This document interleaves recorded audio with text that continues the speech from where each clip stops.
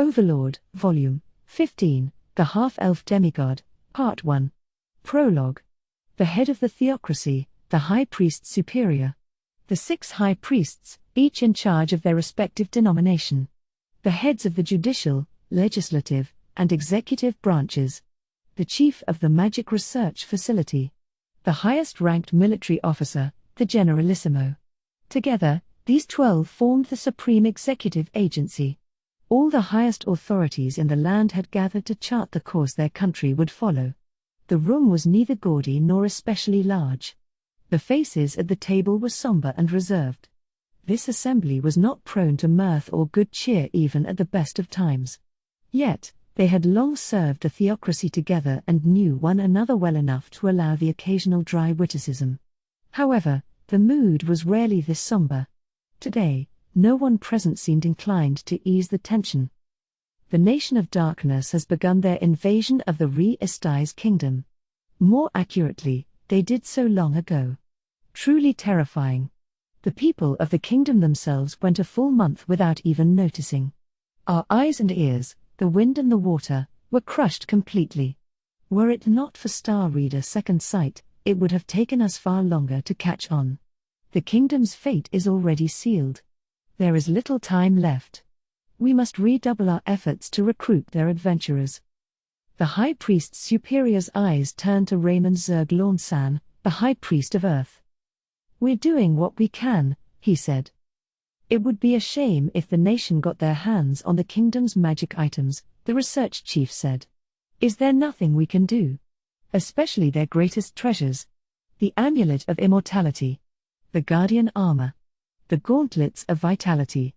And," he paused dramatically, counting them off on his fingers. They needed to understand the last was the most vital of all. Razor Edge. "Impossible. We don't have the resources. Too few hands to play, and we've got to get our people out, besides."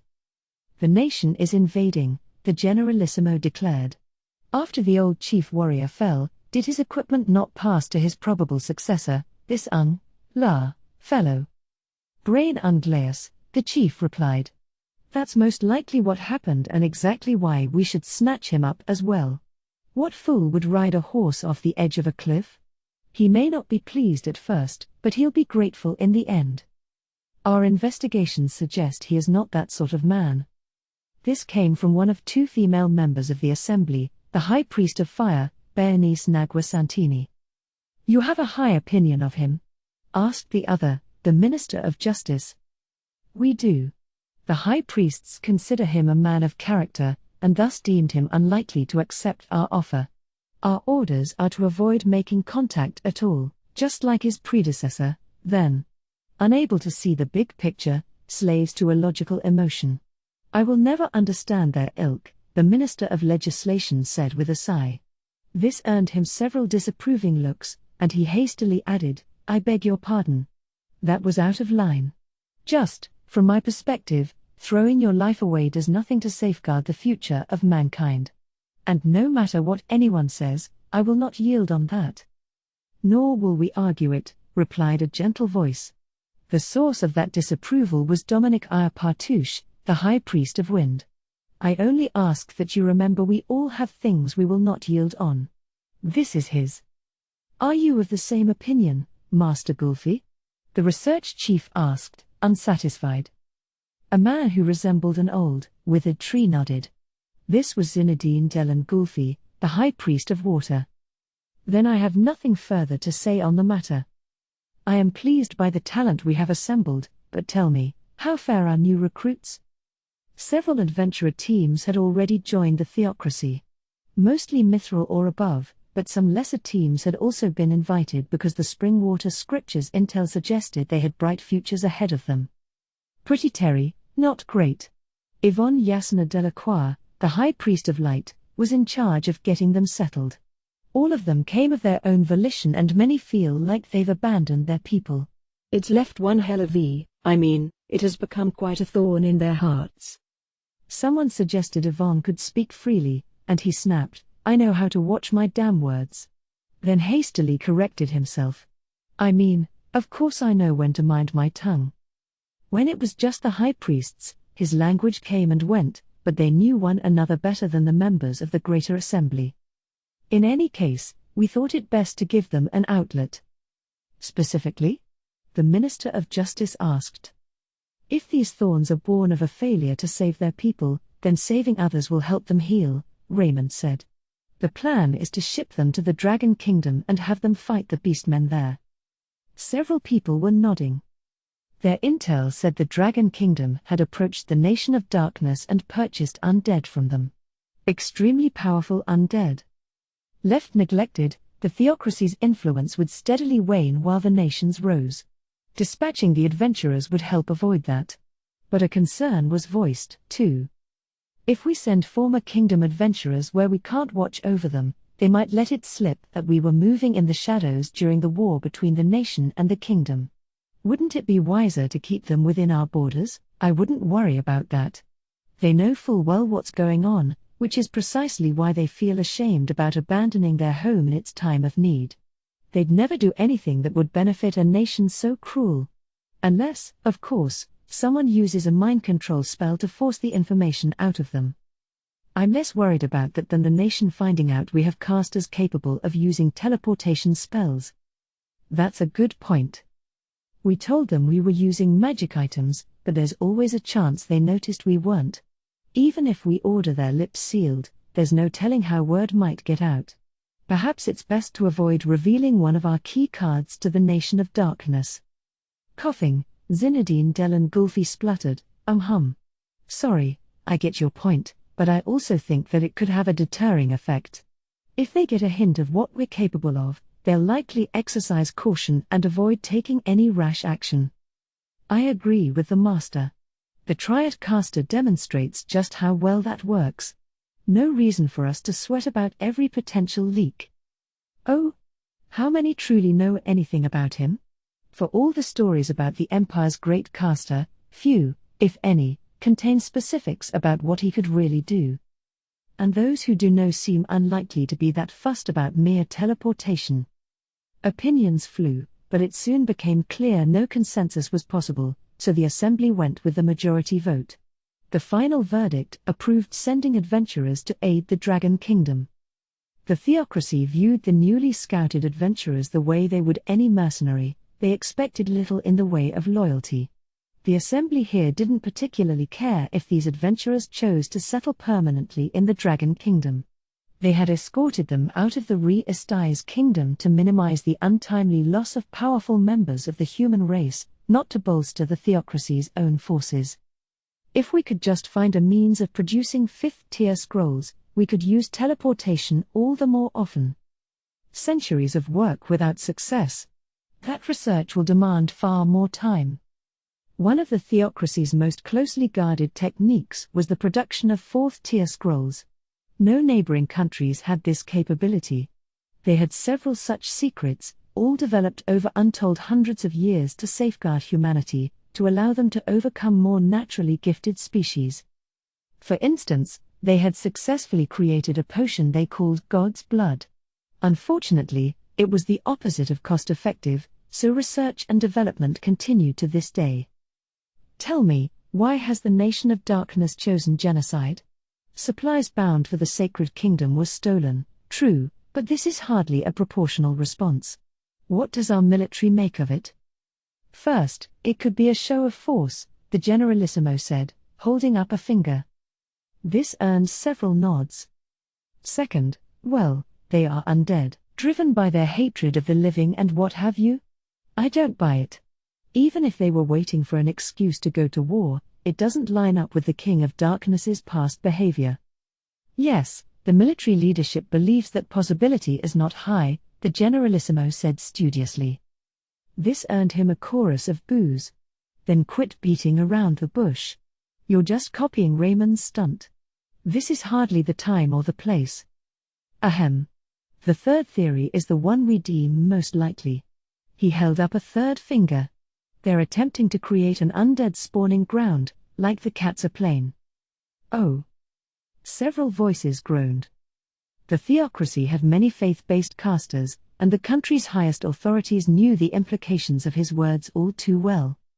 A vast, corrupted land. It seemed entirely plausible that a new source of undead was a worthwhile goal.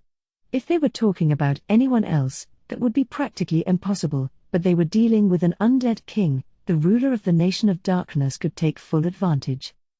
Rumor had it he'd already placed the Katsa plane firmly under his control. Perhaps that had proven a wise decision and informed this latest move. In that case, we can surmise what their next step will be. Meaning? This unclean land lies between them and the Council State, with a shield raised in that direction. Their blades turn to us. A grim silence settled over the room. Each quietly compared the two countries in terms of their own field. And of course, their respective militaries. Every face looked distraught. None could maintain their composure. Given the information that had come to light at the previous meeting, there was only one conclusion. Everyone knew that the spell the King of Darkness had used on the Katsa plane was too powerful. Too evil. That would be impossible to withstand, not with all the Theocracy's secrets, not even with the demigods in play. And they had not even begun to plumb the depths of what the nation could really do. The further they dug, the deeper that abyss might run. No matter how many troops we have, it won't be enough. An alliance with the Council State is our only real option. They might send reinforcements when the time comes. A sneer appeared on every lip. Even if they came, those reinforcements would never be enough to save them. They knew better. Principles, positions, purposes, none of those things aligned. Their two countries could never truly work together. Perhaps a signed alliance would get them some paltry aid, but it would almost certainly not move the Platinum Dragonlord himself. Whichever of them collapsed first, the survivor would have to bear the brunt of the nation's might alone. To avoid that fate, the smart play would be to fully commit to a united front. But what if, hypothetically speaking, of course, their coalition did manage to invade the nation and secure a lasting victory? The moment that happened, the Council State and Theocracy would be potential enemies once more. Considering the post-war situation, you'd have to maneuver your ally into committing as many troops as possible to the nation assault. And the increased flow of people between the two countries due to the alliance would make their respective espionage efforts all the more intensive. An alliance with the Council State simply could not be trusted. It was easier to believe the Theocracy could go it alone. Even if tensions with the Nation of Darkness exploded into armed conflict, it was best to avoid an all-out war. The risk of mutual annihilation left the Council State free to claim any land that became vacated. A three-way balance was ideal, but that required they be evenly matched in the first place. Bending the knee to the Nation of Darkness is an option. Bide time for decades, centuries, then destroy them from within. By then, we'd know everything about their inner workings. The Empire became a vassal state. They might be willing to consider the offer. Based on how they treated the Empire, it might not be all that tragic. But would our people accept it? Unlikely. No average citizen would want that. We might lose control entirely. Fools are easily suppressed. Let's not get extreme. That's a last resort. Remember, the masses are by and large in the dark about all this. Then should we share what we know? History shows too much information often leads to uprisings. That's precisely why we have restrictions in place. Don't squabble. The nation might topple the capital, but their focus won't be pacifying the populace or governing occupied territory. We'll have time to. We can't say that for sure. They've completely obliterated any number of cities and towns. They might do the same to our capital. A great many people lived in the city. Massacring every last one was a tall order, but the nation had done worse.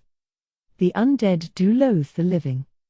We may have grown overconfident when Rantel was taken without excessive bloodshed. The Nation of Darkness has made the Empire a vassal state, and they already influence the Sacred Kingdom as well as the Dragon Kingdom.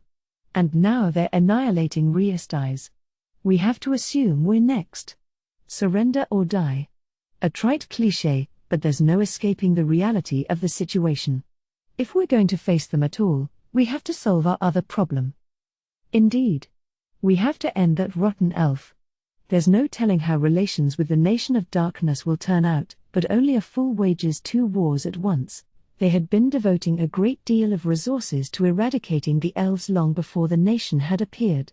And it was a big part of why they'd been unable to address their newest problem. Given the nation's overwhelming might, finding ourselves in a head-on fight with them would be a worst-case scenario, but it's our job to prepare for that and grab for the snake in the grass. That means bringing the war with the elves to a quick conclusion. I doubt the nation will take a stab at us while they're busy mopping up the kingdom, but if we act in haste, they might feel threatened and retaliate. We need a diversion. Consider summoning some undead near the border, making it seem natural. That should allow us to marshal our forces. Yes, but we should also try to preserve as many humans as we can. Several grave nods followed that admonishment. Evacuate a portion of the population. To our land of hope. Or the remnants of despair. The theocracy had nowhere to turn, no one who would take in their people. But they could not leave them adrift. There was just one place of refuge beyond their borders. A hidden village of sorts. The place where, 600 years before, the helpless tribe known as humans had taken shelter, cowering. This place was guarded by the Dust Fallen, one of the 6 scriptures. If we're evacuating the borderlands, we'll need to start prepping right away. Who's going? It can't be random. We'll all stay behind, of course. Each of you pick a representative and have them choose the rest. No, you should go, Lorne-san. Why? In the event we are wiped out, you were once in the Black Scripture. You can protect and educate those left behind. My strength is not what it once was. Those at the top should remain no matter what. If I do not, who would place their faith in me? Still. No. I believe. As the argument grew heated, the High Priest Superior spoke. This passion serves no one. It is a vital question, but we do still have time. No one argued. Very good. Now, to the most pressing issue. The elves themselves, we can spare. But that damnable elf king must be cornered and... Like a man possessed, his face twisted with rage. Raymond nodded. We'll give no death no life her shot. Even if the Platinum Dragonlord learns she's left our borders, he won't complain too much once he hears the reason. I'd prefer to make the Elf King suffer like no mortal ever has before he dies, but her happiness takes precedence. See it done. As you wish. 1. Chapter 1, Arranging a Paid Vacation. Part 1. Ines read the last of the documents in the binder he was flipping through, turned back to the top page, and stamped the corner with his personal seal. After a moment's hesitation, he followed that with a stamp of approval. With that, the contents of the binder, a solution to what Ines considered to be a political concern of the highest order, were now ready for Albedo to staff and put into action. Lumiel was waiting at his side, and he handed her the binder. This completed his work for the day. Ines looked at the clock. The hands showed 10:30. Ines began work each day at 10 exactly. He had been working for only 30 minutes, but this was typical these days. From the get-go, his duties usually occupied him only until noon. Now they took even less time. When he'd been working in the trenches as Satoru Suzuki, he'd never dreamed of starting work this late in the day, barring outright tardiness. But that was Satoru's idea of normal. Employees at the megacorps might well find themselves starting far later in the day. According to Albert, having regulated hours at all was a luxury. People in this world, villagers like Enri and Nferia, rose with the sun and worked until it slipped back under the horizon. The average city dweller was much the same but rose a little later and stayed up a while after dark. Having a source of light made all the difference. But the nobility, with their many magic lamps, often stayed up very late, and slept in to compensate. The 10 o'clock start time was hardly the Nazarick standard. Nazarick was the sweatshop to end all sweatshops. Take the regular maids, they were split into morning and evening shifts, working long hours as a matter of course. Cocytus's minions guarding the 9th floor were much the same. Their downtime was poorly defined, as there weren't any regular breaks at all. No snack time, no cigarette breaks. Yet, most of the staff had no complaints about this treatment. Hoping to cultivate a positive work environment, Ines had discussed the matter with the regular maids. The result had convinced him they were all off their rockers. Or perhaps, put more diplomatically, they were a very dedicated bunch. When they mentioned with absolute seriousness that there were items preventing fatigue that would let them work indefinitely, Ines had felt a chill run down his spine. When asked if they had any complaints, the few who did, asked to be allowed to work more. Since then, he'd enacted some reforms. Maybe he was simply forcing his values on everyone, but he felt duty-bound to take employee welfare seriously. And his reforms started with the regular maids. They were extremely low-level to begin with. It helped that they all looked like beautiful young women. He didn't wish to show favoritism but couldn't help being softer on them than, say, Cocytus. If Ines gave an order, almost everyone in Nazarick would obey it. But careless commands could dampen their motivation. So he had to sell them on it. This was his pitch. Someday, the regular maids might find themselves in charge of human workers. And basing their orders on their own routines could result in their overworking those humans, which was bad. They had reluctantly agreed to reduce their working hours and increase their free time. Before, they had been given a single day off after 41 days of labor. He'd doubled that. They now had 2 days off. Ines felt like this was not a significant change, but changing too much too quickly would be pushing his luck. He'd taken the hint and been forced to compromise here. His goal was a full-fledged vacation system, paid time off, summer breaks, holidays, the works. He was a long way from making it happen. Why was he pushing to implement these reforms despite NPC opposition? Satoru Suzuki had never once received such benefits, and perhaps he'd always had a yearning for them. Currently, he was trying a different tactic. Ines himself was not working much. He had hoped that seeing Nazarick's head honcho slacking off would cause a sea change in the mindset of those beneath him, convince them they were allowed to work less. Naturally, half his motivation stemmed from his conviction that the more active a role a man of his mediocre talents played, the worse things would go for Nazarick. But this tactic seemed doomed to failure. Nazarick's denizens had changed their mindset. They believed it was only natural for Ines to do nothing, and they should work extra hard instead. Ines had never done much beyond rubber stamping things, and now he had even less to stamp. That was probably a net win. He was not a gifted man, and piling work on his plate would do Nazarick no good at all. But he felt bad for whoever was picking up his slack.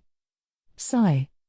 Out of the corner of his eye, he could see 2 maids watching him intently. Their gazes were a force to be reckoned with. One was on Ines' duty, while the other was assigned to this room. If he made the mistake of meeting their eyes, they would immediately ask what he wished done, so he had learned to avoid that. They don't need to be that serious. I'd much rather they relax. They're so tense, it's turning my stomach. When was the last time he'd seen a maid smile? Ines wondered. With another internal sigh, he spoke to the maid at his side. Lumiel. Yes, Lord Ines? Just to be sure, that is the end of my work today? Yes, Lord Ines. That will be all. She was on Ines' duty for the day, and in Albedo's absence, the regular maids now performed secretarial duties for him. There were no audiences or negotiations on today's docket. But there was always the possibility something might crop up. He could never really relax. When Entomar was forced to message him about an unexpected turn, it was always a headache and left him nursing an upset stomach. Ines's gaze shifted to the other desk in the room. Albedo had been very insistent that it had to be in here, but she was currently away. Most of the time, she worked with him, but only a few days had passed since they had toppled the Re-Esti's kingdom capital, and she had her hands full, running all over Nazarick or overseeing operations out in the field. He hadn't seen much of her. He'd asked the maids how she was faring and heard that she was pretty strung out. Because she had too much work or because she hadn't seen him? If it's the latter, I'll have to make time for her. If that was all it took to improve her mood, he was happy to oblige. No one here spoke unless he did, so the room was extremely quiet. Deep down, Ainz would prefer to work somewhere filled with idle chatter, but the last few years had made it clear he could never expect that from them. It was very isolating. Am I going to spend the rest of my life being waited upon? I suppose that comes with the territory. But I will have to make a few improvements. Ordinarily, Ainz had plenty with which to fill his free time. Horse riding practice. Pretending to read academic books while actually reading business manuals. Or books on politics. He didn't really retain much, likely because he was mostly skimming them. Hopefully not because his skull was literally hollow. Performing magic experiments. Lately, he'd added doing weapons practice with Cocytus or training with Pandora's actor to the menu. Okay, he said, as if talking to himself. This was intentional. He'd waited long enough. He had a plan to help Aura and Mare make friends. This would require some prep work. What kind of friends would they make? Other dark elves seemed the most likely, barring that, some other variety of elf.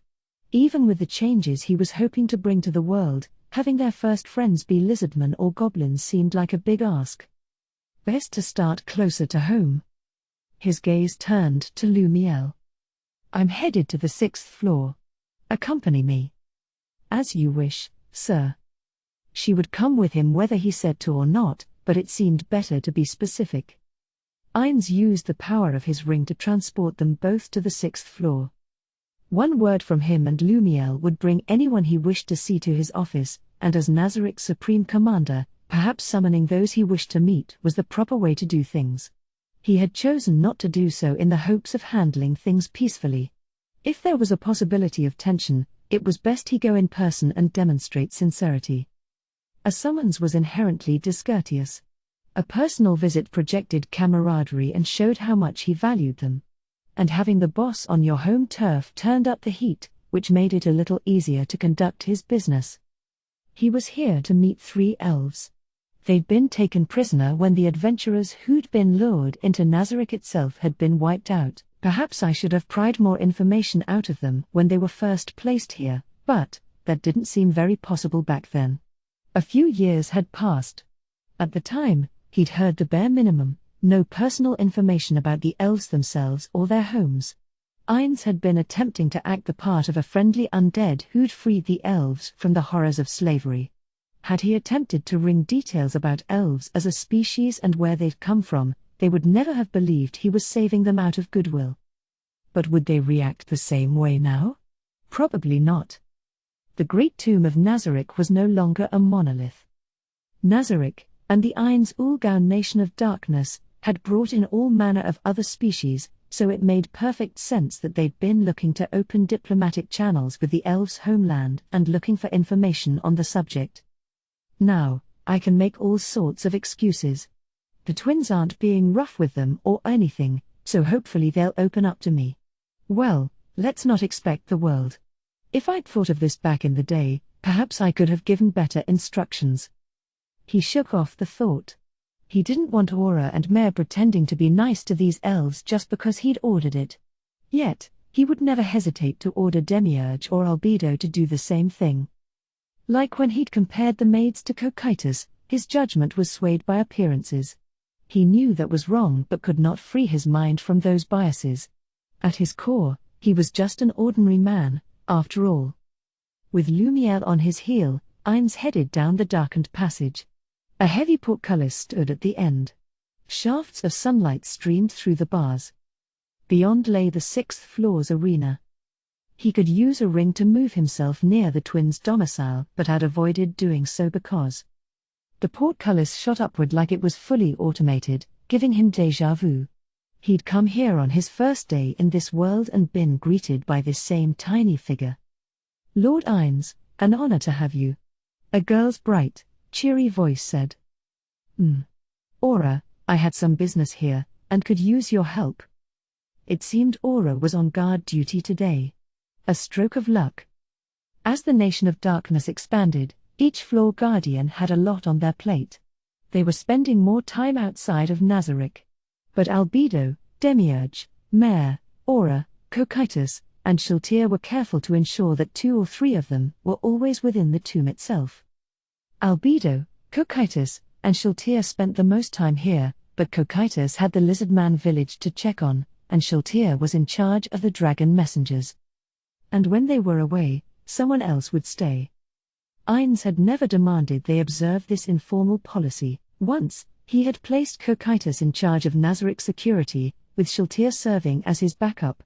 But the scale of their holdings had changed a lot since then. Personally, he felt they needed only one floor guardian staying behind and was totally fine with having everyone else out and about. But he was reluctant to actually voice that thought. The guardians were acting of their own volition, and he was afraid that if he said anything, they'd take it as gospel and overrule their own opinions. He wanted to respect their autonomy. Albedo and Demiurge were far smarter than Ainz would ever be, and they'd signed off on it, so his opinions were moot. Conclusions reached by his guardians would likely be far superior to whatever his inferior mind spat out. At your service, Lord Ainz.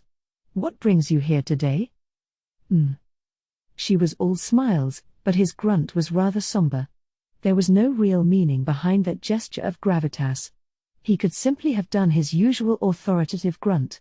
But he had qualms about the potential for success in his endeavor, and those worries weighed upon him heavily.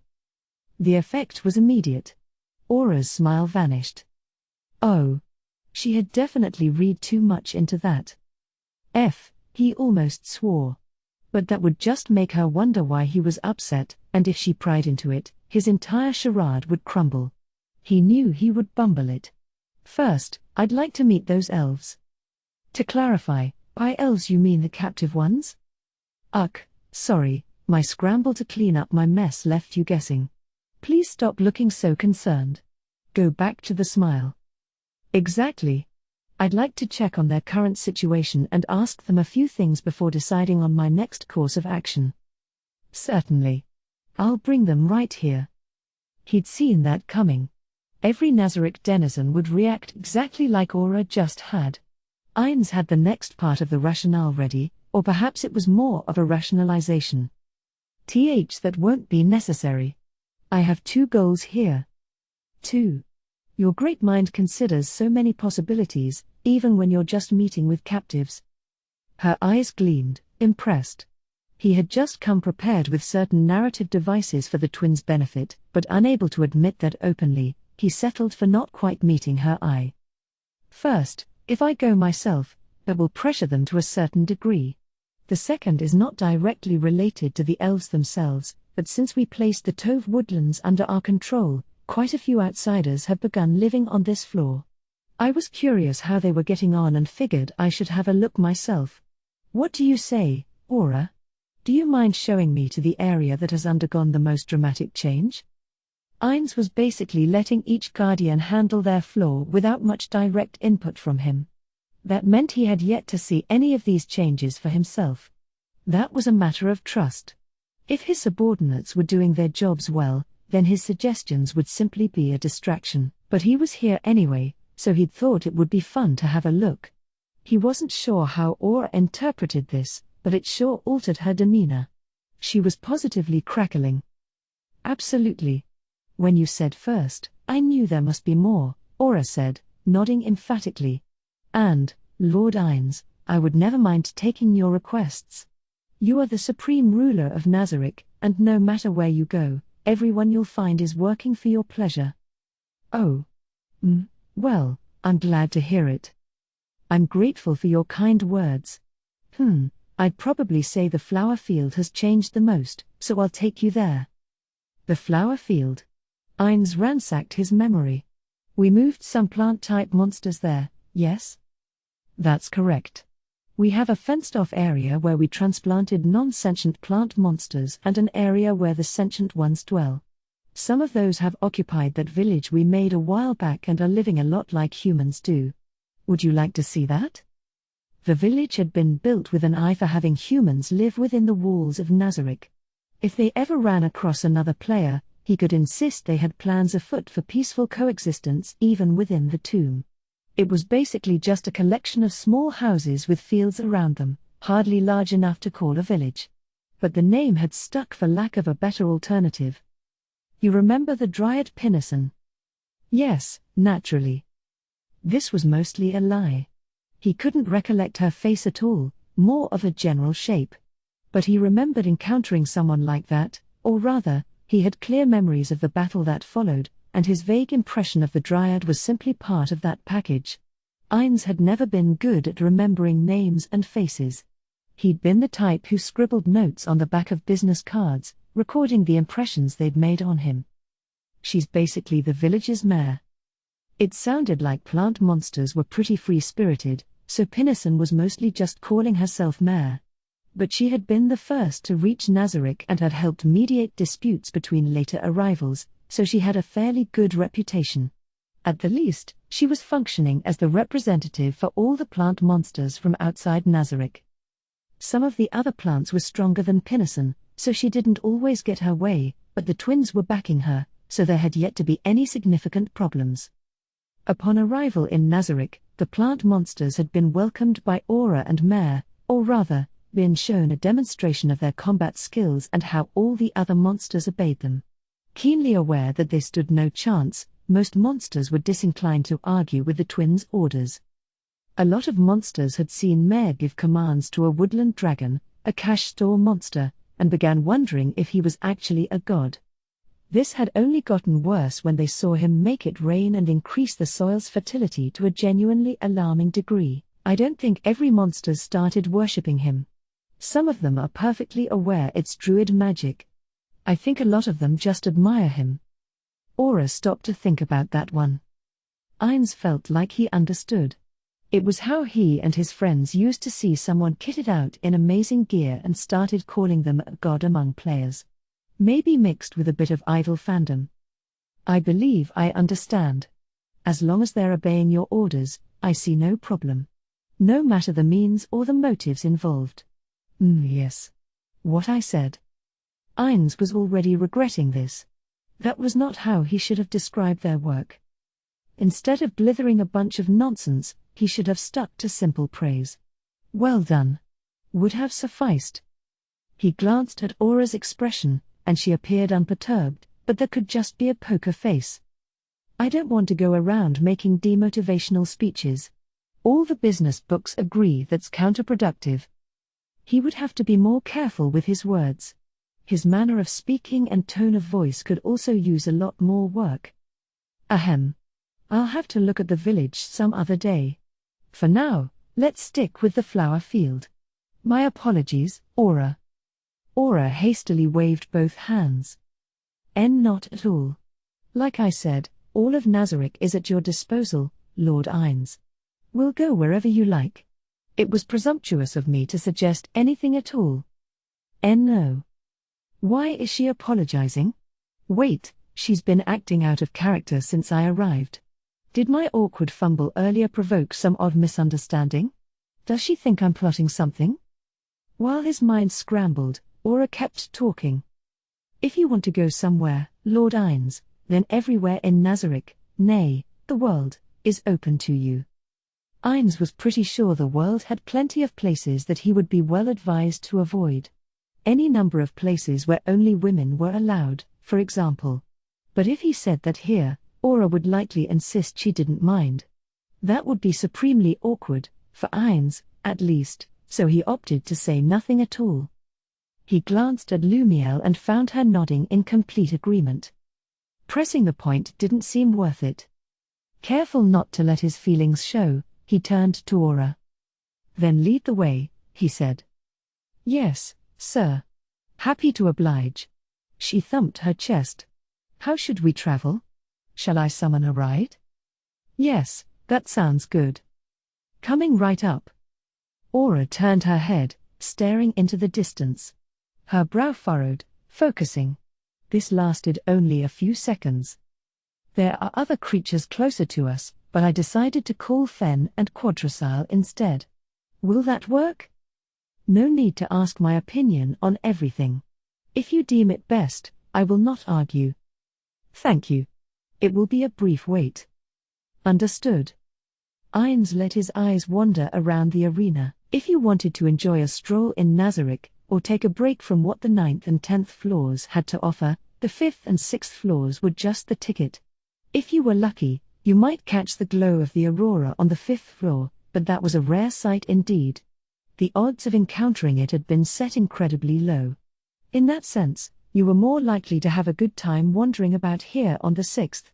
As he was about to.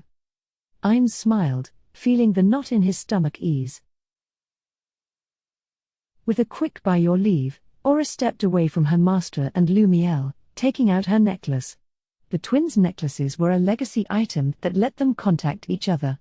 They weren't particularly powerful, but they kept them equipped at all times for the simple reason that the function would not work until they'd been worn for 2 days straight.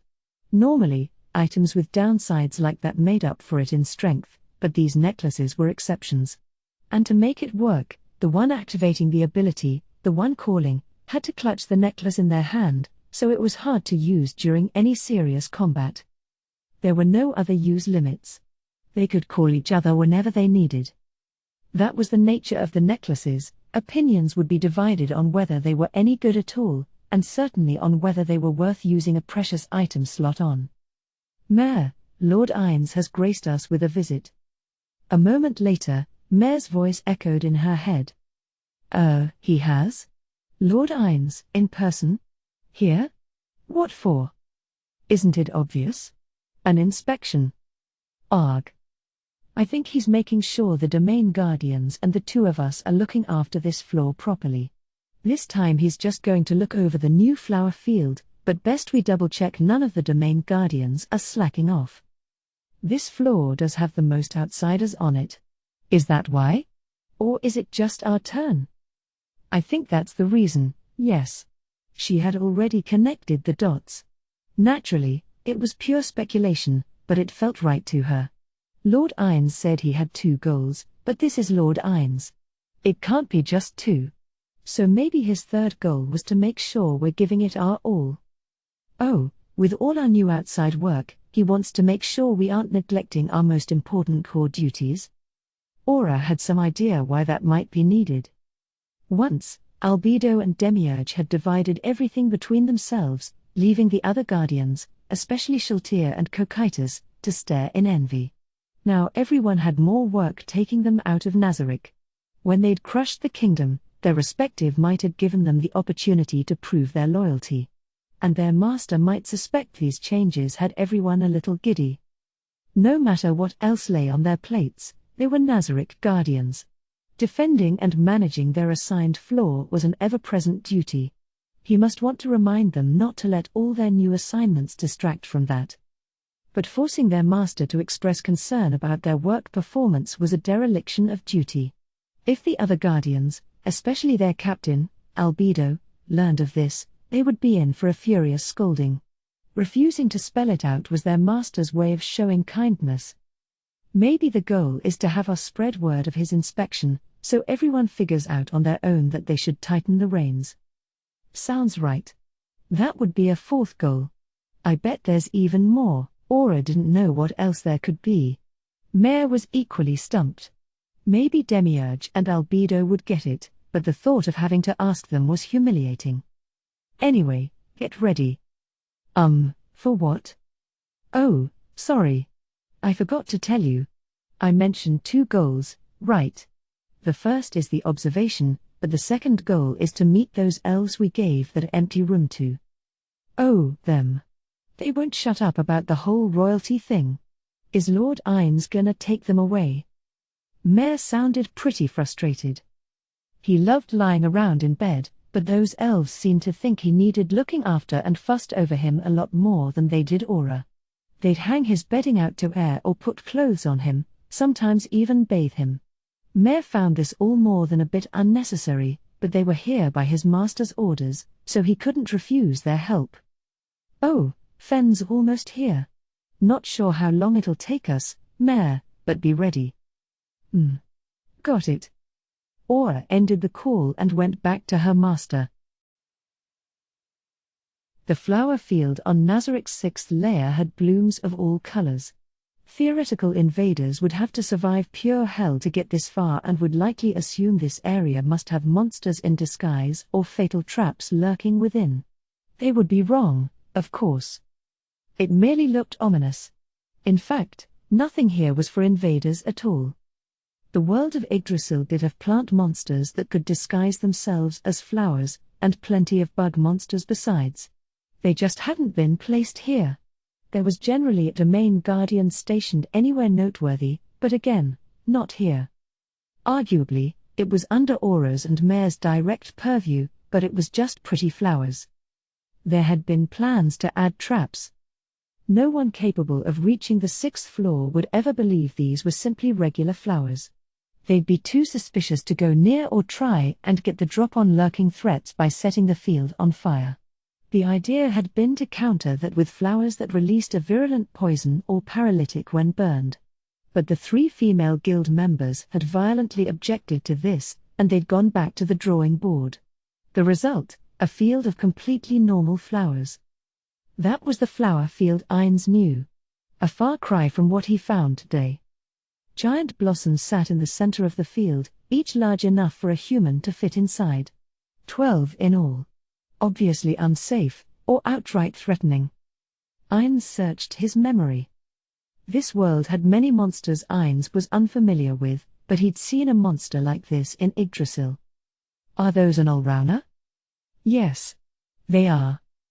There had been none within Nazarick, and no one had summoned any since their arrival here.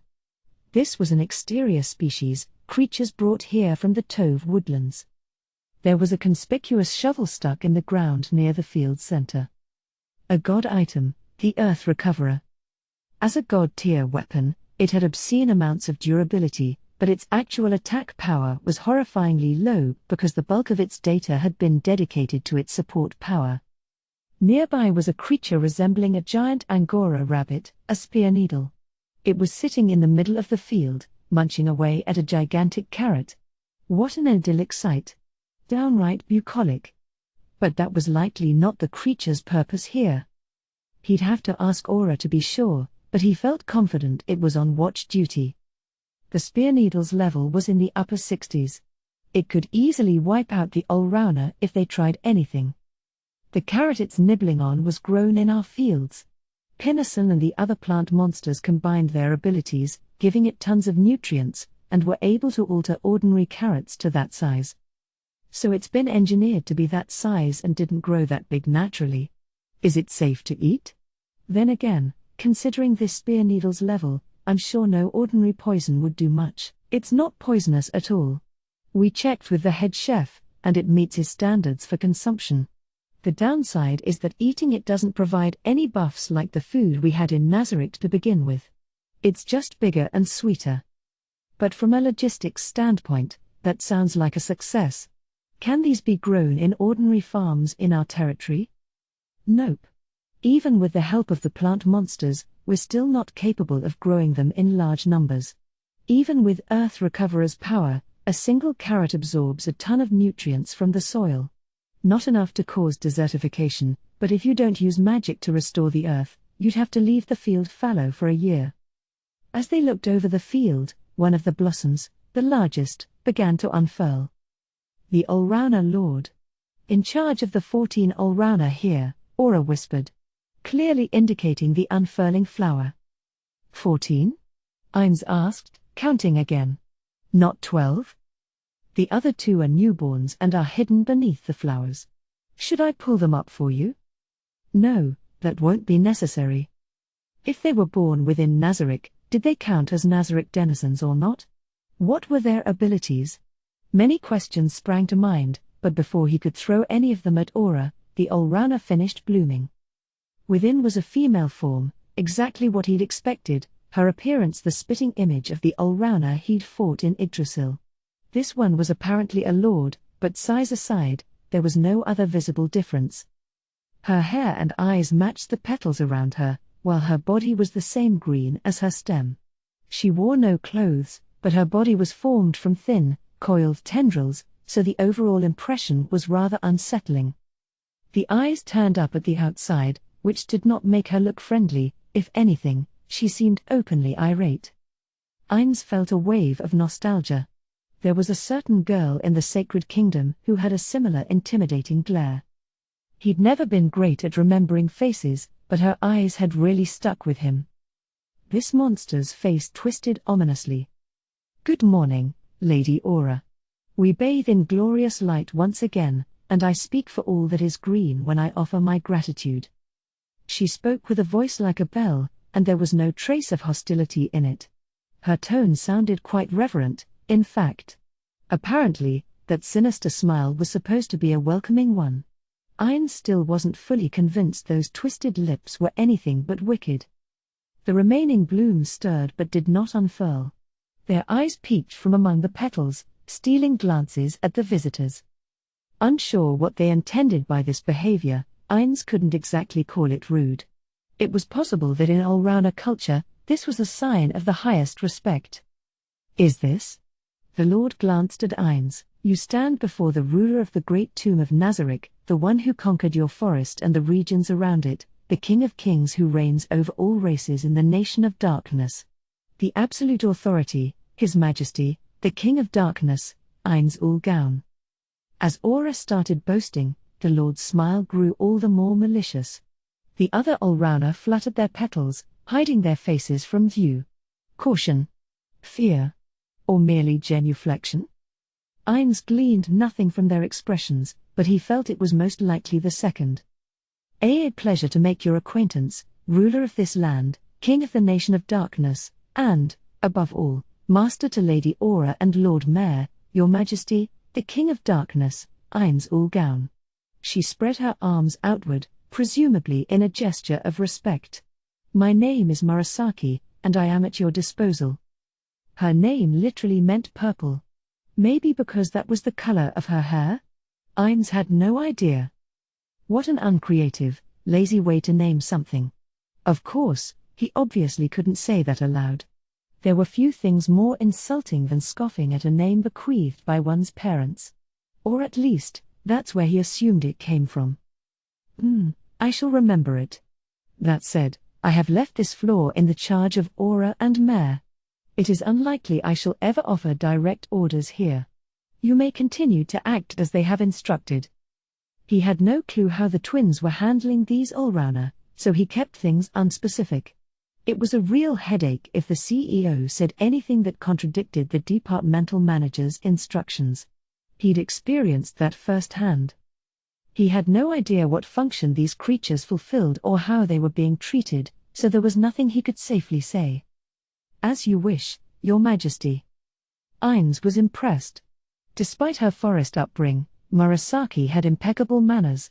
Where and when had she acquired this knowledge? Had the twins coached her, or perhaps she's simply saying something more all-rounder-like, in the general ballpark. For all I know, she might have said, "Ainz, your bud is so big." It was a relief that they could understand each other, but he couldn't shake the apprehension that this could create problems without anyone ever noticing until it was too late. Not that he would object even if she had called him a big bud. Ainz glanced around the flower field. The Allrounder obscured the view a bit, which was a shame, but otherwise it was exactly as he remembered it. Ainz smiled faintly, naturally. His actual face of bone didn't move an inch, then swished his robes as majestically as he could before turning on his heel to rejoin the giant wolf and Itzamna and Lumiel. Aura was immediately at his side. "You're done here?" she asked. "Don't want to give the other Allrounder an audience?" "I don't see the need. I've accomplished what I came to do. Take me to the elves next." "Very well," Aura said. They hopped on Fenrir and rode off across the 6th floor. Soon, they neared their destination. Looking up through the branches, he could see the somewhat oddly shaped tree that Aura and Mare called home. A few moments later, they left the woods behind, emerging onto a grassy knoll. At the center of this clearing was a stout tree, wider than it was tall, its close-knit branches casting a large shadow across the ground. There was a gaping hollow in the tree's trunk, and before it stood Mare, with 3 elves in attendance. They had come out to greet Ainz upon his arrival. He wasn't sure when Aura had sent word to Mare, but if it had been right after his arrival on the floor, they must have been waiting a while. He'd made no specific appointment, and there was no need to feel guilty about this, logically speaking. At the same time, if he was a branch manager and got word that the company's president had arrived at the nearest station, he would have immediately gone to stand out front. Failing to be there to greet a superior was out of the question. He knew that Yet had failed to be more specific with his schedule, meaning this was on him. This eventuality had not crossed his mind until he had arrived, so a part of him wanted to let it pass without comment. But was that appropriate? Regardless of how long he'd actually kept them standing here, saying something thoughtless, like "oh, you shouldn't have waited up," would only be demeaning and emphasize their position in the hierarchy. Mare was dressed in his usual gear, and the elves wore drab fatigues. Some humans might have found that alluring in its own way. Ainz thought the choice of clothing was a bit off, but if the twins wanted it this way, he wasn't going to argue. More importantly, if they were dressed as maids, Lumiel wouldn't be the only one objecting. The regular maids seemed to take great pride in personally serving Ainz. If he brought in outsiders as potential new additions to the staff, perhaps they wouldn't be overtly mean. At the same time, Sabos had mentioned they might engage in some passive-aggressive pettiness, purposely neglecting to teach the new hires how to complete a certain task, for instance. If these elves waited on only Aura and Mare as maids, then it might ruffle fewer feathers, but that wasn't guaranteed. Just seeing them dressed in the same uniform might be provocative. The maids considered those clothes their battle gear. With that thought, he realized Fenrir had reached the waiting party. "I appreciate your coming out to greet me," Ainz said, making the first move while still mounted. "I am thoroughly pleased with the depth of your loyalty." He had considered waiting until after Mare greeted him, but thanking him first was important to impart the impression that he was nice. Thank you," Mare said, smiling and bowing. The elves followed suit, lowering their heads. Good. Ainz thought this interaction had gotten off on the right foot and pumped a fist inside his mind. When the elves raised their heads, he looked them over. Their faces and bodies were very stiff. When they sensed his gaze on them, they gulped. Anyone could tell they were anxious. The question was whether that sprang from fear or something else. In other words, was it fear that a single false move would end their lives, or was it more like the tension that typically came with meeting someone famous? Just in case, Ainz double-checked to ensure he had no auras active. He felt no hostility or animosity toward these elves, so that couldn't be the source of their fear. This could be tricky. I thought I was getting better at it, too.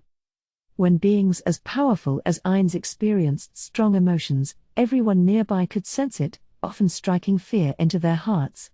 This could betray what he was thinking, so when training with Cocytus, he'd received some pointers on controlling it.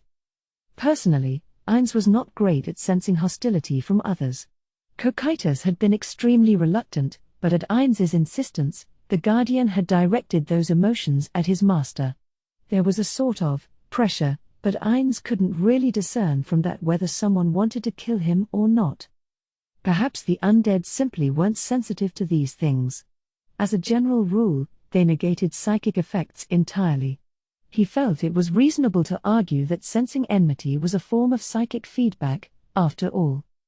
But Shultir seemed to have no trouble detecting it, and Cocytus had said that improving your skills as a warrior would help it become second nature. Perhaps he would get better over time. A worthy goal if nothing else.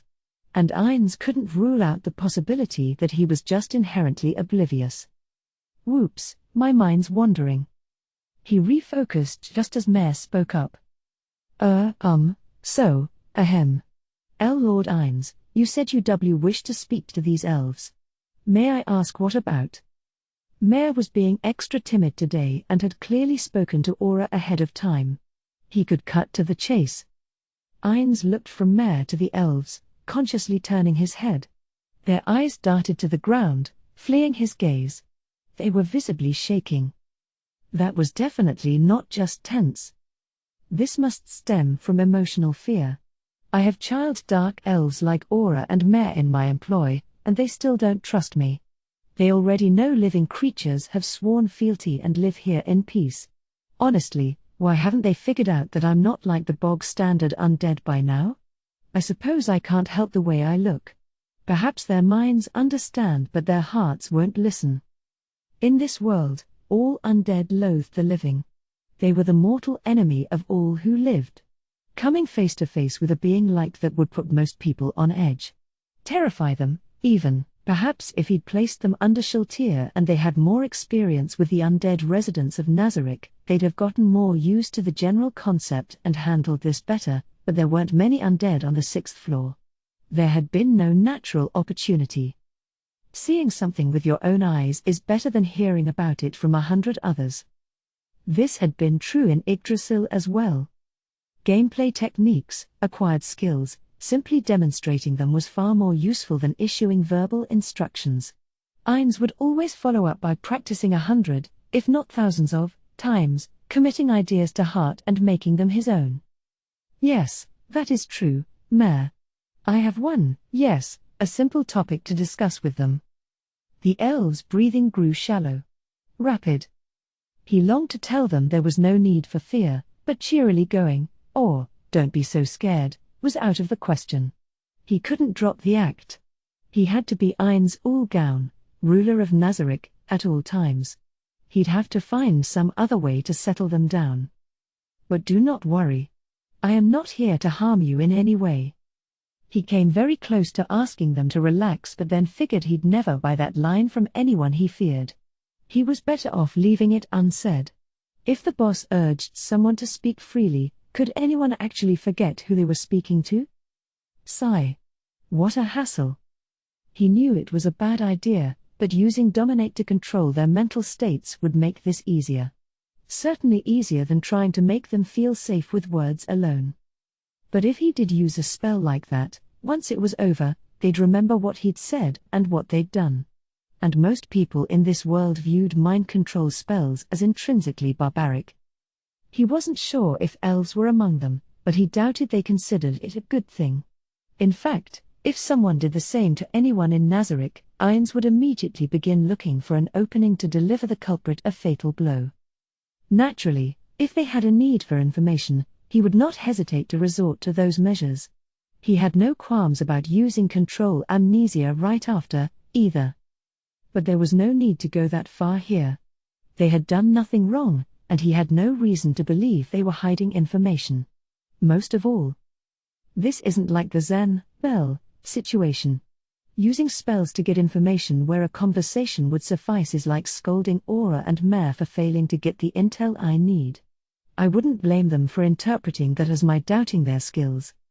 The twins, no, everyone belonging to the Great Tomb of Nazarick, believed Ainz could do no wrong.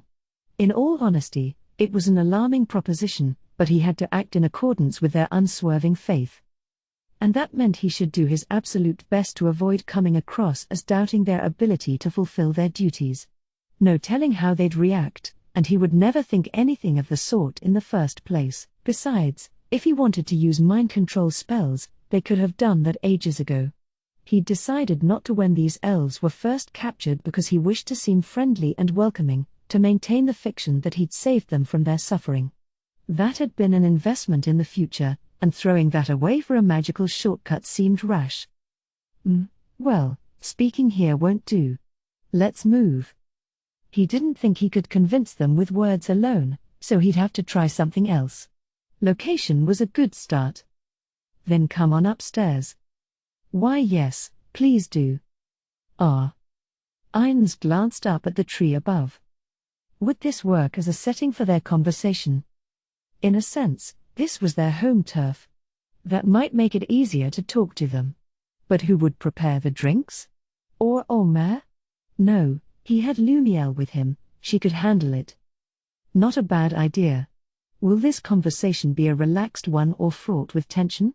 Will they be volunteering information in a friendly manner or relinquishing it under duress? I don't have time. I swear, I used to get my presentation notes in order first, predicting how they'd respond, what questions they'd ask. That's exactly what I did with the dwarves and the Sacred Kingdom. Am I getting sloppy? He'd been offered an invitation. He had to respond as soon as possible. But moments like these always sent his thoughts spiraling away. You know, I don't think I've ever seen the regular maids offer drinks of their own accord. Or, no, maybe one time, I think. It wasn't that they couldn't. Ainz had ordered it once, and they'd offered up a broad selection of refreshments, soda included. They must be kept on hand somewhere within Ainz's room. The regular maids were constantly striving to be the best attendants they could be. He couldn't imagine they'd ever be discourteous or let anything slip their minds. So perhaps they believed that since their ruler could not drink anything, no one else should, either. The same way it was tough for anyone else to order booze if the boss wasn't drinking. He felt the correct response would be to prepare a drink for Ainz, whether he could drink or not, and then offer drinks to the guests. I feel bad for everyone who's visited me. When he got back, he'd have to consult Pestonia on the matter. Then he realized this was unrelated to the issue at hand and hastily course-corrected. Wait, what the hell am I thinking? I need to focus on where we'll drink. If I waste any more time, they'll think I don't want to come in. That would be awful. But... At a loss, he glanced around. Oh. Aura suddenly said, and Ainz barely stopped his shoulders from twisting. Perhaps the shock had been so great, his emotions had been forcibly calmed. Were you thinking of speaking somewhere else? Not here but out on the 6th floor? Indeed. It's a nice day, so I thought we might talk outside. We can make that happen. We've got a table and an umbrella ready. Lady Bubbling Teapot once used them to chat with the other supreme beings. She made it so we can use them. There are unused houses back at the village, and I didn't show you this before, but this floor actually has a gazebo, too. Yes, I've been there with the others. Ainz found himself recalling the idle chatter he used to have with his guildmates. I feel like I get lost in these memories less than I used to. Maybe he no longer saw the shadows of his friends in the NPCs as often. Was he forgetting his old companions, or had he begun to properly see the NPCs as individuals? He preferred the latter explanation, but the thought that the former might be true was saddening. Everything Satoru Suzuki had, all those dazzling, happy memories, had been shared with them. No. It's not just memories. Ainz Ulgaun lives here and now. Emotions he could not put a name to scorched his heart, and he let out a long breath. His gaze turned to Aura and Mare. When they left this place, how did that feel? No, at the time, the NPCs were nothing more. If not, then... Arg. He shook his head. His thoughts were growing increasingly fragmented. He had to focus on the task at hand. Ainz glanced at the faces around him, but nobody seemed to suspect anything amiss. They must have thought he was considering Aura's proposition. Best he put a pin in his musings for now. Let me see. This floor isn't bad, but why don't we go elsewhere? Show them other parts of our domain. If he really wanted this to be a friendly meeting, holding it in familiar territory was effective. But he was inclined to leave this place. In which case, where could they go? Two ideas sprang to mind. The first was Rantel. And the second, the 9th floor of Nazarick. If he showed off how the city was filled with many races, living in harmony, he felt sure it would leave a good impression. But there was no guarantee nothing would go wrong. Direct assaults or violence could be easily dealt with and explained away. But what if someone made a terrible impression? Acting like they were suffering because of the King of Darkness? That would leave him worse off than he was now. He could use mind control on a crowd and feed them all lines, but that might make the elves suspicious. It didn't seem like an effective strategy. And Ainz was still widely feared in Rantel. There were those who'd learned to admire him, but not many. Less than 30%, all told. Showing people acting scared of him would be inadvisable. And if the elves assumed the races there were little more than slaves, the whole thing would blow up in his face. In which case, the 9th floor. But where on it? Should he take them to his office and have Lumiel practice serving drinks? He considered that. Drinks prepared in the boss's office? Or drinks at a cafe? Which would be more relaxing? The answer is clear. Where else could we go? The 9th floor it is. There's a cafeteria there. We can eat. Have you eaten? No. Not yet. Excellent. Then the timing works out well. He'd had that in mind from the start. Most people let their guards down when their stomachs were full. But it had taken more time to get here than he'd expected. He'd been afraid he'd arrived too late, but luck had been on his side.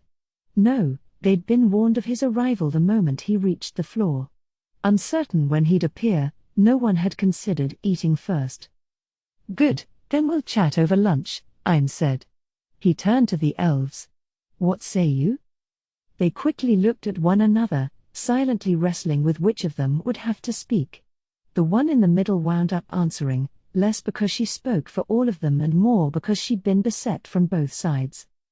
Why yes, Your Majesty. If Lady Aura and Lord Mayor approve, we'd be happy to join you. Ainz agreed. They could hardly accept without involving the twins.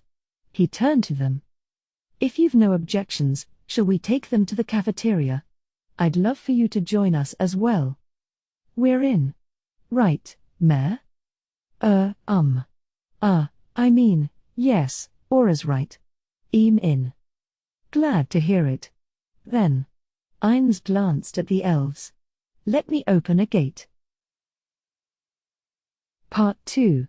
He first used a spell to move them to the 6th floor's teleportation gate. Then he sent a message to Oriole, who managed those, ordering her to connect one to the 9th floor. Naturally, the gate from the 8th to the 9th floor was operating properly, or else there was a high chance Ariadne would kick in. Technically, there was no need to be this complicated. There was a limit to how many could be transported by the ring of Ain's Ul gown, so they couldn't all go at once, but he could have simply popped back to pick up any stragglers. He was jumping through these hoops out of an abundance of caution to avoid revealing everything to the elves. Ainz mostly didn't want anyone seeing what the ring could do.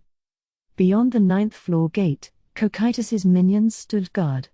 When Ainz appeared, they bowed their heads. Well done, he intoned, acting as a ruler should. Aura and Lumiel came out next and then the elves behind them, in a row. But the instant they saw the row of monsters bowing to him, they froze on the spot. Cocytus's minions weren't trying to intimidate them. But if a mere mortal was out for a stroll in the woods and ran into a tiger, they would be scared stiff. That was basically what had happened here. Someone gave an elf a gentle push from behind. They'd stopped right by the gate's exit. Mayor was last in line, and they were preventing him from getting out. That was why he'd nudged them along, being careful not to push too hard, but they were already at their limit, and this proved too much for her. Eep, she squealed. Her body swayed, and she sat down heavily. The elves on either side looked horrified and tried to help her up, but there was no strength in her legs, and they weren't getting anywhere. Don't be alarmed. You are within Nazarick, and no one here will harm you. Why yes, sire. She didn't doubt his word, but it also wasn't enough to calm her down. The elves on either side of her were nodding a bit too fast, their hair thrashing around. The seated elf looked ready to burst into tears. This was a disaster and would have repercussions. Ainz was sure of it. He had to get them stabilized immediately.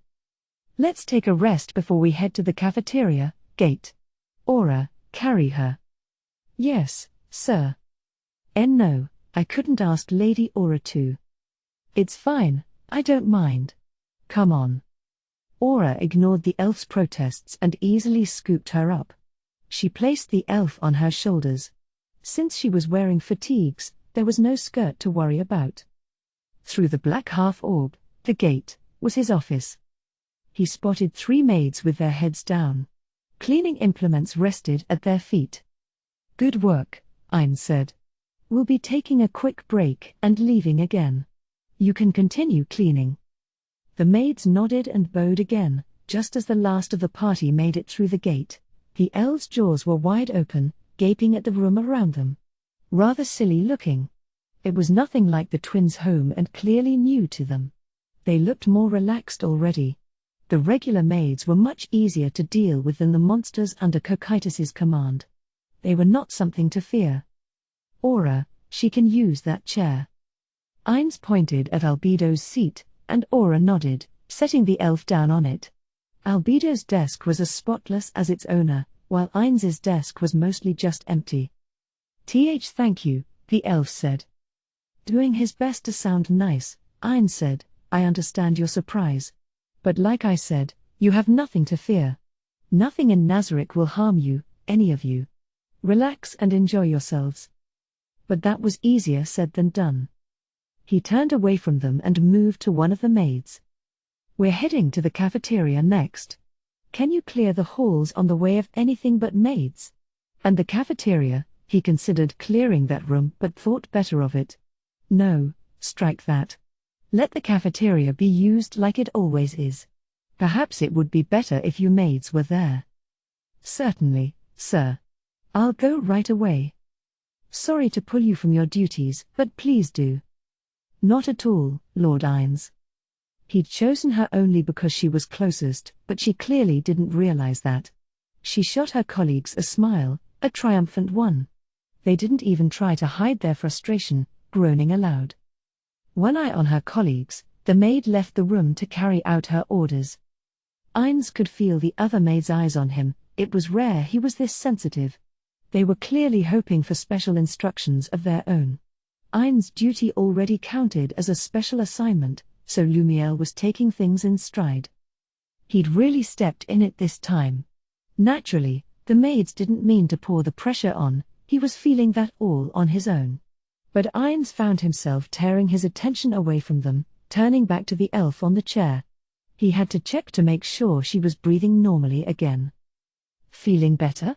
Then let's be on our way. The last thing he wanted to do was rush her or make this compulsory, but he didn't want to linger here, either. Certain the elf could walk again, Ainz led the way out the door. It took everything he had to pretend to not notice the maid's disappointment. On the way to the cafeteria, he could hear the elves oohing and eyeing, occasionally saying, "Wow" or "so beautiful." He resisted the urge to start boasting and kept facing forward. At length, they reached their destination. There were no minions along the way, but it had taken a while. The elves had been so busy gawking, they hadn't exactly been fleet of foot, and Ainz himself had slowed down anywhere he particularly wanted to show off. Their progress had been otherwise unhindered. The cafeteria on Nazarick's 9th floor was supposed to resemble those found at most companies or schools, though there had been no such thing at Ainz's own school or company, so he could not personally verify how accurate that was in a general sense. It was undoubtedly a far cry from your typical restaurant interior. He had not stepped foot here since his initial tour of Nazarick upon his arrival in this world, but at a glance, nothing seemed to have changed. From within, he heard the chatter of girls and the clatter of silverware on dishes. Likely all people who worked on the 9th and 10th floors, primarily regular maids, were currently eating inside. Maybe a few domain guardians as well. It was a little late for lunch, but the interior was abuzz with activity. Perhaps they ate in shifts. The sight of maids cheerily enjoying their meals would help the elves to surmise what this facility was for. This was unfamiliar territory, so they might feel a bit out of place, but with everyone going about their lives, it would be easy enough for them to settle down. That was why he'd chosen not to empty out the cafeteria. But the moment Ainz stepped in, that peaceful lunch vibe vanished. Not a sound remained. The happy chattering, the sounds of food being eaten, all that evaporated. The tension in the air felt like no cafeteria on Earth. Every head in the room turned their way. Eyes peeled, no one even dared to move. Nothing could be more alienating. It was like a grotesque player with negative karma wandering into Alfheim. "Pay us no heed," he said. "Continue your meals." Almost all the diners scattered around the expansive interior were regular maids. At his word, they all resumed their meals. But there was no sign of them resuming their conversations. Everyone ate in silence. Ainz had not meant to disrupt their lunch hour and felt rather sad about this. But then he put himself in their shoes and realized something.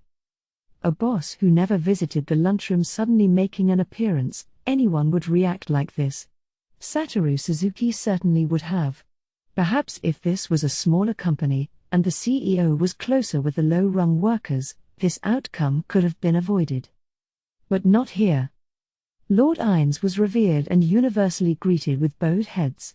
Attempting a sudden culture shift to the friendly neighborhood Mr. Ines was simply not in the cards. It might be possible if his true nature was discovered and everyone knew he was a fool, but turning himself into a laughingstock, however unlikely, was hardly a goal to strive for. "Come on in," he said, turning back. As he did, he surreptitiously took stock of the elves' reactions. There wasn't much that needed studying. A single glance made it clear they were shriveling up. Of course they were. They hadn't missed how Ines's entrance had shattered the peaceful mood here. Or the jeer, grotesque in Alfheim, factor. He had no clue how to fix this, he just hoped time would heal things. Possibly a tad optimistic, but for the moment, he decided to stride purposefully into the cafeteria. Not wanting to stress out the maids any further, he found a table removed from the crowds and gestured at the seats across from his. "Take a seat." The elves exchanged nervous glances. Like they were deciding who would draw the short straw and sit opposite Ines. That was almost certainly what was happening. "Yes, my understanding of manners may differ from that of the elves. At this table, we are all equals and need not concern ourselves with stiff propriety. No one will mind, no matter how different our ideas of etiquette might be." A generous interpretation of their behavior that also offered them an excuse to act less wary. If they were too hesitant, that itself was a problem.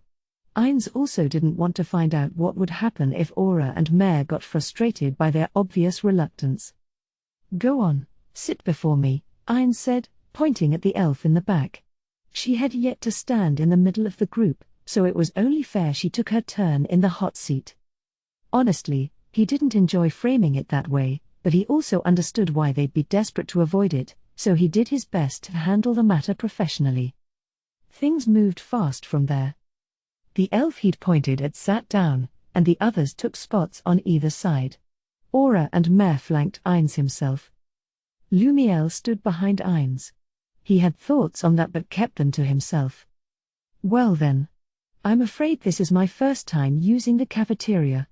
Would you mind explaining how things work here?" He directed this question at Lumiel.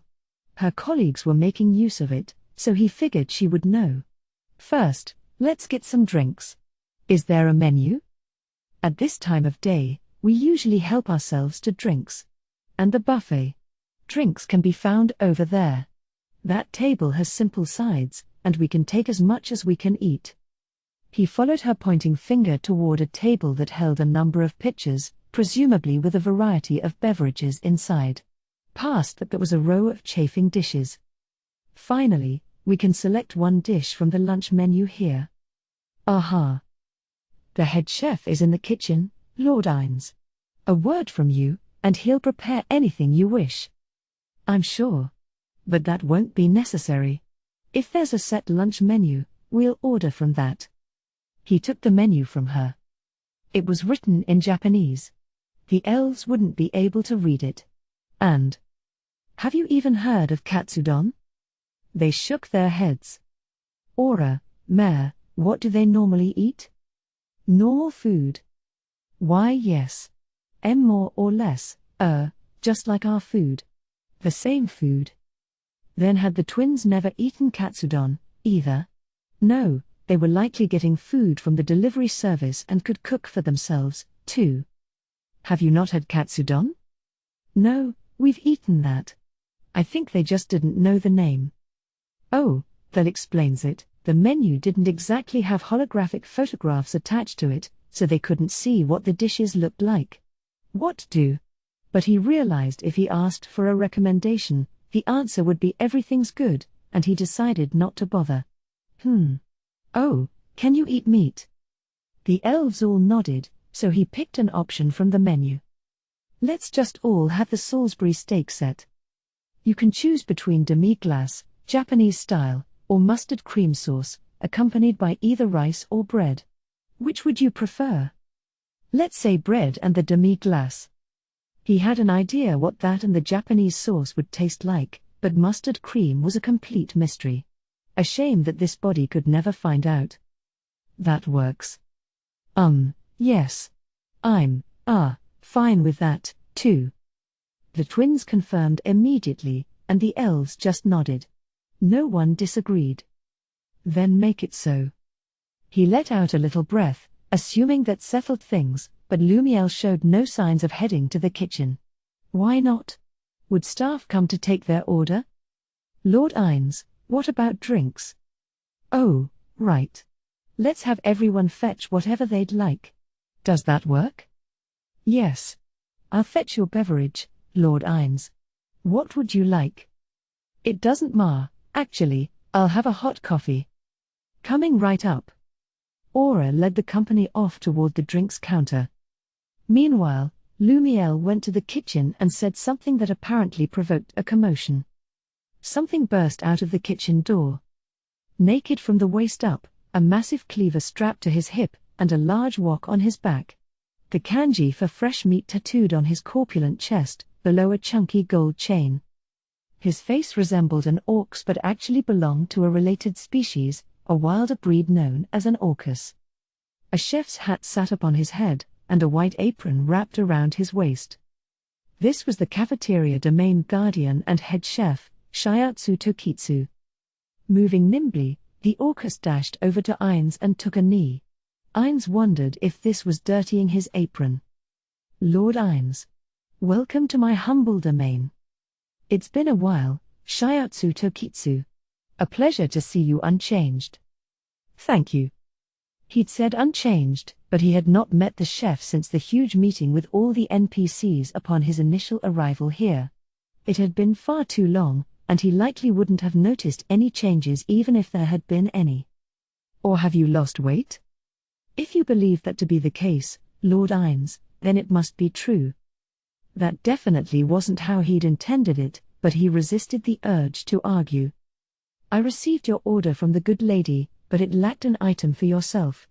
I understand completely. Shiatsu Tokitsu flashed an extremely dudebro grin. It was sort of hard to tell under that hairy snout, but Ines was pretty sure about this, which convinced him the chef understood absolutely nothing. Had anyone ever gotten something like this on the first try? Sadly, probably not. Lord Ines, I will prepare you a feast befitting the absolute ruler of Nazarick, the greatest of supreme beings. See, Ines thought, but Shiatsu Tokitsu was already on his feet and hollering at the kitchen. I wade across death's own line.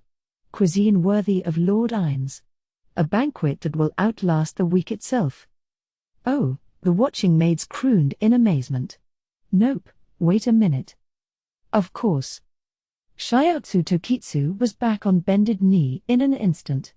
Ines could almost see the fires of passion burning in his eyes, eager to impress, which made this news all the harder to break. He had long believed if the NPCs wished to do a thing, he should play along, but this was more than a bit much. Perhaps you are suffering from a misapprehension, so let me be clear. I am undead and cannot eat at all. Indeed, sir. The feast will be a delight for the nostrils. An olfactory cornucopia. Coming right up. He jumped to his feet again. No, wait. Of course. Calm yourself. When I say I cannot eat, that means I do not wish to waste food. Lord Ines, that is inconceivable. No food prepared for you could possibly be a waste. Right? Shiatsu Tokitsu spun around, calling out to everyone in the cafeteria. A hearty round of applause was the reply. It wasn't only the maids, Aura and Mare were clapping, too. The elves hastily joined in. Ines privately wished they hadn't. I'll get right. No, stop. Of course. The chef was back on his knees. I'll just come right out and say it. I am not here to eat. I am here to enjoy a conversation. I appreciate your eagerness to serve me, but I do not want you to. I merely wish to have a relaxed discussion. Does that make sense? Ines fully understood why Shiatsu Tokitsu was so excessively enthusiastic. He had always believed his ruler would never enter his domain, yet here he was. Naturally, he wished to provide the finest hospitality possible. But that was not what Ainz wanted. Sir, in that case, I will ensure you have the place to yourselves. No, don't. Of course. Do nothing dramatic. Again, I am just here to enjoy a conversation. There is absolutely no need to do anything like that. Ainz glanced at the others, especially the elves, and everyone was looking very serious. The maids were already halfway out of their seats, ready to leave at any moment. Aura and Mare looked just as they always did, while the elves seemed largely alarmed by how out of hand this was getting. But the whole reason he'd picked this location was to avoid giving them that impression. I am not trying to be modest. I came here specifically to do that. I want to see everyone acting as you always do. Pay me no heed. Your wish is my command, Lord Ainz. But you are a supreme being, and I cannot simply treat you as I would any other. This might be a bit mean, but the situation left him with no choice. Ainz cleared his throat and lowered his voice. Shiatsu Tokitsu. Yes, Lord Ainz, I said I wish to see this facility operating as it always does. You need do nothing out of the ordinary to demonstrate the dedication with which you perform your daily duties. Or is there a reason why you should behave differently? Something you wish to hide? Shiatsu Tokitsu gulped, and a resolute look crossed his face. Probably. Lord Ainz, I must protest. I, Shiatsu Tokitsu, was placed in charge of this domain by one of the supreme beings, by Lord Amanoma Hitotsu himself. I have never and would never do anything to disgrace him. I imagine not. The chef looked surprised. Even in this brief interaction, I have sensed your dedication to your craft, your devotion to those you call the supreme beings. I spoke out of turn, and I retract that statement. You have my apologies. Ainz bowed his head. Oh. Lord Ainz. Please do not act like this. For a supreme being to bow his head to one so beneath him. I beg you, raise your magnificent visage at once. Ainz slowly did, fixing his eyes on the boar-like chef. Shiatsu Tokitsu, I thank you for accepting my apology. I wish for you to know and understand one truth. I have come to appreciate the sight of everyone here acting as they always do, while enjoying a relaxed discussion of my own. Treat me as you would any other visitor. The chef wrestled with that idea for a long minute but eventually came to peace with it. As you wish, sir, he said, nodding. Glad to hear it. Someday, I am sure I will find occasion to invite company to Nazarick, visitors of high rank and status. On that occasion, I will assuredly ask you to demonstrate your skills. Yes, my lord. But please do not bow your head to one of my ilk again. My words disparaged you, and my contrition was genuine. But it was not just that. Amanoma had faith in you and placed you in charge of this domain. That apology was meant for him as well. Shiatsu Tokitsu smiled awkwardly at that. He couldn't argue the point further. An instant later, he was all business again, as far as Ainz could tell. In that case, Lord Ainz, I will begin work on the dishes you requested. Ainz watched the chefs retreating back a moment and then addressed the room at large, raising his voice a tad. I apologize for the commotion, everyone. Pay us no heed and resume your meals. As the chef left, the others came back from the drinks counter. The maids at the other tables resumed their meals, and the atmosphere in general felt marginally less tense. Perhaps Shiatsu Tokitsu's dramatic entrance had broken the ice. The twins and the elves each had their chosen drinks in hand, and Lumiel set Ainz's coffee before him. The fragrance of the coffee reached him. There was an intriguing hint of something berry-like mingling with the smell. Yggdrasil had not done tie-in deals with any famous chains, but the game's data spread was downright ludicrous. Food was a prime example. Any ordinary game would simply have generic coffee beans and be done with it, but Yggdrasil featured multiple varieties, each granting distinct benefits depending on the grade used. The coffee beans housed within Nazarick were naturally high grade, and this coffee was likely exquisite. I bet expensive coffee just smells like this. I wonder if it tastes of berries, too. Once again, Ainz regretted not being able to taste anything. Making sure everyone was seated, he spoke. Let us talk as we drink, he said. 2 of the elves had gone with melon soda, while the third had iced green tea. Taking him at his word, each took a sip, and the melon soda elves blinked furiously, hands clapped over their mouths. Like they were afraid the contents would escape. Ainz took that as a good sign. Bubbly. Good. Sweet. Those words spilled out, and their glasses were soon empty. At which point Ainz gently suggested, "Would you like to get a refill?" "Why yes, I certainly would." They both nodded and got up, hurrying back to the drinks table with light footsteps. "I'm pleased they enjoyed it." Yes," the remaining elf said. She seemed curious about their drinks. She chugged the rest of her tea and got up to join them. Aura and Mare had both picked cola, but they were used to drinking it and didn't show much of a reaction. Little of this had gone as planned, but the elves finally seemed to be relaxed. They were no longer acting suspicious of his every move based purely on him being undead. Sweet things are very effective. Mochi Mochi always said all women love sweets, and no woman can resist them. It seems those words were true. And here I always assumed they were an excuse for her gluttony. The other 2 female members of Ain's Gown had tilted their heads, not that slimes had heads, at this bold claim, but never argued the point. And it had worked wonders on these elves. Based on that evidence, Mochi Mochi may have spoken the truth. Ainz still had his doubts. "Time we get started. I've run through any number of simulations, but can I get them to voluntarily talk about the elf country?" He recalled what he'd heard when he first met them. The home of the elves lay in the woodlands to the south. It had no name. Albedo suggested this was because they had no outside trade and no other countries close by. With no need to differentiate their territory from others, they had never needed a name. It was technically a kingdom and had long been ruled by the same man who was apparently quite strong. Strong how? What classes? They had no idea.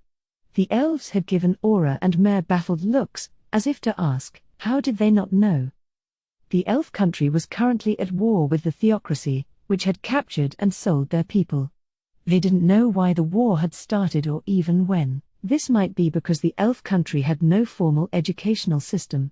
They didn't seem interested in learning more. From what he'd heard of the elves' lives, they had much more important knowledge and techniques to acquire, mostly related to fending off monsters. As a result, they had learned nothing of their homeland's history and felt no particular need to do so.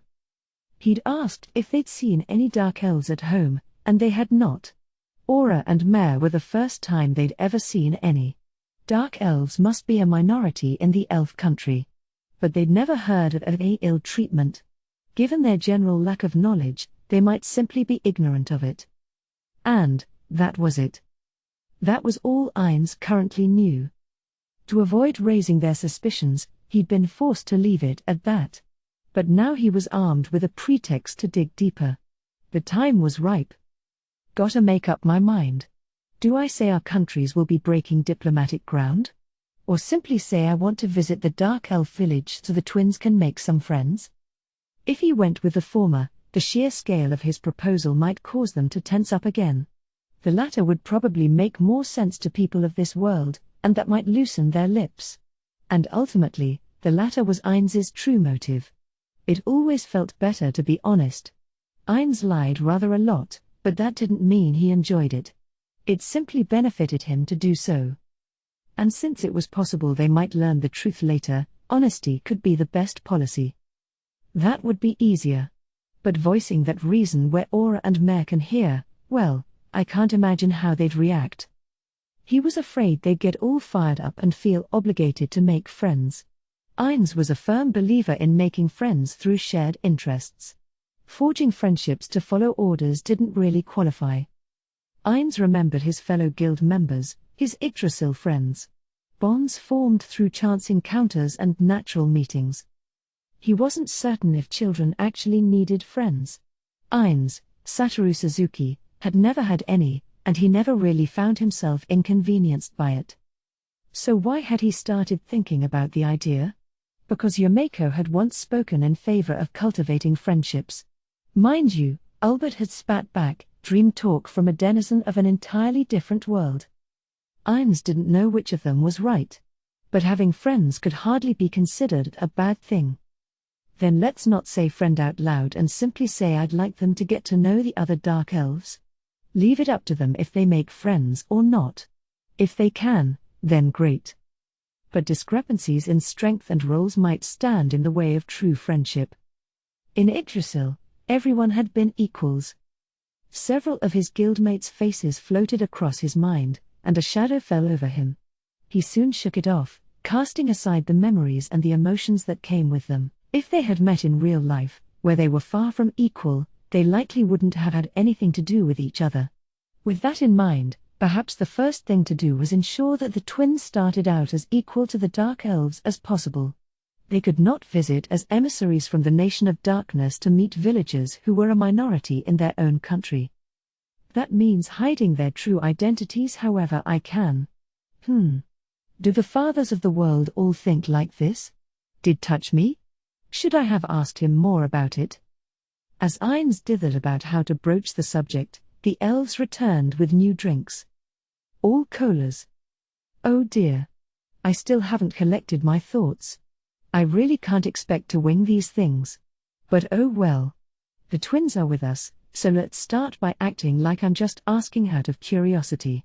If I can't guide the discussion where I want, I can always say, you see, and bring up my personal motives. Perhaps suggest that we just want to start small, establishing friendly relations with the Dark Elves. When they were seated, he spoke quietly. I suppose we should begin. They had all been sipping away with a focus that bordered on diligence, but their hands, or throats, stopped cold. We are currently building a country known as the Nation of Darkness. We believe people of all races can live here in harmony. We have humans, dwarves, goblins, orcs, and lizardmen coexisting with us, becoming citizens of our nation. Whether or not elves agree to join us, it is high time we open diplomatic ties and establish trade relations.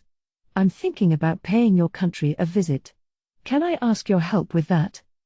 This was not pure pretext. Diplomacy and trade weren't bad things. There was just one fatal problem. Ainz himself could never be the envoy. He simply lacked the ability to meet with foreign diplomats and negotiate terms. Things had gone well with the dwarves, but he could not imagine that success repeating itself. Odds were high the exact opposite would happen. So if they were to establish relations, he would send someone intelligent in his place. Albedo would be best, but she was extremely busy handling the occupation of the kingdom they had just conquered, and he didn't want to put anything else on her plate for a while. If he ordered it, she would insist she could handle it, and it was possible she could. But that didn't mean she wasn't pushing herself. For that reason, Ainz felt compelled to look after his subordinates' well-being and mental health, being careful not to overload any of them. So if the envoys this time could avoid any big deal propositions and simply focus on making personal connections with the Dark Elves, then that would suit Ainz just fine. Lord Ainz Allgown, how would we help? A very guarded voice. Ainz shrugged. I just have a few questions. And please, call me Ainz. If it's anything we know, one elf said, her mind made up, we would be happy to explain. That form of address, I'm not sure it would be. Aura, Mare, and the maids eavesdropping from a distance all looked disgruntled. If the elves called him Ainz, they'd undoubtedly provoke cries of too familiar. Who do you think you are? But if they didn't, they knew full well they'd think, how dare you refuse Lord Ainz's orders? Everyone here was struggling to decide how the elves should respond. He had no intention of scolding the eavesdropping maids. They weren't listening out of spite or mere curiosity, he realized that much. They were possessed of a cryptic intensity, competing to be the first to step in if any opportunity to be useful presented itself. A shame. But tell me, what is the elf country like? How do you protect yourselves from monsters that deep in the forest? They looked taken aback by the question. We dwell within the forest, but we live up in the trees. It's too dangerous to linger at ground level. The druid's magic transforms the trees into homes. And trees designed for that are also grown with magic. We call them the elf trees. To hear them tell it, elven druids had spells that could alter the shapes of the trees at will. They could open hollows within the trunks or form simple suspension bridges across the space between the trees themselves. It was common practice to link dozens of these elf trees together, rising above the forest ground. These clusters were elven villages. Transforming these elf trees to make things was the heart of elven culture. It wasn't just houses and furniture, they made weapons and armor from them, too. They could even harden the wood like iron, making arrows for their hunts. As far as Ainz knew, no such magic had existed in Yggdrasil, and when he asked them to demonstrate, they seemed rather surprised. They believed the tree Aura and Mare lived in was made the same way. It looked nothing like the elf trees, but they'd assumed it must be a variant of some sort, a special breed only the twins could manipulate. And their magic worked only on elf trees, it did nothing to any other kind of tree. Given the nature of their homes, their main predators were snakes, spiders, and other monsters that had a knack for climbing. They did have guards posted at all hours, but their natural enemies tended to be rather stealthy and claimed their share of victims. On the other hand, less talented climbers were easily repelled and not considered major threats. The elf capital, the total elf population was not considerable, so this was the only city worthy of the name, was apparently the only settlement located outside the forest, on the plains by a lake shaped like a crescent moon. Apparently because the three elves lived in a village that was quite far from the capital, and they knew of it only from stories. Why was the capital outside the forest? Well, supposedly there were massive aquatic monsters living in the lake, and fear of being consumed by those creatures kept other threats at bay. This all made sense to Ainz. Druid magic could easily create water, so life in the treetops would be comfortable enough. The branches atop the elf trees would provide adequate defense against flying monsters and help keep the elves hidden. Growing up in that environment, it made sense that most elves learned ranger or druid skills. Without those, they would struggle to eke out much of a living. There's still a lot we don't know about skill acquisition and how the people here gain classes. But with few farmers, the elves likely have more combat-ready citizens than human countries do. He asked more about their lifespans and population. Their own mortality seemed to be of little interest to them, they had never wondered how long they might live. But the eldest elves in their village were believed to be well over 300. None of the three here was sure exactly how old they were. They had no custom of marking their birthdays. But perhaps because they were guaranteed long lives, there weren't that many elves. They certainly didn't pop out kids as often as humans. But from what they said, Ainz believed they actually had a fairly high birth rate. Yggdrasil elves were said to live 1,000 years.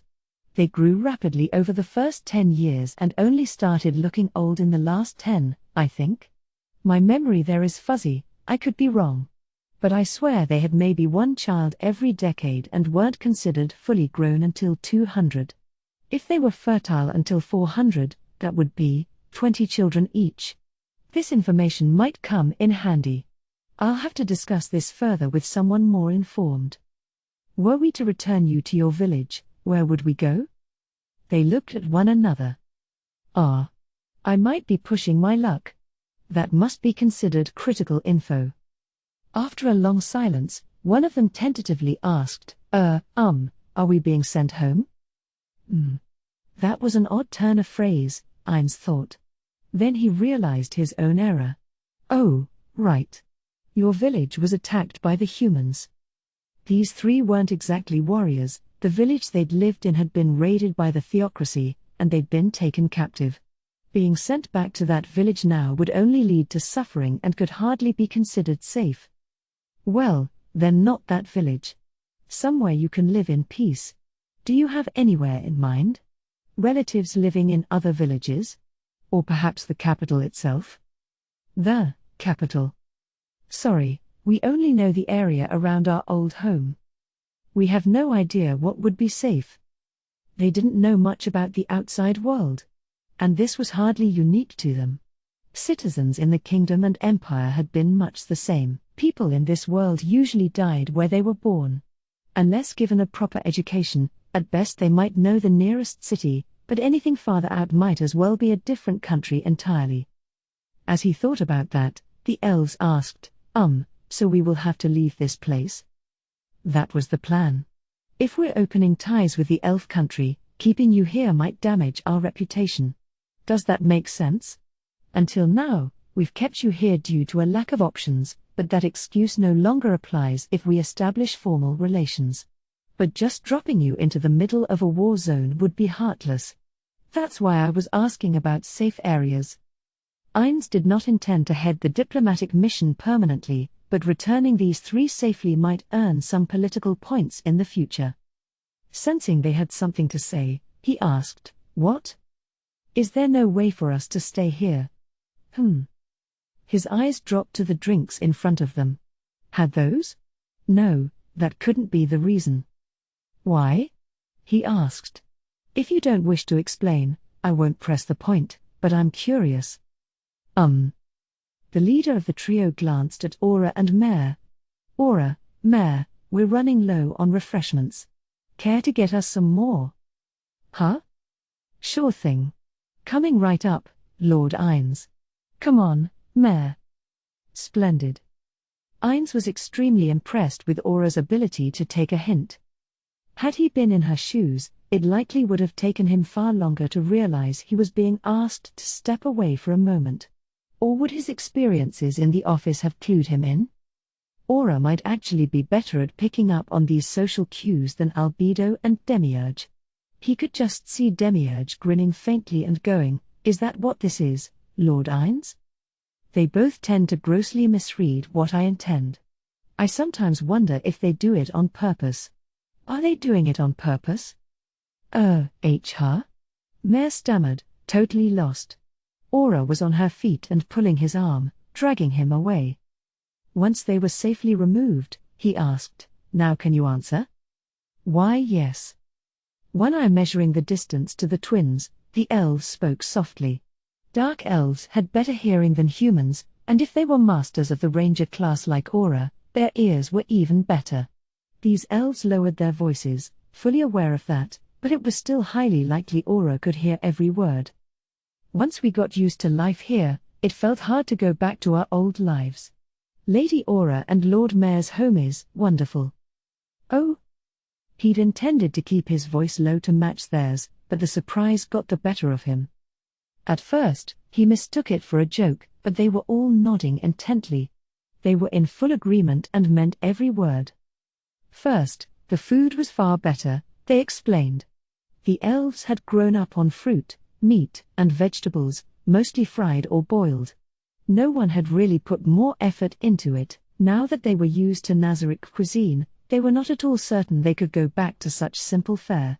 Their favorite food was now pizza. Food as an instrument of diplomacy.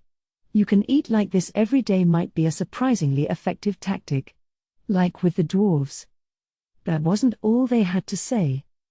It was much safer here. The villages made with magic were high up and relatively safe, but there was still not a year that passed without someone being killed by monsters. In Nazarick, they could sleep soundly at night without anyone needing to keep watch. Ainz had thoughts on that, but none of this sounded like anything they couldn't have admitted with Aura and Mare here. There must be more to it. As soon as that thought crossed his mind, one elf said, "And serving the two of them is pure bliss." Oh. Ainz nodded. It all added up. The twins were fellow elves, children, and cute. Perhaps some would hesitate to serve a child, but Aura's and Mare's charm had presumably won out. If someone asked Ainz which of the floor guardians he'd most like to serve, he'd have picked the twins, too. Well, if someone actually asked him that question, he'd diplomatically say, "All my guardians are magnificent. I couldn't possibly choose." But deep down, it had to be Aura and Mare. Maybe Cocytus in third. He didn't really want to serve the others. But this still didn't seem like anything they couldn't have said with them present. He thought there must be more to it, but the elves seemed to have run out of reasons. "I don't really get it. Why not just say this with them here? Did they think they'd be scolded for proposing this? No matter." "Very well. Then you may continue working in Nazarick. Refusing their wishes seemed unnecessary. All three elves looked delighted. It didn't appear as if their flattery was a performance. If we're formally employing you, we'll have to discuss wages and benefits in detail. I'll have someone handle that later. It didn't seem like they understood what that meant, but he deemed it essential. Once Nazarick established friendly ties with the elf country's dark elves, the treatment of these three could make all the difference. He had freed them from slavery and could argue their labor up until this point was fair recompense for looking after them all this time. But that only went so far. Working without compensation could hardly be considered fair labor practice. He didn't want to give any potential visiting dark elves a poor impression of Nazarick's employment standards. And these three were an ideal opportunity to establish a precedent for giving Nazarick employees excellent compensation and world-class benefits. Ines glanced at the maids around them. After the elves lowered their voices, their neighbors could no longer overhear the conversation. The maids were pretending to rest their heads on their hands but were actually cupping their ears, trying to catch anything being said. Extremely transparent, it spoke to their dedication, and Ines couldn't bring himself to chide them for it. But he did wish they'd hide it a little better. We'll have to get these elves under contract quickly. I wonder if we can extend their benefits package to the regular maids while we're at it? Maybe, but if he forced the matter and ignored the maids' desire to work harder, it might just earn their ire. Also, if they viewed the elves as the root cause of their increased time off, they might turn their displeasure on them. He doubted they'd form an angry mob or anything, but if he was serious about including the maids on those same standards, he'd have to be careful about his approach. The status of your employment and residence aside, I would appreciate your assistance with the elf country. If possible, I'd like you to serve as guides. Naturally, Aura and Mare will be accompanying us. But we know little about elf etiquette, so I thought it might help to have you as intermediaries. They looked at one another and shook their heads. Sorry, we don't think we'd be much use as guides. And, we've been to the next village over, but that doesn't mean we learned any etiquette. Oh. Sorry. No need to bow your heads.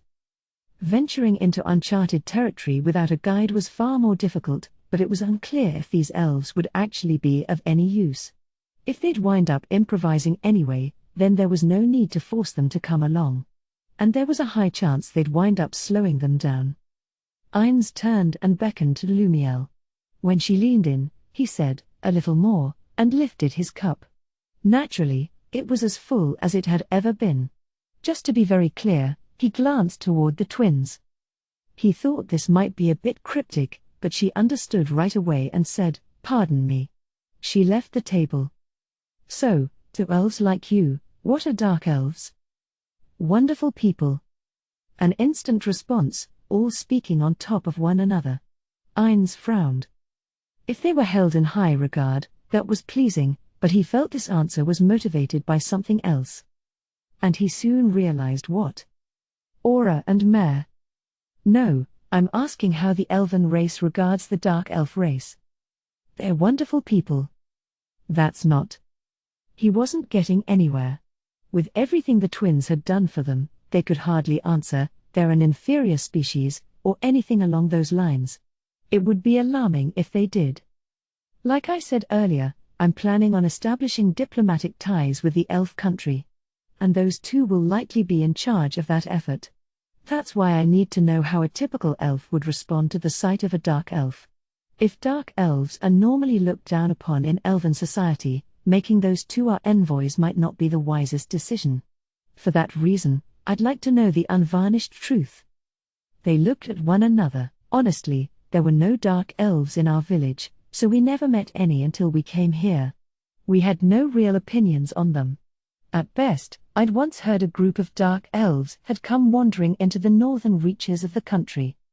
The stories were all second-hand, so I mostly thought, oh, they really do have brown skin. I never heard anyone in the village say anything bad about the dark elves, but I can only speak for our village. This did not seem like they were only saying what he wanted to hear or distorting the truth. It seemed like young, if that was the right expression, elves did not have any prejudices against dark elves. They might be a minority, but odds were high dark elves were not a persecuted one.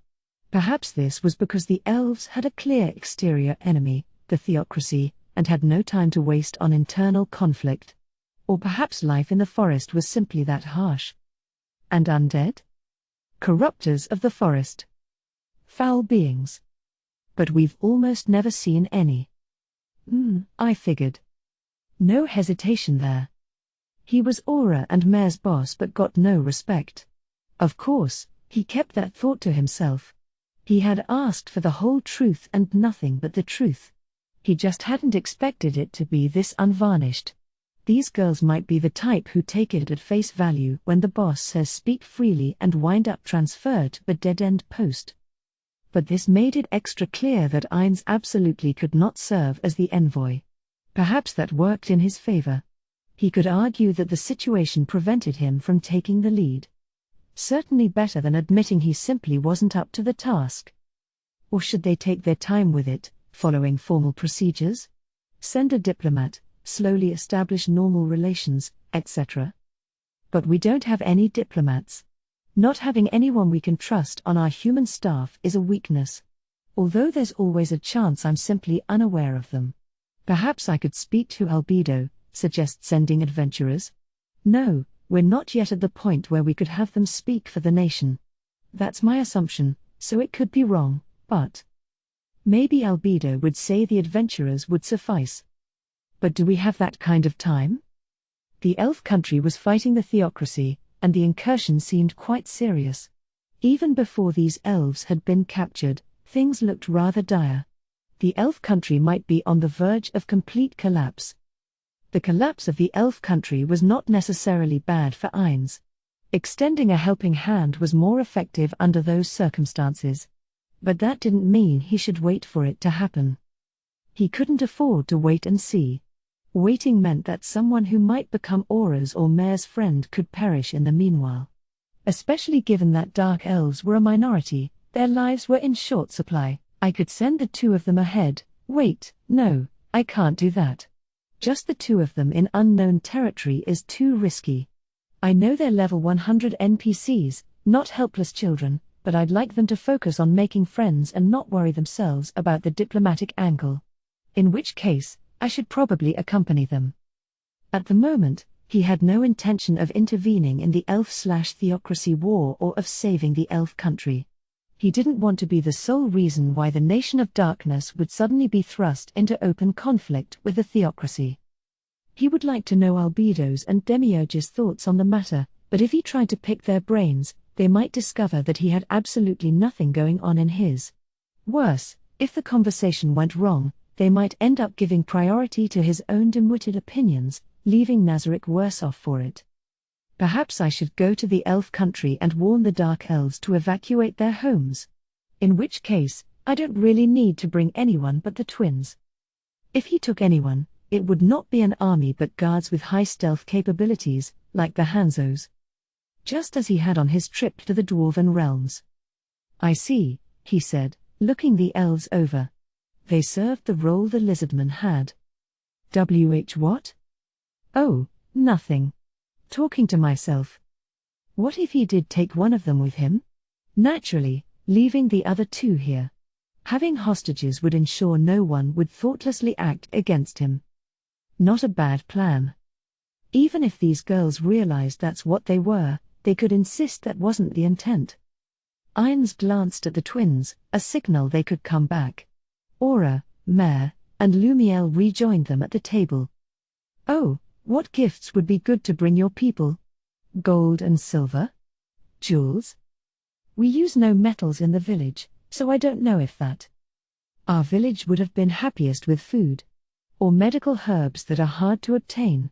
Minor injuries can be healed with magic, but poison and illness require a highly skilled druid. Medicines are precious. Clothes are also made from the elf trees using magic. Those are your homes, your arrows, and your clothes. Elven druid spells can do almost anything. Mare, yours aren't that versatile, are they? Oh, no. I don't know that magic. These strange druid spells must be a product of elven evolution.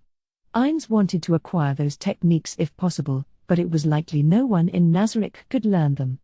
In which case, it was best to bring the residents of this world under his control and have them all bow to Nazarick. That could be decisive if they found themselves facing another guild. No. We have to assume that's already happened. That other guilds have already arrived here. I'll have to speak to Albedo about this and rework our national strategy. If Ainz had thought of it, then surely other players would have as well. Only a fool assumed they were unique. Perhaps opening a gate in the elven village and ferrying in food would be a good way to demonstrate that the Nation of Darkness had friendly intent. He remembered that being effective with the dwarves.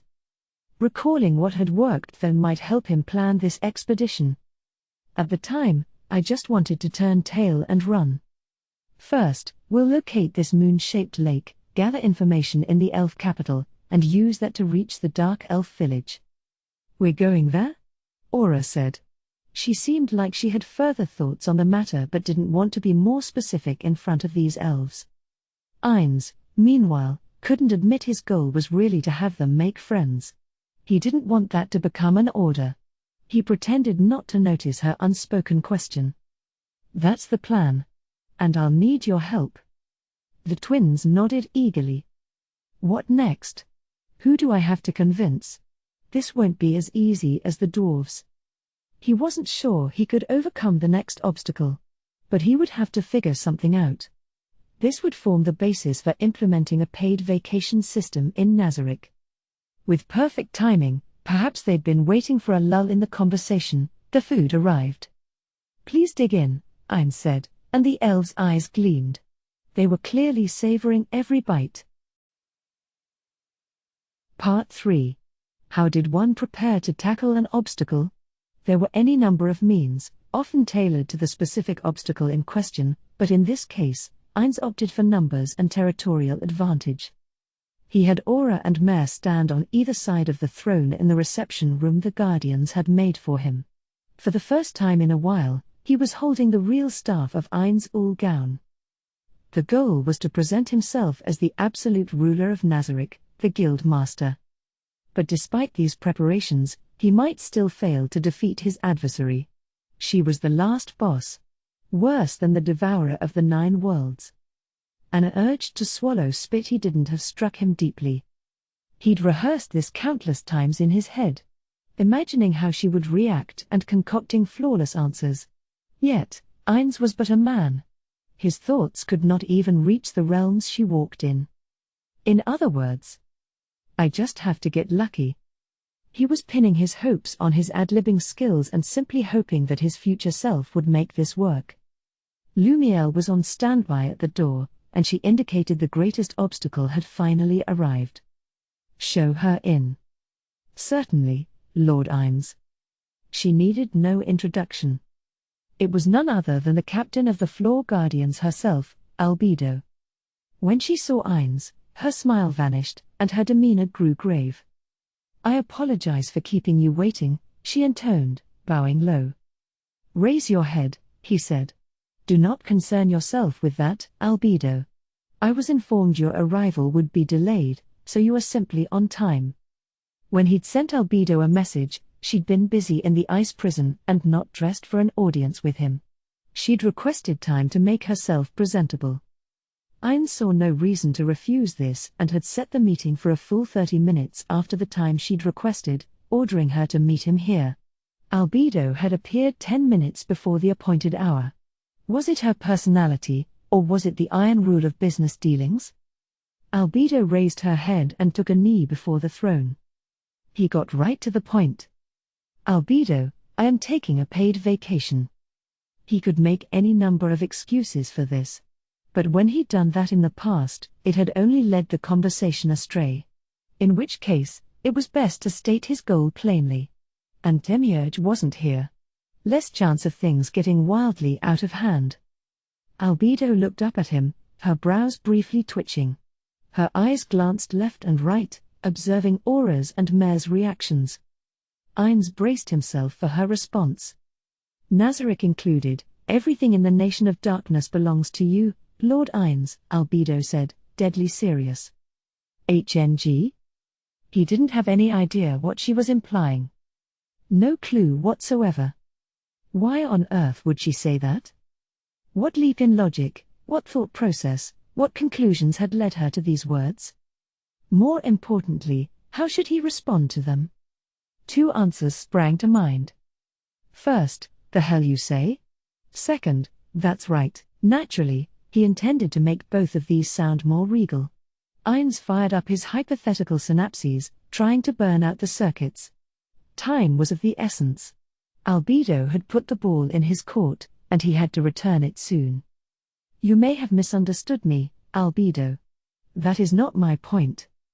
An honest response. Had pretending to understand ever worked in his favor? Oh yes, once. As a result, he was revered as the absolute ruler of Nazarick, Ines Ulgaun. At the cost of Satoru Suzuki's heart. A light bulb went off. I beg your pardon, Lord Ines. She bowed her head. I am not angry. There is no need to bow. Only complete scumbags would enjoy forcing innocent people to lower their heads. The phrase I used seems to have misled you.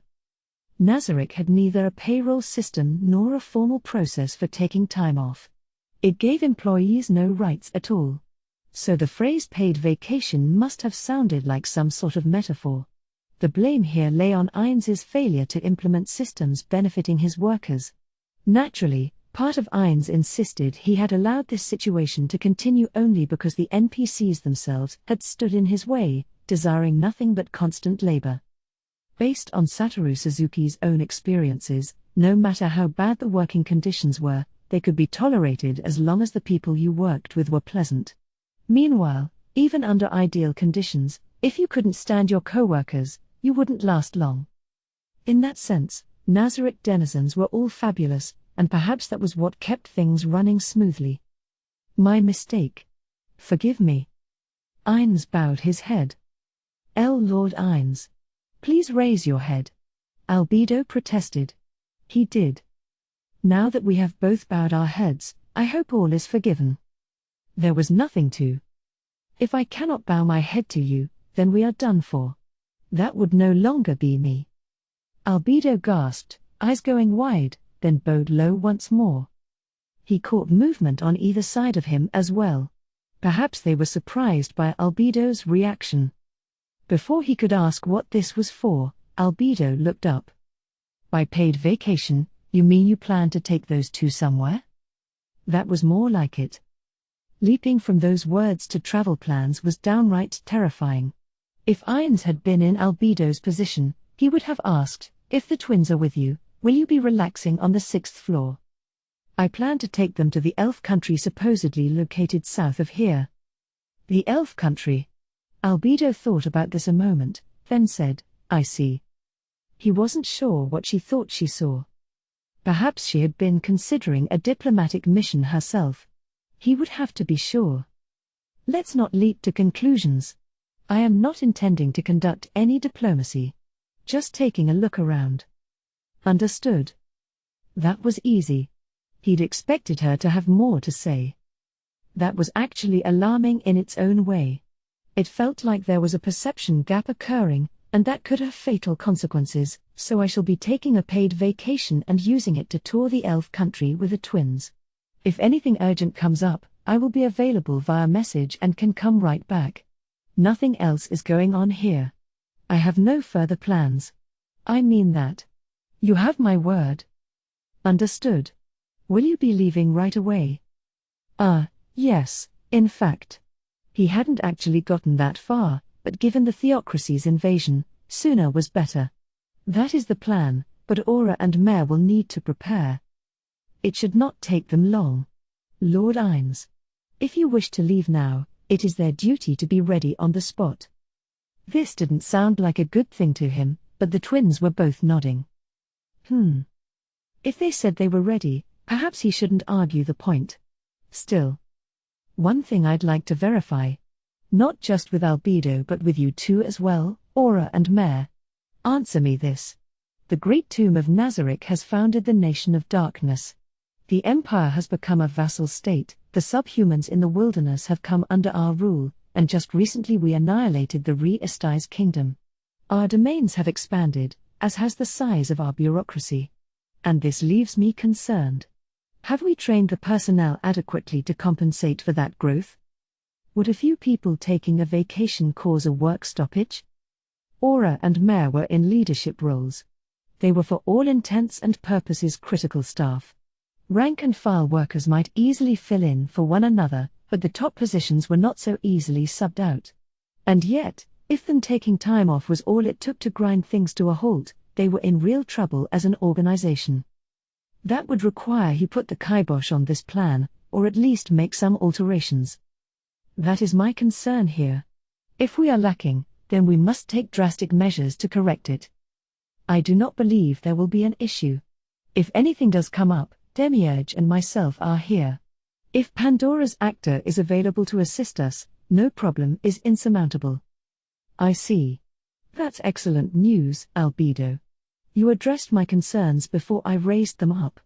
That is why you are Nazarick's brightest mind and captain of the Guardians. Work befitting that title. Most magnificent. I am suitably impressed. It was every bit of praise he could muster. Unlike Ainz, she was properly tending their operations. How could he not shower her in praise? I thank you, she said, bowing low. But when she stood up, her cheeks looked rather stiff. Another question had suddenly occurred to him, so he asked, this time I will be bringing Aura and Mare, but would our operations suffer if you or Demiurge took a vacation? That made her hesitate. I have faith that in our absence, the others would step up to fill the gaps, working at the level you have come to expect, Lord Ainz. Albedo, faith is not enough. What I ask is whether we know for certain it can be done. I realize this is difficult, perhaps painful, for you to voice doubts about the capabilities of the Floor Guardians, about your own colleagues. But I asked that you determine if they are truly up to the task after taking emotion out of the equation, leaving only the truth behind. If they are not capable, then when time allows for it, we must train them to compensate for their shortcomings and take whatever time is necessary to ensure the stability of our operations. Albedo, I'm sure these concerns have long since crossed your mind. Lord Ainz, I hate to interrupt. Sorry. What is it, Mare? Well, sorry again. I really don't know if I can do amazing things like Albedo does. There was a brief silence, then Albedo's voice echoed through the room. Is that all? What? Ainz saw nothing in Mare's statement that would draw Albedo's wrath. To his mind, this had simply been a confirmation of fact. Yes? Mare. Albedo's voice cracked like a whip, and his shoulders quivered. Her face twisted, her fury palpable. Before Ainz could stop her, she spat, You are a Floor Guardian, yet you cannot do the work a Supreme Being requires? Albedo. It is nothing to shout about. What is wrong with admitting to what one cannot do? Claiming one can do what they cannot, that is a far graver problem. If I may be so bold. Her voice was still raised, despite his warning. But it was no longer directed at Mare, so Ainz allowed it. It is not the accurate assessment of his current capabilities I am objecting to. My concern is that he offered no suggestions on how he could acquire the skills he is lacking. If a Supreme Being wants a job done, no Floor Guardian is allowed to shrug, say they can't, and consider the matter settled. She had a point. He couldn't find anything wrong with her argument. From that perspective, Mare's statement was a failure. Lord Ainz, I believe Albedo's position is correct. Mare should retract his statement. Aura's voice was awfully cold. With his own sister turned against him, Mare let out a series of whimpers. As a Floor Guardian. Enough. His roar stopped Albedo from further reprimands. Naturally, this was a performance, and he was not actually angry with her. His emotions required no artificial suppression. As he yelled, he switched on an aura. This was just a visual effect, used to forcibly draw attention, not to inflict any debuffs. Naturally Albedo, Aura, Mare, and even Lumiel were all carrying psychic nullification items, he was well aware it would have no negative impact on them. He wasn't sure what Albedo had planned to say next. Perhaps she had meant to gently guide Mare to the right answer. But if there was any chance of developing a lasting rift between them, Ainz had to step in. Mare, what Albedo said does make sense. If you believe you can't do something, offering a solution is always a good idea. I'm sorry. That said, Albedo, if a subordinate thinks they're not up to a task but are assigned to it anyway, is that not a problem with management? It could very well be. I believe there were failings on both sides here. Albedo, I do appreciate your dedication. But everyone makes mistakes. To ensure that mistakes are not repeated, or worse, covered up, a first offense should be gently admonished. Fact of the matter was, Albedo possessed an excess of both loyalty and ability, and that combination made her very strict with everyone else. Ainz generally rejected these proposals, so nothing too dire had come of it. But if he relinquished all authority to her, there was a very real possibility it would culminate in a purge. No, I'm probably worrying about nothing. Still. Yes, Lord Ainz. I may have lost my temper there. Forgive me, Mare. Oh, no, I think what you said was right, Albedo. I was in the wrong. I apologize. Both bowed. Mare went down a full 90 degrees, and the matter appeared settled. So where was I? Oh, right. I'll be taking you two on a paid vacation to the elf country, so while we're away, make sure your work is covered. Let's say, finish up and transfer your work over the next 3 days. If possible, rather than pass it to another floor guardian, have your own subordinates handle things. If that proves too demanding. They had only just felled the Re-Esti's kingdom, so Albedo had far too much on her plate. Then consult with Pandora's actor. Am I clear? Yes, sir. They both said. Who will be your retinue? Albedo asked. The Hanzos? Not a bad idea. The Hanzos had proven astonishingly useful. Honestly, if they had the money and data to spare, he'd gladly summon more. They'd used up all the Hanzo data, but the library still had data on other ninja monsters.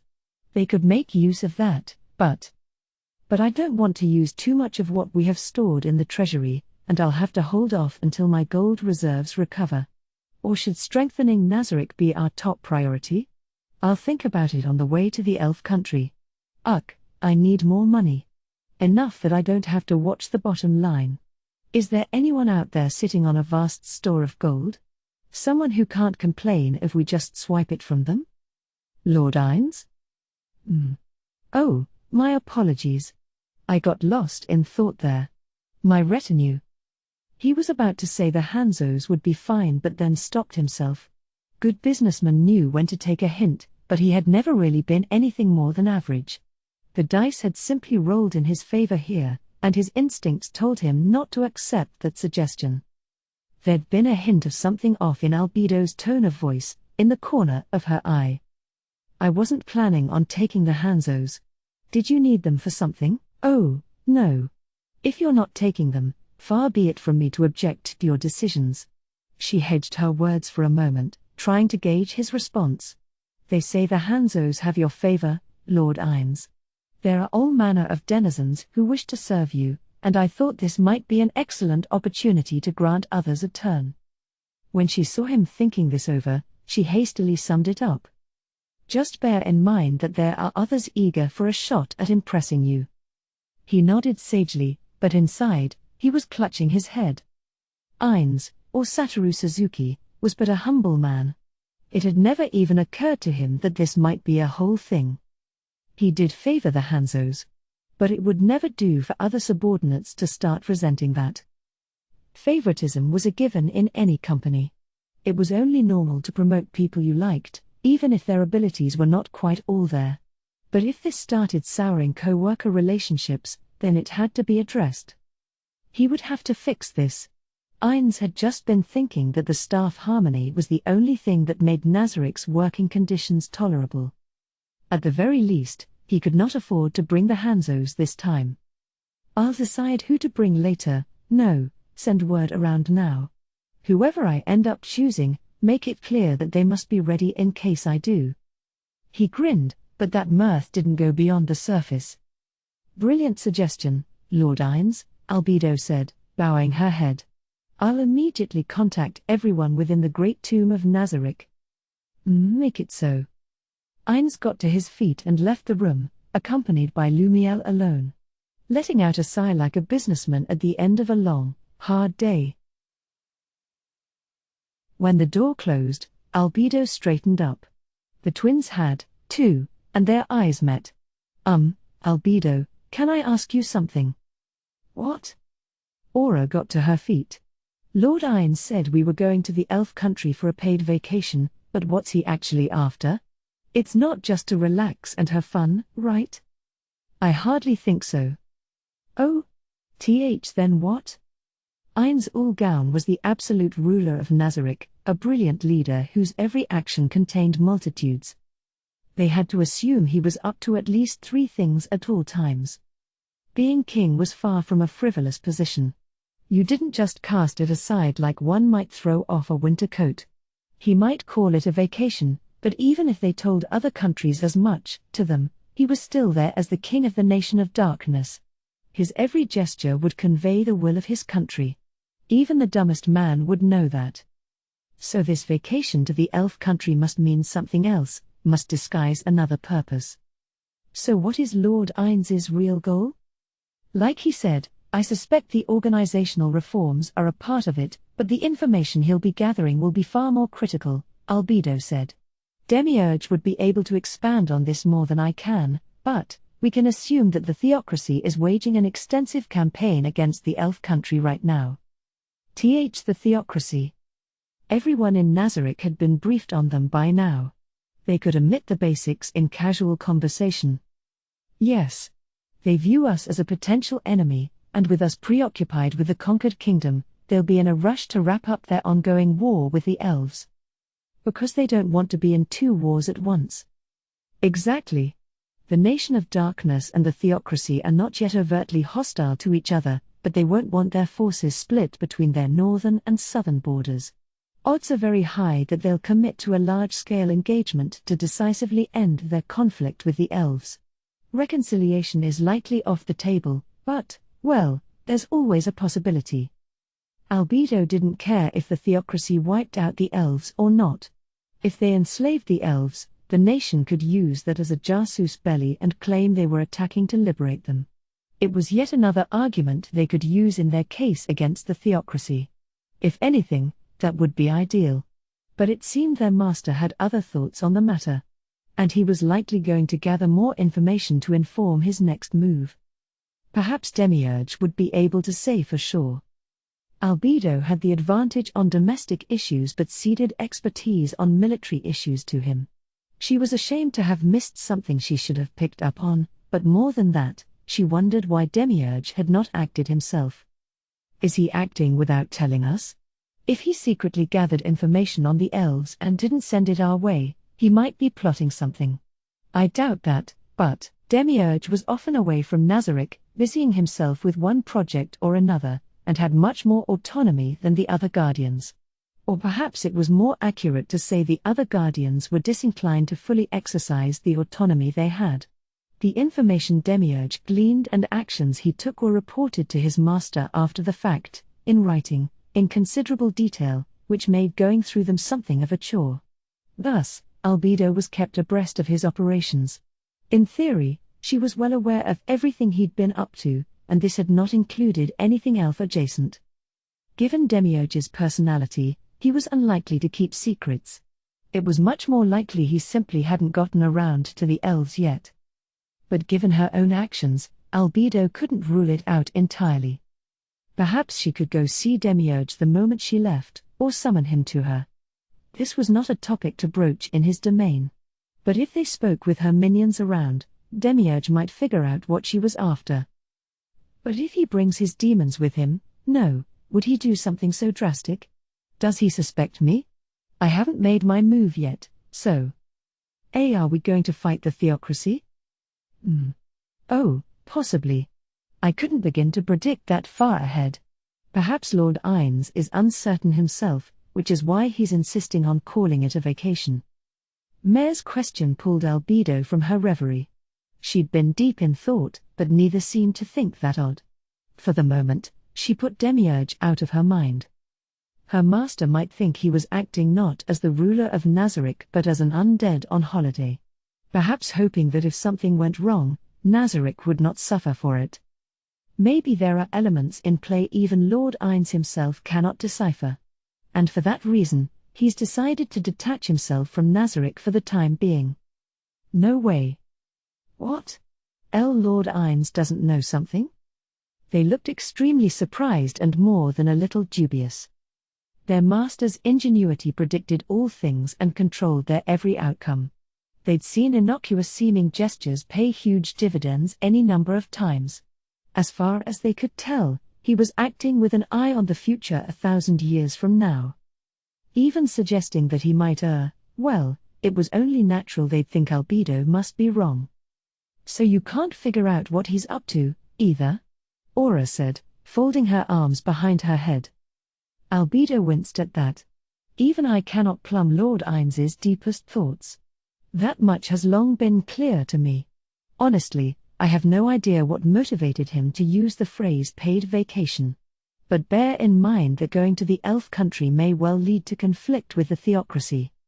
Both twins nodded gravely. Should we not bring our own underlings? Other than anyone Lord Ines personally picks, you mean? Albedo considered this. Part of her agreed bringing anyone not personally selected would be acting out of turn. But there was also a chance he'd be delighted they'd acted of their own volition. If Lord Ines desires a small, select unit. No, wait. Albedo thought harder. Each of you select 2 security details, one for a small team and one for a larger expedition. I'll speak to Demiurge about Lord Ines's likely purpose and follow up with you afterward. Lord Ines seemed very concerned about loss of organizational efficiency within Nazarick. Is that related to his reasoning here? When she'd attempted to reassure him, he'd responded with sarcastic-sounding praise. Albedo had likely not understood his concern and failed to secure his trust. He was very worried. They had added a mind as brilliant as Albedo and Demiurge, but was that not enough? Or? When the twins nodded, Albedo concluded, Aura, Mare, who Lord Ines chooses may give us a hint as to his purpose here. I suspect this will be your toughest assignment yet. Be prepared for anything, never let your guards down, and keep your wits about you. The twins responded with enthusiasm. Given their combat abilities, she felt certain they could keep their master safe, but caution never hurt. She would have to speak to Demiurge and be ready to bring the combined might of Nazarick to bear if the situation called for it. Even if that delays our search for the kingdom's survivors, it's better to be prepared. Prioritizing the tasks ahead in her mind, she and the other 2 guardians left the room. Chapter 2, Sightseeing, Nazarick-Style. Part 1. The elf country lay in the Ivasha woodlands. This forest had no particularly perilous reaches, there were certain sections filled with many dangerous monsters, or small subhuman settlements, and the terrain itself made it easy to get lost. Yet, there were no buildings worth calling fortresses or landforms too steep for humans to pass. If progress was halted, there was only one cause. Someone had stopped them. Shuin, sub-leader of the Firestorm scripture, was hiding behind the scattered forest trees, peering at the view ahead. There sat an elf child. She looked to be all of 8, but elves were generally smaller than humans, which made them seem younger. There was a little chair placed on a mound of dirt, and she was perched on that, holding a bow that dwarfed her tiny frame. A quiver sat behind the chair, the shafts of several arrows visible within. The quiver was not that large, and he could count the arrows within on the fingers of both hands. But reports indicated no matter how many arrows she unleashed, the quiver never ran empty. Clearly a magic item. There was no one else around. This girl was all by herself. A lone child. And that was terrifying. A single hero could turn the tide of war. They were as valuable as 10,000 men. This girl had already robbed nearly 1,000 theocracy soldiers of their lives. The result was that 40,000 troops were pinned down by a single little girl. Standard strategy dictated that if you couldn't break through the enemy's forces, you should go around. There was no pressing need to use this path, and while the forest itself was a constant impediment, there were few places that could not be circumvented. Sadly, they were not up against forces but a single foe. When the enemy acted as a group, it was easy to detect their movements.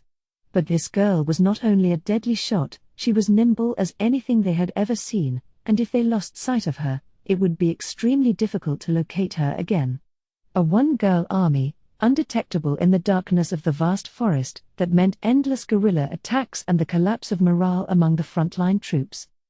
They could split the troops, dedicating some to keeping her busy while the main force pushed ahead. Not the worst idea, if you ignored the utter stupidity of splitting your forces deep in enemy territory. Arguably, they had a golden opportunity before them, since the enemy camp, if a chair qualified as a camp, was in plain sight. The army's leaders had decided it was worth some small sacrifices to try and eliminate her while they knew where she was. Fight heroes with heroes. This was hardly a problem that could be solved by quantity alone. But the theocracy forces here did not have any heroes in tow. Instead, they had the Firestorm scripture. They didn't have a hero in their ranks, either. They had once, but he transferred to the Black Scripture. That group generally snapped up any theocracy citizens who'd stepped into the domain of the heroes. Shuin, sadly, had not reached that level. And yet, the Firestorm scripture had been sent here, in the hopes that their members working together could fell the hero. This was true enough. Shuin's team made hero slaying possible. But there was a big difference between someone who'd just arrived in that realm and someone about to burst out the other side. They had a shot at besting the former and none against the latter. That was why Shuin was making careful observations.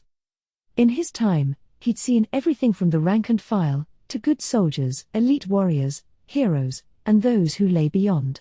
He had the experience to back his knowledge. He had to take the measure of this elf girl and minimize the casualties to his unit. They may not be in the Black Scriptures League, but the members of the Firestorm Scripture were still the best of the best, as was everyone in any of the 6 scriptures. Their lives were too valuable to waste. And depending on the outcome of this analysis, they had the option of sacrificing more rank and file to pin her down while they waited for the Black Scripture to arrive. Shuin let out a long, quiet breath. He was behind a tree, using both invisibility and silence. Ordinarily, arcane casters didn't have access to silence, but their research had made it possible. Even with both spells concealing him, each breath he took further frayed his nerves. He wanted to wipe the cold sweat from his brow, but when any movement could mean death, he didn't dare. Shuin was an accomplished arcane caster, but his non-magical stealth abilities were barely above those of an average human, and no effort could be spared. The elf girl was likely some sort of archer or ranger class. If the latter, her senses would be extremely honed, and she might detect him despite the spells. She might not work out exactly where he was, but an area attack, they'd confirmed she had one, would easily flush him out. Even if she was a hero, it was unlikely that she could slay Shuin in a single strike. Regardless, he was not confident he could get away from her injured. He was less scared of dying than he was of failing to bring home the information he'd gleaned. That would make his death meaningless. Still, what a creepy kid. Her expression had not changed since he started watching her. Like a mask of gloom. But Shuin knew all too well this was no doll. She still lived. How long had he been watching? His target moved at last. Shuin's heart leapt in his chest. His initial fear was that she was aiming at him. Her gaze darted elsewhere, but that was little comfort. A truly skilled warrior could easily use their gaze to disguise their true intention. Shuin knew of martial arts that did just that. Then, hearing enhanced by the second-tier spell Elephant Ear, he caught the sounds of multiple footsteps approaching from the rear. The girl must have heard them first. These were theocracy soldiers, his comrades in arms. Shuin felt a pang of guilt. He knew full well why they'd been sent in. He did not offer them a warning. That was not his role here. He had one job: to not miss a single detail. You could determine your target's skills, their true strength level, only when you saw them fight. Sacrifices were necessary. Command had been true to their word and sent these soldiers in service of a greater cause. His countrymen would give their lives here. Careful, his movement did not give him away. He turned, the second-tier spellhawk eye tracking the movement of her arrow. She'd released a single shaft, and he watched it snake through the trees, before it split in midair, becoming dozens. The missiles rained down upon the earth. She had not taken careful aim. Even if the sound alone had been enough to locate her targets with any precision, this was a dense forest. The trees blocked the way, and she could not shoot anyone directly. If this was a spell like Fireball, it would simply burn through all obstructions. Her approach had a similar effect, a skill to thread the arrow through the trees and an art to multiply the projectiles once through. Xuan's enhanced hearing picked up the sounds of soldiers screaming. It did not sound as if any had escaped injury. Screams? They still live? They were beyond his sight, but judging from the sounds, the soldiers were confused and scared. None of them knew where the arrows had come from, and they were scattering in all directions, none willing to put up a fight. This wasn't a failure. It was the best possible choice of action. The more directions they fled, the more of them were likely to escape the killing zone. The girl loosed another arrow. Once more, it wove a path around all the trees, racing toward its targets, and splitting in the air above them. He heard the arrows raining down and the soldiers' screams cutting out. There were no more footsteps in the dirt. Their deaths had given him a critical piece of intel. Ordinary soldiers had taken 2 hits to kill. Certainly, skills, or martial arts, that scattered an attack's power typically lowered the accuracy of each strike. But a hero would have been able to slay rank-and-file soldiers with a single hit nonetheless. Which meant, she's no hero.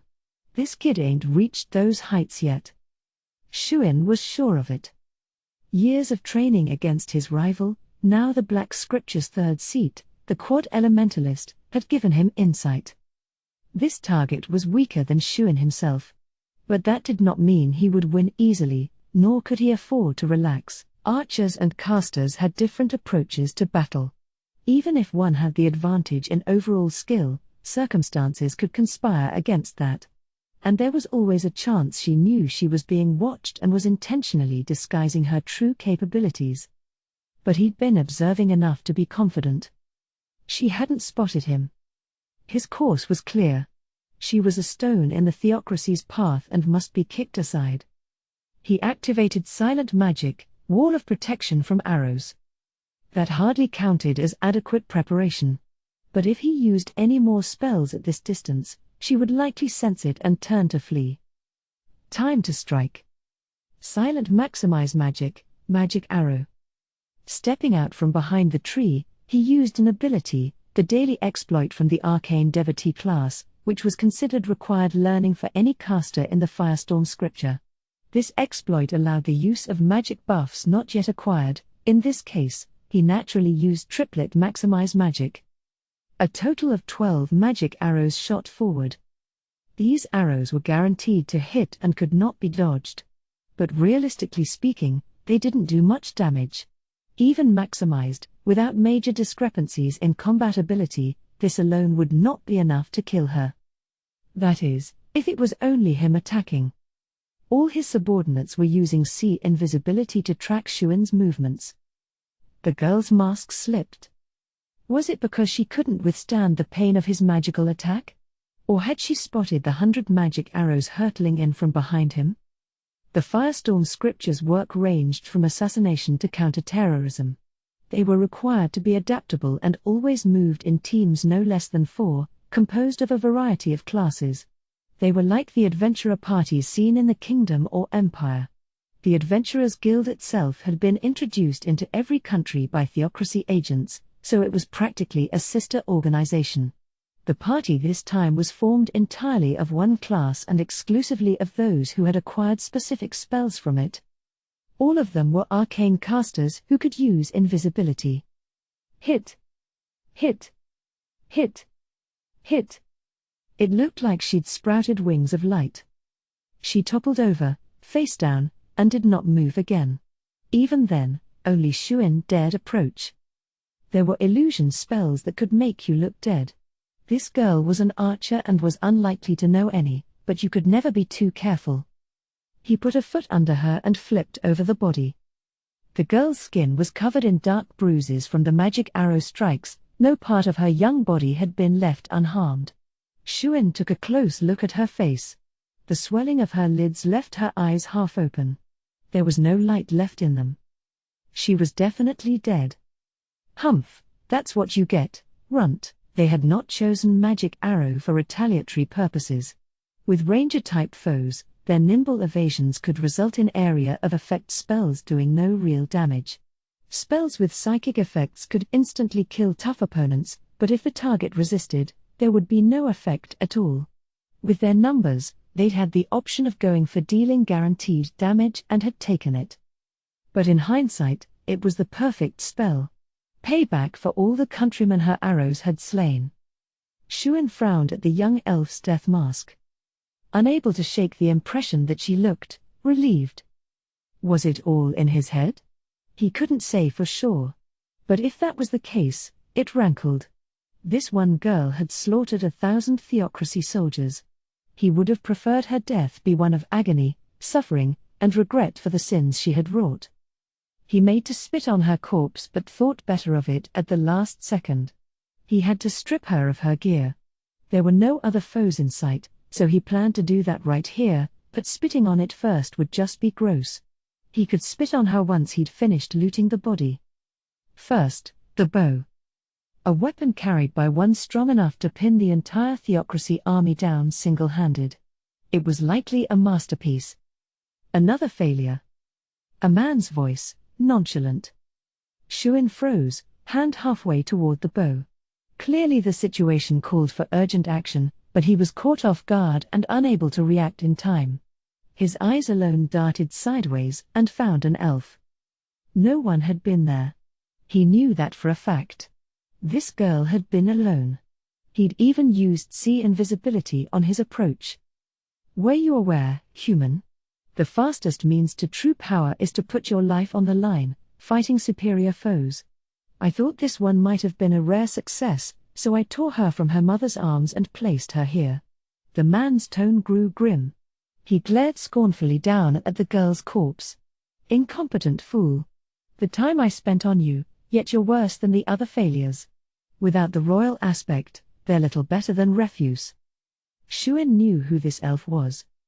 His eyes were different colors, and that made it all too clear. The theocracy's ultimate goal. The loathsome criminal. The Elf King. A being beyond the pale, one no hero could defeat, let alone Xuan. He stood no chance. Silent magic, invisibility. Quickly casting, he tried to move. But the Elf King's gaze followed. His eyes never left Xuan. He had not moved far from where he'd turned invisible, yet the Elf King's gaze was still on him. The moment Xuan realized that, he turned his back and fled. Even with invisibility and silence active, there was no hiding the grass his footsteps bent. Even so, he ran. The elf's eyes had wavered slightly. He had not caught Xuan's location with spells like sea invisibility. His senses were just too sharp, far sharper than any human could hope to match, for Xuan's concealment magic to matter. He had to get away, as far as he could. If it wasn't an ability blowing his cover, then distance was his friend and the only thing that would prevent his detection. If only fly were an option. A bitter regret, but it was not in the cards. He was an adept of Sorshana. That class's special ability could be used only once a day, but it allowed you to keep spells with finite activation times in play indefinitely, as long as your mana held out. The more spells kept active, the faster your mana drained, and he simply didn't have enough to use fly here. And using fly while otherwise defenseless, in range of the Elf King, that was pure madness. Xuan didn't have it in him. He at least had to gain distance, take cover behind some trees. Then maybe he could consider it. Ha! He heard the Elf King's derisive laugh. There is literally no point in killing you, but I did come all this way. Might as well have something to show for it. Since Xuan was an arcane caster, physical exertion wasn't his strong suit. But his overall skill level was verging on the domain of the heroes. His legs could cover quite a bit of ground in a short sprint. As the gap between them yawned, his elephant ear-enhanced hearing caught the king's next words. Go on, Behemoth. Kill. The earth shook. He didn't need to look back, he knew something massive had just spawned. Scatter, Xuan roared, cancelling silence so his voice would reach his squad. Never in his life had he yelled this loud. He could only pray it would at least make the Elf King wince. He had to get his team moving. No matter who went down, no matter who they had to cut loose. The only way to honor the lives lost here was to take home as much intel as they could. Xuan was too close to the Elf King. His fate was sealed. For that reason, he turned around. Dying before his men did wasn't such a bad way to go. He had seen earth elementals before. Smaller than humans but thick, burly arms, they made for quite a quirky spectacle. But the thing behind him was no such feeble little charmer. Its bulk was made of rocks and boulders, piled on, towering as tall as the surrounding trees. This was undoubtedly the king of earth elementals. Long, thick arms and short, stocky legs. On a smaller scale, the proportions might be comical, but this thing radiated power far beyond anything he'd ever sensed from a monster. Behind it, the Elf King crossed his arms, grinning as he watched Xuan struggle. A galling sight indeed. The arrogance of one seeking to claim the life of another, without risking their own. But Xuan's rage was lost on him. The earth elemental, Behemoth, closed the distance, legs unmoving, as if sliding on ice. One unnaturally massive arm raised high. Come at me, you cur. Wall of stone.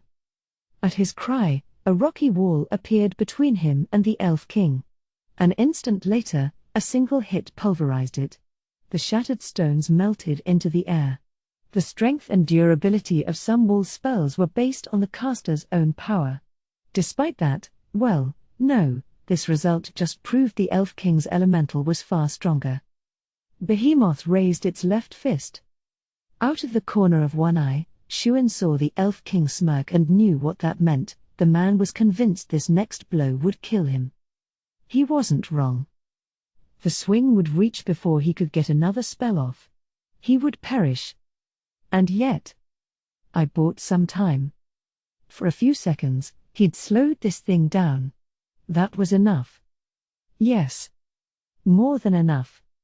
He had avoided the worst outcome, none of them making it home alive. That outcome would be not just his loss but the theocracy's. Ha ha. Xuan laughed into the descending fist. Behemoth's blow struck home, and he became one with the soil. The Elf King, Hogan, passed through the castle gates with a sigh of disgust. The source of his displeasure was the length of time the trip home had taken. He'd ridden on the back of Behemoth, a creature that knew no fatigue, so that was likely the fastest transport available. But knowing his time was being wasted took an intolerable toll on his mind. Recovering the gear he'd given that failure was not itself a waste. He could be proud of that act. He'd inherited that gear from his father, and no one alive could make anything of its like ever again. It would not do to let it fall into the hands of humans, they would never appreciate its true value. The real problem, only he was up to the task. This applied not only to recovering weapons. The lack of reliable help meant that all manner of tasks were confounding him. The elves around him were far too weak. Not one of them was worth a damn. The elven race was magnificent. Desim's father had proved that beyond all doubt. They were a race capable of being stronger than any other living thing. If Desim had been a special breed, a high elf or an elf lord, perhaps, then he would simply have assumed all others were beneath him and been done with the matter. But this was not the case. Desim and his father were ordinary elves. That meant that any elf could become tremendously strong. So why did the others remain so weak? How could he prove elves were the ultimate species? He need simply produce results that were plain to see.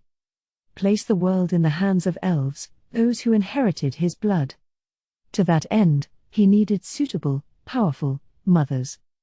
Unfortunately, there was no way to tell which mothers were suitable until the children they bore grew. To hasten their growth, he had thrust them all into the bellows of war, and few, if any, had returned. All this time he'd spent, and with nothing to show for it. His head hurt. These thoughts had left a scowl on his brow, yet a woman came his way. "Your Majesty." "What?" His rage turned her way. Then his eyes widened, surprised. Strong emotions, especially hostility, from one of his power were a burden upon those weak in body and mind. Even a glance their way was stunning. True, he had merely been angry, not actively desiring her death. But even that would hit a weak elf hard. Yet, she had withstood the impact, merely turning pale. She was extremely weak, one of many failed mothers. So how had she withstood his disfavor? Was he simply that exhausted? He could have brushed on by, but her feat was worth some small reward. Decim paused. He was a merciful king. What happened to her? Her? Who? After a hard day's work, she should be praising his labors, not offering incomprehensible questions. His interest in her withered. Ruggy, I mean. Ruggy. He had no memory of that name. True, Decim never remembered anyone's names. Few people were valuable enough to remember. In his opinion, it was a waste of memory to learn useless names of those who possessed no value. He could not go so far as to say memory was a limited resource, but there was no point in learning anything non-critical. He had no idea why so many stuffed their minds full of useless rubbish. The woman's eyes were on the bow he held. She died, didn't she? That connected the dots. She meant the failure. He'd given her this glorious bow, and the fool had died anyway. The thought that she had carried half his blood made him feel deeply embarrassed. No, perhaps it was because she had only half his blood that mere humans had been able to kill her. Yes, she'd dead. I see. Her voice quivered. She must be ashamed to have been related to that failure. But it was also true that the failure had been far stronger than this woman. An even greater source of shame. But it was a king's duty to dole out opportunities. How kind of him to show mercy to these fools. Decim impressed himself anew. "Come to my room. I'll grant you another chance." He walked away without waiting for an answer. His priority was to return this equipment to the treasury. When that was done, he washed away the grime of the battlefield and lay down in his bedroom. As he waited, a man knocked at the door. "Excuse me, Your Majesty." He glanced over the man's shoulder, but the woman was not there. "What?" "Report for you, my king. You called Mugi in tonight, but she took her own life." "She what?" "She threw herself off the parapets. And for such a minor fall to kill her, no, that would be enough for you lot." Decim considered this. He could not imagine why she would want to die. He had just called her to his chambers. She should have been delighted. Perhaps someone had been envious and killed her for it. "Are you sure it was suicide?" "Quite sure, Your Majesty. There were witnesses." Decim considered blaming these witnesses, but if it was suicide, what could be the cause? In time, he realized there was only one possible explanation. "I see, it all grows clear to me. She took her life by way of apology, for the sin of bearing that defective child, I assume? Only she can know her feelings. But that may be the case, Your Majesty." The man's expression never changed. "In that case, give the body a proper funeral. She made amends with her life. It is my royal duty to accept. Your generosity honors us all." The man bowed low. Decim took this deference in stride. It was only proper to dispense the king's mercy to those without value. Feeling horribly merciful, he decided to grant the servant before him, whose name he did not know, a boon. "Do you have a daughter?" "Yes, I do." "Fortune favors you, then. If she is of age, send her to me. If she is not, your wife will do." The man quivered, clearly honored. Once the tremor died away, he spoke, forcing his voice out. "As you wish, your majesty." The man left, and Desem forgot the dead woman completely. The fate of the useless was of no concern to him. Part 2. In the sky above a vast forest to the south of the Nation of Darkness and southwest of the Theocracy, Ainz was gazing down upon the land, buffeted by the winds. Woodlands? This a grand forest? A sea of trees? It was the middle of the night, and the green carpet rolled out beneath him was dyed the deepest black. Each time the wind blew, the leaves heaved like the surface of the ocean, making the phrase he'd used feel quite apt. This place was the size of the Tove woodlands and Azalisia mountains combined. Quite possibly larger than the Re-Estize kingdom's entire holdings. Let's give it a more appropriate name in the nation, at least. The vast forests stretched as far as the eye could see, without anything to break up the monotony. Beneath those leaves, all manner of species had developed cultures of their own and territories around them. Yet, from the sky, he could see none of that, which meant the canopy itself provides cover. There are flying monsters to worry about, so their civilizations naturally avoid dwelling in sight of the sky. He had found 2 landmarks of note. The first was the Crescent Moon Lake, where the elf capital supposedly stood. It was quite sizable and easily spotted on his ascent. The other was the dirt path stretching from the Theocracy. They had cut their way through the forest, blazing a trail for their invading armies. The forest itself was so vast, the road was but a thread weaving through it, but it had to be more than 100 yards wide. Otherwise, he'd never have spotted it from this height at all. It seemed a rather slow way to invade, but providing some measure of safety within this forest was no small task. And given the time and labor involved, the Theocracy's dedication to ending the elf country was all too evident. I don't get it. Why are those the only distinctive features? Has the Theocracy's invasion stalled? The simplest way to wipe out the elves would be to fell the trees around them and then set them on fire. They weren't particularly dry, but neither was the forest especially humid. If you were careful of your surroundings, you could easily take out a village. Are they avoiding burns so they can enslave more elves? That would imply they're confident of victory. Has the balance of power swung that far in their favor? From here, he could not see any evidence of forest fires. He was a considerable distance away, so it was hard to definitively declare there had not been any burns. If Aura had been with him, she might have had a different opinion. And the Theocracy's frontline camp must be where those lights are. Human eyes could not penetrate the darkness of the night. If a camp was of any real size, the lights would be visible even from this distance. He had easily spotted what must be their front line. But for reasons, most prominently, his altitude, it was hard to estimate just how far they were from the elf capital. Moreover, if they were clearing the forest as they advanced, he could not begin to imagine how long it would take them to reach their destination. Still, Ainz had seen what there was to see. He activated greater teleportation. There was no cover in the sky, and anyone flying was easily spotted. Plenty of people could see perfectly well, even at night. It was not worth lingering. Naturally, if anyone started ascending from several thousand yards below, he would have plenty of time to get away. But he could see no benefit to announcing his presence in the area. For that reason, he'd kept Perfect Unknowable active the whole time. Analysis of the intel they'd gathered suggested this world's creatures were mostly quite weak. But they knew little about this area, and there was no guarantee it did not hide someone of Ainz's strength. He had to account for those maybes and take precautions to avoid revealing too much information. The more they knew about his skills, the more countermeasures they could prepare, placing him one step closer to defeat. Next up, the elf capital. Midnight.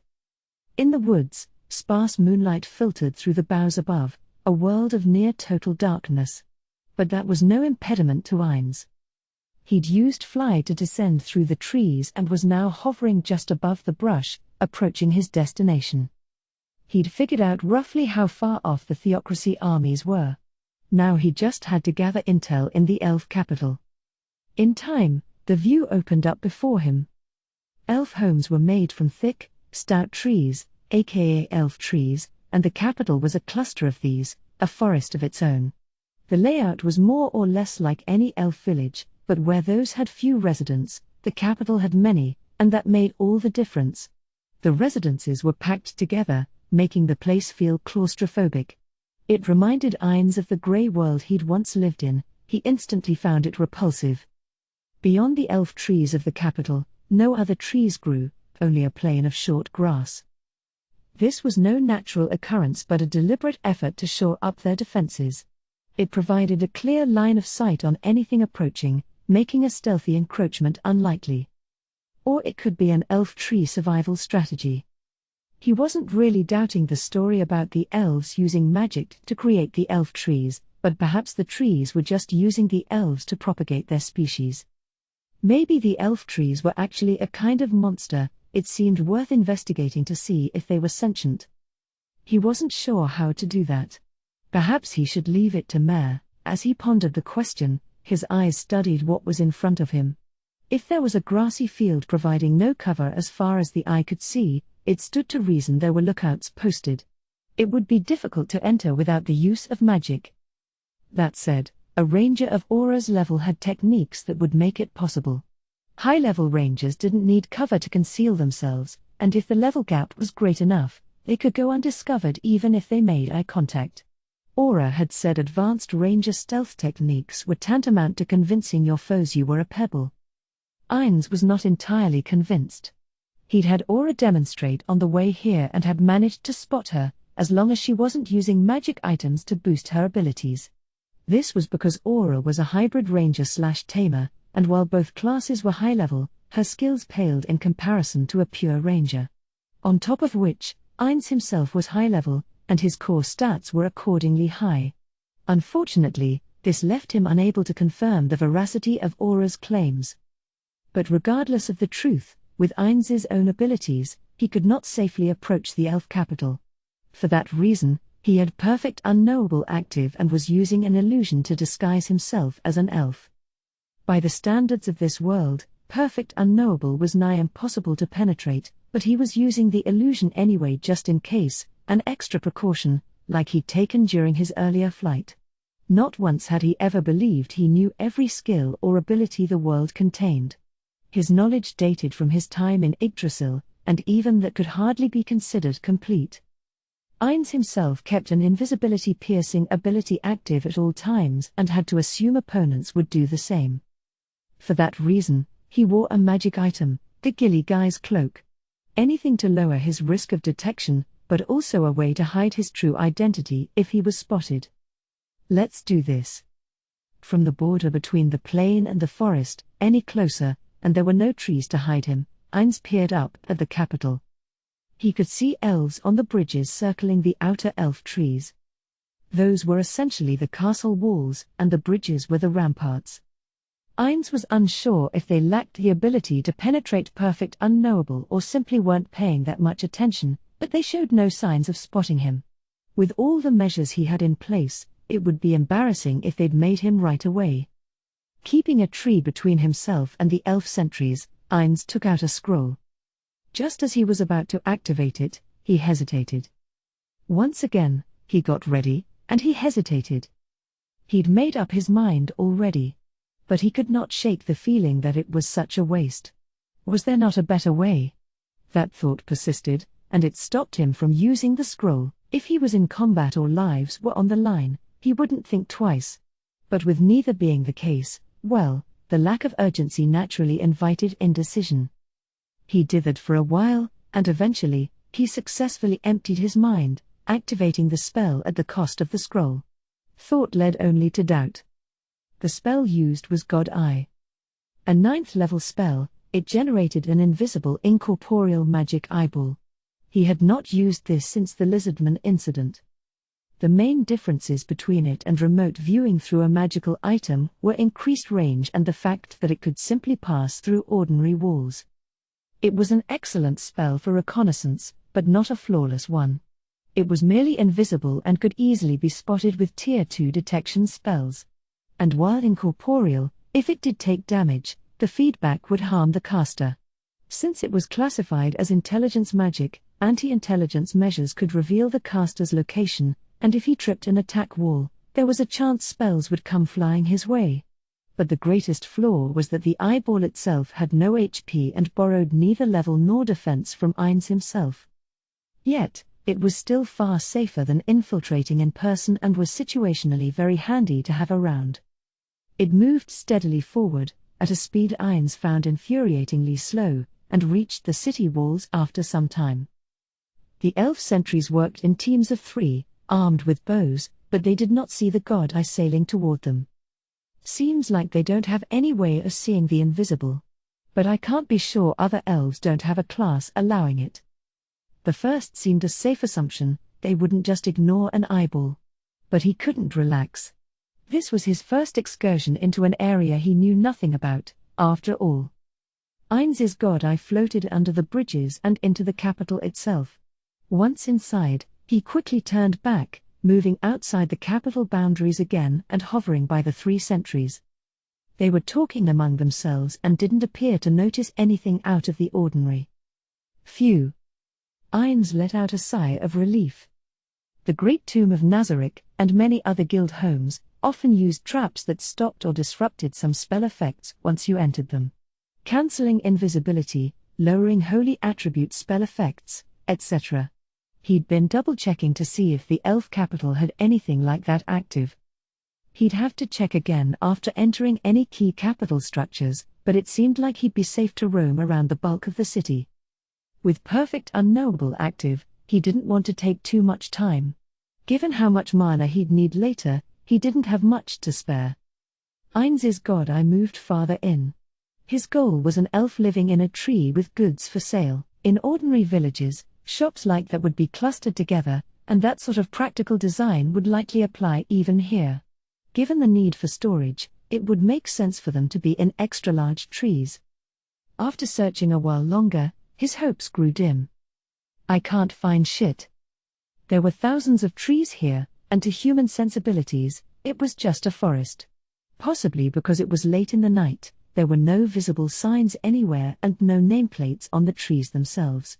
Just row after row of indistinguishable lumber. He could not even be sure the tree in front of him was not one he'd checked already. In human towns, there would be main roads and avenues and shops lining them. Possibly stores arranged around a square. But that logic did not appear to apply here. There were no larger roads or squares at all, at least none that he could see. Experience was of no use in this search, and he had to wing it on hunches alone. Not a great town for tourists. It would be very difficult to find what he needed here, no, it seemed downright impossible. But there was no need to complete the task today. He was in no hurry, he could afford to take his time and play it safe. Nonetheless, Ainz kept looking a while longer. He had used a god eye scroll and wanted to look as long as it lasted. But the result of that extended search was a deep sigh. If the residents here are already in bed, no matter how many times I search, I'll get nowhere. Searching blindly was useless. He'd have to try again in daylight, despite the risks. Then at least the flow of foot traffic would clue him in. Otherwise, there was no telling how long this would take. Ainz sent the god eye into a random domicile. Since the elves' lives revolved around the bridges, the elf tree entrances, what humans could call homes, were on the 2nd and 3rd floors. When sneaking in, the 1st floor was best. Like a thief pilfering the wardrobes. Too much activity on the 2nd floor. He slipped through the wall, and then had the god eye ascend to the 3rd floor, where he found some elves. This appeared to be a family home. A father, a mother, and 2 boys, all asleep. I'd heard as much, but they really are primitive. This was a bedroom, but all 4 were stretched out on what appeared to be a pile of leaves. Given that human villagers used dried grass in lieu of mattresses, this might not qualify as a substantial difference. From what the elves in Nazarick had told him, this was typical elf bedding. Gathering this quantity of leaves was hard work, but once gathered, they could be used for quite a long time. He'd asked if there were bugs, but they'd said they had spells to stop that. The children, both boys, were sleeping peacefully. Sleep, what is that like? Ainz's body had been like this a while now. Sleep, food, and sex were things of the past, and it took some doing for him to feel any pain. That was an asset, making all his feats possible, but there were times when he missed what he'd lost. Seeing them sound asleep like this stirred those memories and brought a pang of envy. Though this was nothing compared to the pangs felt when seated before a delicious-looking meal. Gazing at the happy family, he cancelled God Eye. Oof. With a shrug, he cast greater teleportation, and the view changed. Before him was a veil of twisted vines. These blended into the surroundings, looking like part of the forest but, on closer inspection, were actually a cunning disguise hiding the little cottage beyond. This had been created with a magic item, the Green Secret House. For the next few days, it would be their base of operations. Fenrir had been seated outside the cottage, and he got up, sniffing the air and growling, glaring, at Ainz. Not quite at him. Like Aura earlier, Fenrir couldn't actually perceive anyone under Perfect Unknowable's protection. Yet, despite the spell, he had realized someone was here, and that was commendable indeed. Ainz let the spell drop. Recognizing him, Fenrir quickly bowed his head. He might not be capable of speech, but he was far more intelligent than a simple animal. This gesture was not mere instinct, it was a conscious decision to apologize to Ainz. But Ainz thought Fenrir had nothing to be sorry for. From the wolf's perspective, an unknown creature had approached. It was only natural to be cautious and protect his master. It would be more of a concern had he reacted otherwise. Fenrir was the only guard Ainz had brought along, in lieu of the Hanzos. Ainz himself had suggested bringing multiple other high-level minions but ultimately changed his mind. Unsure how his plan to help the twins make friends would turn out, he decided it was best to prevent information from leaking. And that wasn't the only concern. Since Shaltir's brainwashing, he'd avoided sending guardians out alone. But what did he have to show for it? No signs of their enemy, no matter how much time passed. The only bait taken was when Ainz, Pandora's actor, had fought the Platinum Full-Plate man, Rick Agonia. Nothing since. Still no clue who had brainwashed Shaltir. Thus, if he'd baited Rick in when there were no Hanzos around, then perhaps his enemies had some way of detecting their presence. Maybe the use of a world item. Maybe one of those abilities unique to this world, talents. It might be dangerous, but he'd decided to experiment with leaving the Hanzos behind. He had explained the latter reason to Albedo, fully aware that there were any number of arguments against the idea. She'd nodded with her usual smile, but he wasn't sure she fully bought it. Maybe he'd find out when he got back. Not a prospect he relished. Good work, Ainz said and reached a palm toward the door of the Green Secret House. It was well hidden and virtually imperceptible unless you knew exactly where to look. He pushed lightly against it, but the door didn't budge. Sadly, this magic item had no key. It was possible to force it open with unique magic items like the Epigonoi, but normally, once locked, you'd need someone inside to open it. Ainz used the knocker. The Green Secret House allowed you to make the door semi-translucent, one way, so that anyone inside could look out. It didn't take long before he heard the lock click. The door swung open. Welcome back. Well, come back. Aura's voice was bright and cheery, but Mare barely got the words out. His eyes were clearly not focused. They'd changed into their sleeping clothes, and Mare even had on a nightcap. Given the hour, this was entirely appropriate. Sorry to keep you up this late. Ainz stepped inside. The interior was bathed in warm light and much more spacious than the exterior had implied. Inside the door was a living room with a kitchen beyond. There were 4 other doors leading to bunk rooms. You said you'd be out late, so I thought it would take far longer. So did I, but no use standing around. Let's sit. He considered telling them to go ahead and sleep, but even if he'd learned next to nothing, it was worth sharing information, and sooner rather than later. Ainz really didn't have much faith in his own memory. He felt a little guilty about making them stay up for a mundane reason like that, but he dutifully led them into the living room to fill them in. He sat down on the chair and found Aura ready to listen. Mare's head hit the back of his chair, his mouth half open. He looked ready to fall asleep right there. Ainz had only just seen 2 children sound asleep, and his guilt grew. Since I don't need sleep, maybe I'm not being adequately considerate of those who do? That's not good. Should we put Mare to bed? Aura, you can bring him up to speed tomorrow. Who, boy? Aura said, smacking his head. Wake up. You're before Lord Ainz. Don't be rude. Yawn. Oh. Welcome back. Mare bowed, but they'd already had that conversation. Ainz didn't point that out. Aura shook her head. He's such a child, she muttered. No need to force yourself to stay awake. I don't want it causing problems tomorrow. He trailed off, remembering some late nights in Yggdrasil. He didn't think he'd ever let it affect his work performance. But was that really true? And staying up too late for something fun was a far cry from when someone else made you. Ainz, Satoru Suzuki, had certainly grumbled when his boss had kept him working late. And the twins were children.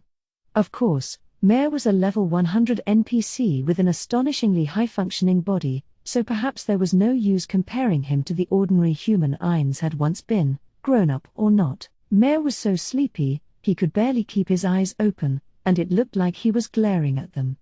Then his head lolled to one side. He blinked furiously and quickly straightened himself up. This wouldn't work.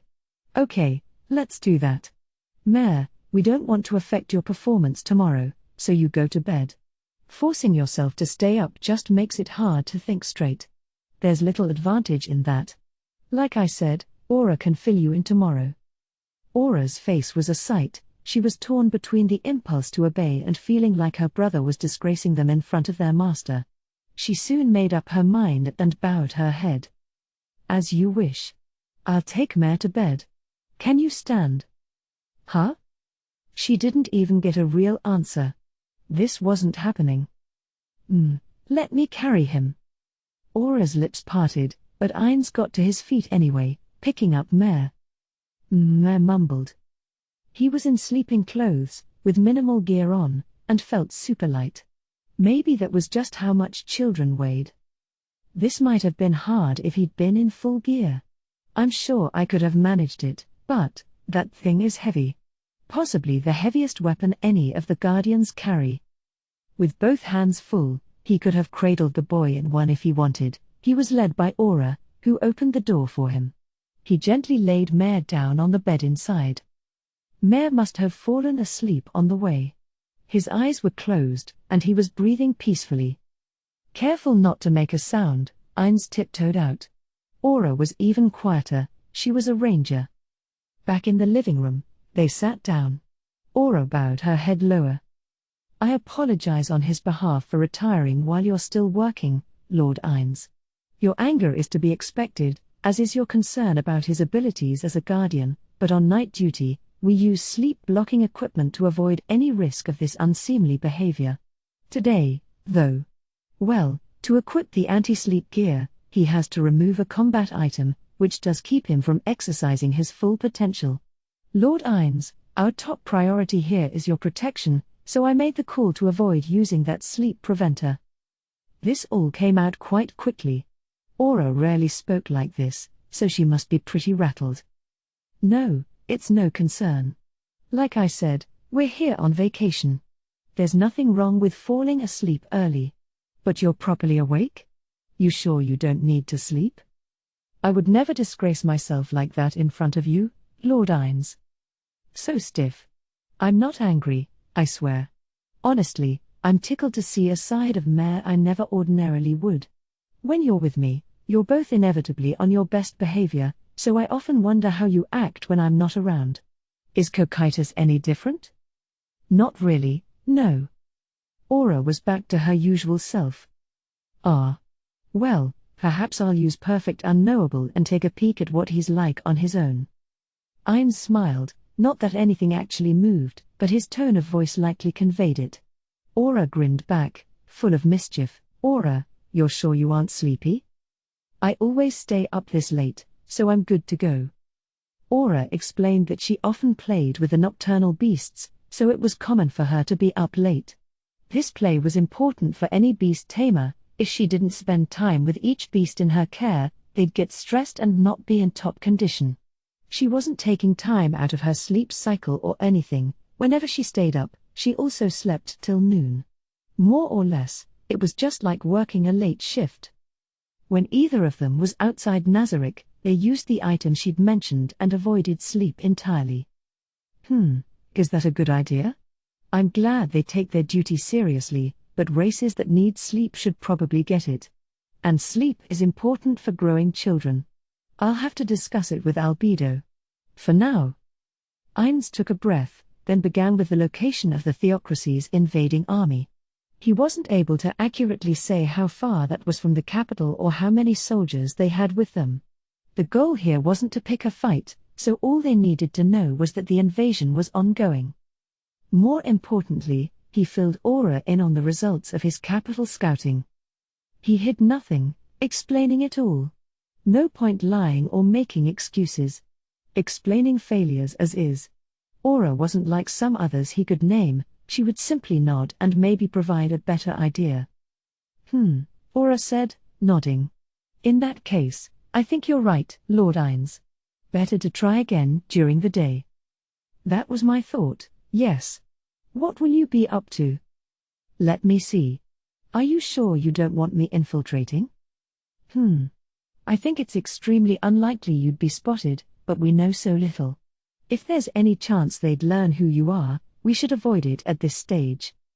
Then I'll have to talk with Mayor tomorrow about his plans, but I'd like to support your efforts somehow. How about I search the capital's surroundings and look for any tracks the elves might have left? Ainz nodded. This made sense. If they were hauling things in and out of the city, there would be evidence of that. And the more tracks they found, the more likely that they would stumble upon a path. Discovering that would lead them to villages or settlements, places where elves often had to go. He had to assume elves were using something with a similar effect to forest walk, but Aura's suggestion was a good one. He saw no reason to reject the idea. An excellent suggestion.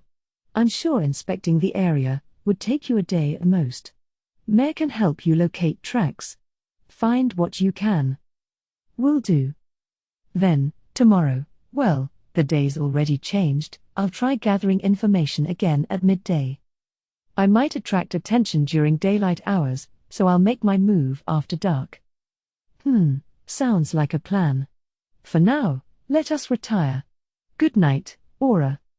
Good night, Lord Ainz. Each went to their respective rooms. Ainz lay down on his bed, but he was undead, and did not need sleep. So he took out a book from his item box. A business manual he often read. It was called How to Be a Good Leader. If he was honest, he didn't think reading books like this was doing much good, but it was better than nothing. He began flicking through the pages. A late-night incursion on the first day, a midday infiltration on the second.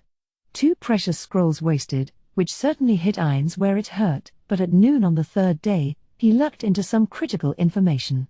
In other words, he found several trees that seemed like shops and was starting to get his bearings. It might seem like a small step, but for Ainz, it was a huge development. His joy was so great that his mental restraints kicked in. Not wanting to waste this intel, he spent a good deal of time double-checking the route to the shop. At that point, he beat a temporary retreat. The spell itself had plenty of time left on it, so he was tempted to send the god eye up the unnaturally tall, thick central tree, the palace, and take a peek inside, but ultimately stopped himself. In human society, kings need not be strong, but there were 2 reasons for that. First, you could not survive by following the strong, only those who could make the right judgment calls. This was a survival strategy for a feeble species who would otherwise be little more than food for everything else. Second, their dwellings were secure. That was the difference between this forest and the empire, the kingdom, and the sacred kingdom. But for a race carving out a living in competition with other species, it was natural for the king to be the strongest among them. The Elf King was clearly a force to be reckoned with. Best to avoid unnecessary risks here. Ainz had learned a lot about this world but had yet to find anyone but monsters anywhere close to his strength. Had he not met that mysterious warrior Rick, he might not have spared much thought for the Elf King. But the fight with Rick had made Ainz extra cautious. He discarded the eyeball spell and cast greater teleportation. Back at their base, he found the twins waiting for him. This time Mare was wide awake, and they exchanged information. He learned the twins had found a number of paths. The elves mostly moved within the trees, so the second day had been a waste. Discovering where these led would depend on how far they led. Ainz expressed concern that if they moved in daylight, they'd be spotted by the elves on these paths. Aura seemed quite confident that if they rode Fenrir through the woods alongside the path, they would not be discovered easily. Her confidence convinced Ainz he had nothing to worry about. But he did not immediately grant permission to investigate. Rather, he suggested holding off for now. They might have far better information later that day. Night had fallen on the third day. Once again under cover of perfect unknowable, Ainz approached the elf capital. Naturally, from a different direction than any previous approach, with magic assists. There was always a small chance a skilled elf ranger had discovered signs of his previous visits. Fly should have stopped him from leaving any tracks on the ground, but Ainz himself had little expertise with stealth or tracking. For all he knew, he could have bent branches or scattered leaves in odd directions, leaving trace signs behind. Honestly, sometimes I wonder if being extra cautious all the time is actually worth it, but if the surrounding villages all go on red alert because some mystery intruder is hanging around, that'll make everything far more difficult. And if the theocracy takes those elves prisoner, well, I'd rather they not find out about my little scouting mission. Even if they did discover signs of a mysterious watcher, few would assume they were from the Nation of Darkness. However, the theocracy finding out a third party was hanging around was bad news. He was scared to see what they'd do. Unexpected actions could mess up all kinds of plans. I could pop back and consult Albedo and Demiurge, but that could put a damper on my have Aura and Mare make friends scheme. Which left him with only one option: be as careful as he could. Ainz took out a scroll and this time activated it right away. He was certain it would lead to results, and therefore, he did not hesitate. His god eye flew into the target elf tree, and Ainz muttered, "All right," under his breath. The elf he was after was sound asleep on a bed of leaves. A grown male. As a rule, elves had slim builds and were shorter than the average human. Maybe 80 to 90% as tall. They had little body hair and no beards. And since their biological prime lasted for centuries, it was difficult to determine their ages. Everyone looked young. So he couldn't be sure this elf had the information Ainz was after. Yet, he targeted him anyway, for good reason. No one slept here but this man. Cleaning up after snatching a whole family was a lot more work. He had a second goal in mind, but that, he'd have to find out later. Ainz knew where the man's home was, so he used greater teleportation to bring himself there. The elf did not wake at his entry. Ainz had made no noises and was undetectable, even someone high-level would likely not have noticed. This was expected. Ainz used a Tier 4 spell, Charm Species. This took hold easily. The fact that the elf was asleep helped more than the level gap. "Wake up," he said. Perfect Unknowable had dissipated the moment Ainz used a hostile spell, in more accurate game terms, when the spell required a resistance calculation. As he spoke, he grabbed the elf's shoulder, gently, not causing pain, and shook it. He did not want to linger in enemy territory. Emra? Not the most intelligent noise, but he had been asleep. "Don't resist," Ainz said. He took the man's hand and cast greater teleportation. This spell allowed you to travel with someone else, but only if they consented. If they resisted, they'd be left behind. However, a charmed state was treated as consent and posed no hindrance. The same went for the higher-level controlled state, but while harder to resist, Ainz had reasons to avoid resorting to that. For now, his kidnapping was a success. He had the makings of a criminal mastermind. Cool, just as planned. Having everything go right was always a pleasure. A broad smile spread across his bony visage. Whoa. What's going on? The elf appeared to be shocked by the sudden change in the ground below him and the view before his eyes. He leapt to his feet, now wide awake. Did not seem like he was inclined to believe this was all just a dream. Perhaps elven culture was not big on that notion. Ainz glanced around, but unlike the past few days, there was no sign of Fenrir.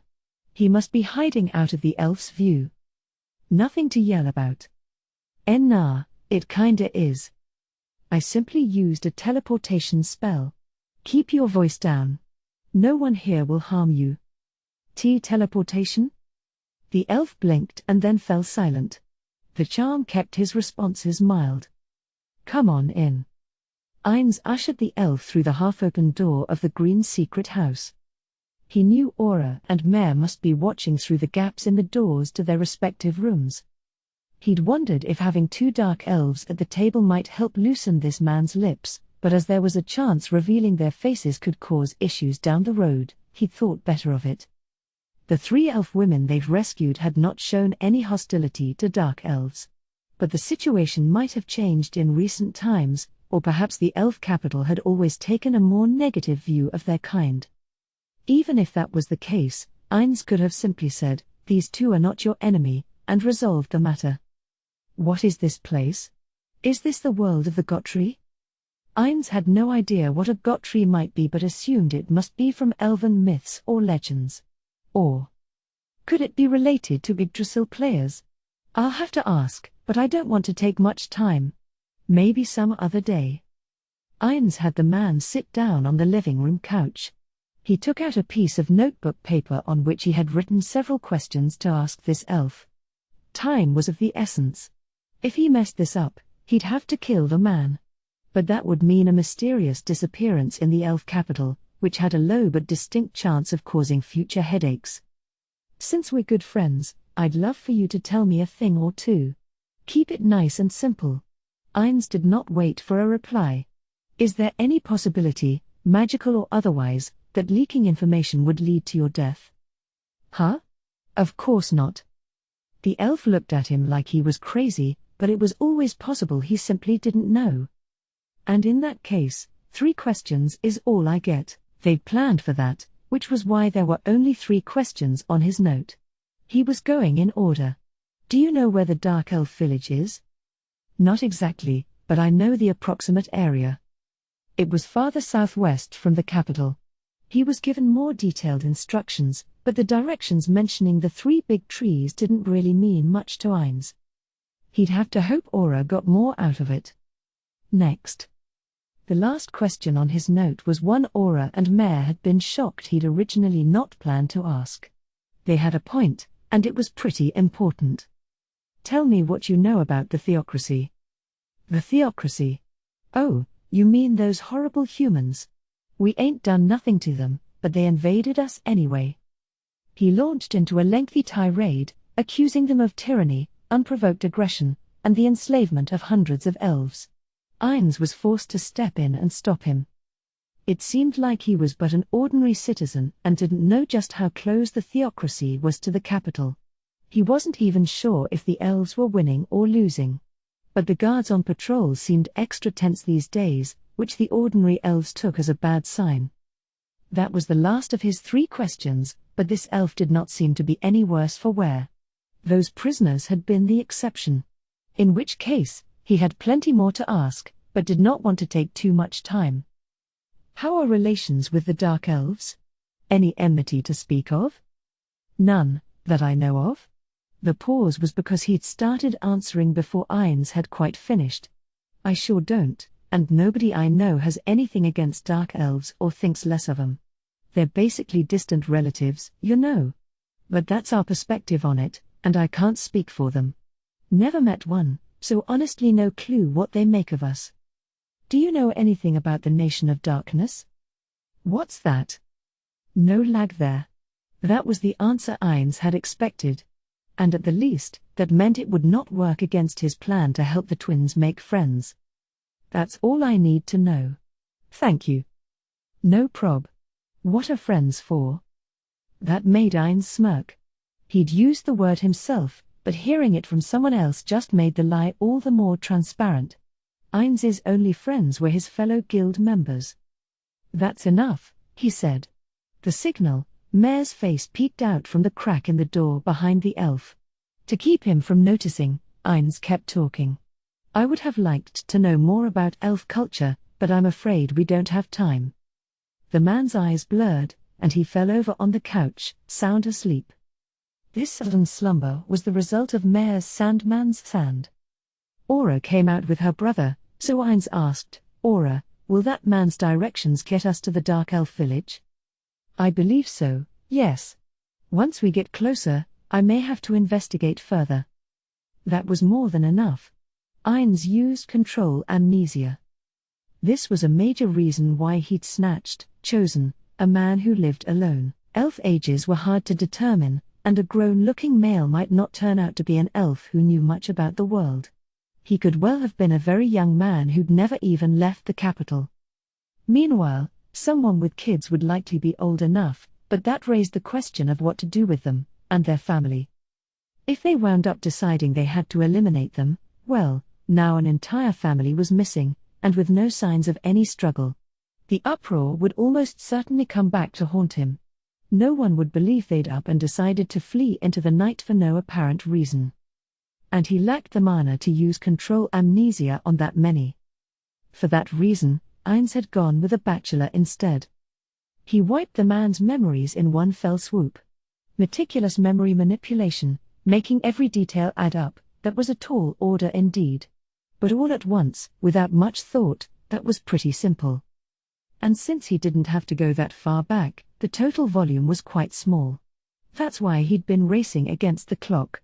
If he hadn't planned on using this spell, he could have asked questions until the charm ran out, then cast charm species again and continued questioning the man. But since he'd kept the question count low and taken little time, all he had to do was wipe all memories after he'd gone to bed. He might have gone back a bit too far. Ainz had accidentally wiped the part where he lay down to sleep. That kind of error was common when rushing cleanup, but if he'd gone any slower, Ainz might have run out of mana. Given how much he still had left, maybe it wouldn't have been an issue, but that was hindsight talking. Nothing he could do about it now. The elf might be a bit confused, but hopefully he'd invent a plausible explanation on his own. Ainz had used a lot of mana, but since he'd prepared carefully and made no mistakes, the remainder was enough to complete the plan. I'll be right back.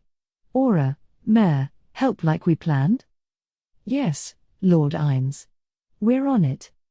Alright. I'll do my part. Ainz led the way, while the twins picked the man up, swinging by his limbs. Either one of them was strong enough to carry the man on their own, but there was a risk they'd bump into something and have that register as damage, cancelling the spell and waking him up. Then Ainz would have to cast control amnesia again and run out of mana. Of course. I have another plan for that eventuality, so it wouldn't pose a real problem. Ainz stepped out of the green secret house and activated Perfect Unknowable. Then he opened a gate. It led straight to the elf's bedroom. He stepped through first, inspecting the bedroom interior, ears perked up. Phew, that's a relief. No one had been surprised by the gate's appearance and gone running. Just to be sure, he stayed still a moment, listening closely. Seems like we're good. A ranger of Aura's level could probably be too quiet for Ainz to hear, but even she didn't stay in perfect stealth mode around the clock. If a veteran ranger had noticed something off about the man's house, guessed there might be more to it, and staked the place out, that would be such bad luck, Ainz would have no choice but to suspect someone was out to get him. Best to assume nothing like that had happened. He released Perfect Unknowable and poked his head through the gate, signaling to the twins that they were free to carry the man through. They executed the plan in silence. Aura and Mare carefully laid the man down on the leaf bed. Letting him take damage here, and waking up would be a very stupid mistake. Sandman's sand was stronger than regular old sleep. A good shake could wake you from the latter, but Sandman's sand would leave you under until you took actual damage. If they left him like this, he would not wake up until someone found him and hurt him. He might even sleep until he died. That would undo all the efforts Ainz had taken to avoid causing a commotion. With the elf on the bed, the next step was to wake him up. Ainz looked around, searching the closet he'd spied on his earlier exploration. He found a wooden carving depicting a strange sort of creature, probably like a mole or frog with a portly belly. He hadn't seen anything like this in the woods around them. Perhaps it was a fictional being from elf myths or legends. Ainz picked it up. Definitely wood. Still, heavier than it looks. If the blow proves fatal, well, that's just his luck. Even if this became a crime scene, no one could tie the murder to Ainz. The twins saw him heft the statue and carried the man over beneath the shelf. Aura and Mare nodded once and disappeared through the gate. Ainz himself stood just outside of it. He tossed the strange statue toward the ceiling. This was Ainz's best shot at avoiding any suspicious deaths. Before the statue landed, he jumped through the gate and closed it behind him. Good. Now for the final check. Wait right here. Okay. Got it. Almost done. Good luck, Lord Ainz. I'm sure you'll be just fine, Lord Ainz. But, I know you're running low on mana, so be careful. With that, Ainz cast Perfect Unknowable again, then used Greater Teleportation. This took him back to the elf's abode. Shit fire. That hurts like hell. Why'd it fall? Why was I even sleeping over here? Booze? I don't remember drinking. Goddamn, that stings. The elf was awake and glaring balefully at the statue. His eyes were tearing up, but Ainz couldn't help but grin. Excellent. The perfect crime. The man was clearly not acting, he genuinely didn't suspect a thing. Well, he was confused by the statue that had fallen on him, but naturally didn't think anyone had broken into his house and thrown it at him. Wait. Ainz had been about to teleport away but quickly stopped. Did he notice something amiss? He can't know it was us, but does he know someone was here? This is a shop, could there be a security device or a magic item? One even I couldn't detect? Maybe Tsungoga was trying to tell me something. Tsungoga? There were no monsters in Yggdrasil by that name. Tsungoga, Tsungoga. Please send me a sign. The elf was on his knees, head bowed to the wooden statue. Clearly the pose of a faithful man in supplication.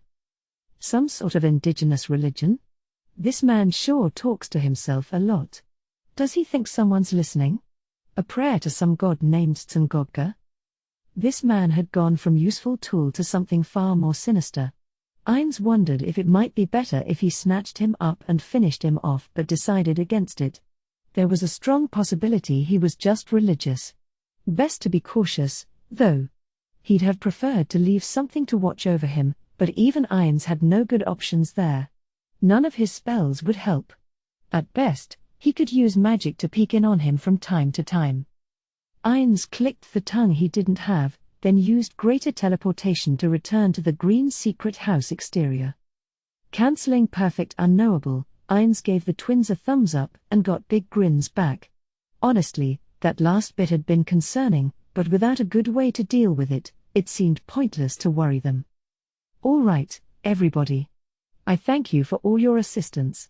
Today's business has come to a close, Ainz said, being very theatrical. The twins looked momentarily taken aback but soon smiled again. The hour is late, so let us head to bed, lest we find ourselves weary in the morning. Yes, Lord Ainz. They chorused. The date may already have changed, but when should we rise? You may wake when you please, but no sleeping all day. If you can be up by 9, I'll fetch breakfast for us from Nazarick. Okay, they said, and Aura elbowed Mare in the ribs. He had meant none of this to sound spiteful, so he just said, then, good work, one and all. Good work, Lord Ainz, they said. and good night. Part 3. They set out for the Dark Elf village. Fenrir was running across the land, following the elfman's directions. If they'd been able to spot any landmarks from above, they could have skipped right to the end, but even Aura had come up empty. Speeding through the forest meant damp air, as in the air itself was practically green, constantly buffeting Ainz's face. That distinctly pungent smell of the forest made his nostrils quiver. Perhaps it was only his imagination, but the air here felt very different from the Tove woodlands. If it were not all in his mind, then this world was more varied than he'd imagined. Even similar terrain contained an infinite myriad. This thought left him with an urge to explore the world at large. An ordinary human in this forest would find their path blocked by hanging vines and overgrown thickets. Unable to travel in a straight line, they could easily get themselves all turned around. The man had said the Dark Elf village was a good week out from the capital. Elves might be adapted to life in the forest, but even they could likely manage only 9 or 10 miles a day. That meant their destination was at least 60 miles out. They'd covered the distance in just over an hour. If they hadn't felt a need to keep an eye on their surroundings, they could have made it in less. That just proved how good Fenrir was. His forest walk skill was particularly handy. The trees and brush seemed to move aside to let them pass, allowing them to charge straight ahead. Even Fenrir could not have gotten them this far in so short a time without that skill. Now. It should be around here, Aura said, frowning. She was seated in front of Ainz. Since elven villages were made of trees, it was sort of hard to spot them in a forest. That was probably why their culture had adopted that lifestyle. The capital's approach, felling the trees around the city, was an exception to the rule. But they had no means of hiding the villages from a skilled ranger like Aura. It seemed unlikely they'd missed anything along the way, so they must not be there yet. If the path we've taken was the right one, then there's no cause for concern. We don't want to get too close just yet, Ainz said, tapping the mask he wore. Best we locate the village first, then hide ourselves somewhere the Dark Elves won't find us and gather information. He was a little scared they'd come to the wrong place entirely. But that was not very likely. This forest was a sea of trees, with no landmarks anywhere. Ainz alone could never have gone anywhere without getting lost. The path the elf had described was all: there's a boulder at 2,500 paces, turn toward the 3 trees in a row, and go another 3,000 steps. It didn't really make sense to Ainz. But it did to Aura.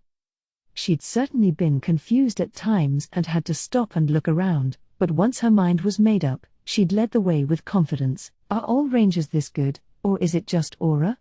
He hadn't been nearly as impressed by it on their way to the dwarf country, but this time they clearly would never have gotten anywhere without a ranger. Yggdrasil had had its share of jungle zones, but in hindsight, they were still less punishing than this.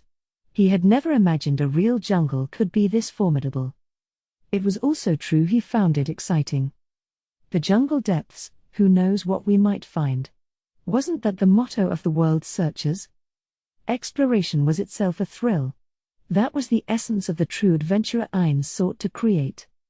Leave everything behind and set out to see the world. Ainz shook off that thought.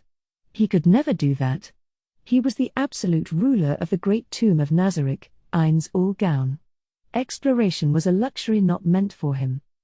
But every now and then might not be out of the question, not abandoning Nazarick entirely or anything, of course. Just vacations. Arg, my mind's running in circles. Can I honestly say I'm not just here to shirk my duties and escape my burdens? I'm treading water, making no progress at all. Are undead incapable of personal growth? Or am I just particularly bad at it? Thoughts like this lead to nothing but sighs. No use brooding. Focus. This trip is about Aura and Mare. Next time, maybe I'll take Cocytus and Demiurge somewhere. It's been far too long. He remembered when they'd obtained that land sailing ship together on the Katza plain. Right. No more negativity. Think positive. If I'm taking more trips like this, it'll be hard without a ranger, but it might be fun to overcome things with sheer wit and inspiration. This time they had aura, so things were going swimmingly.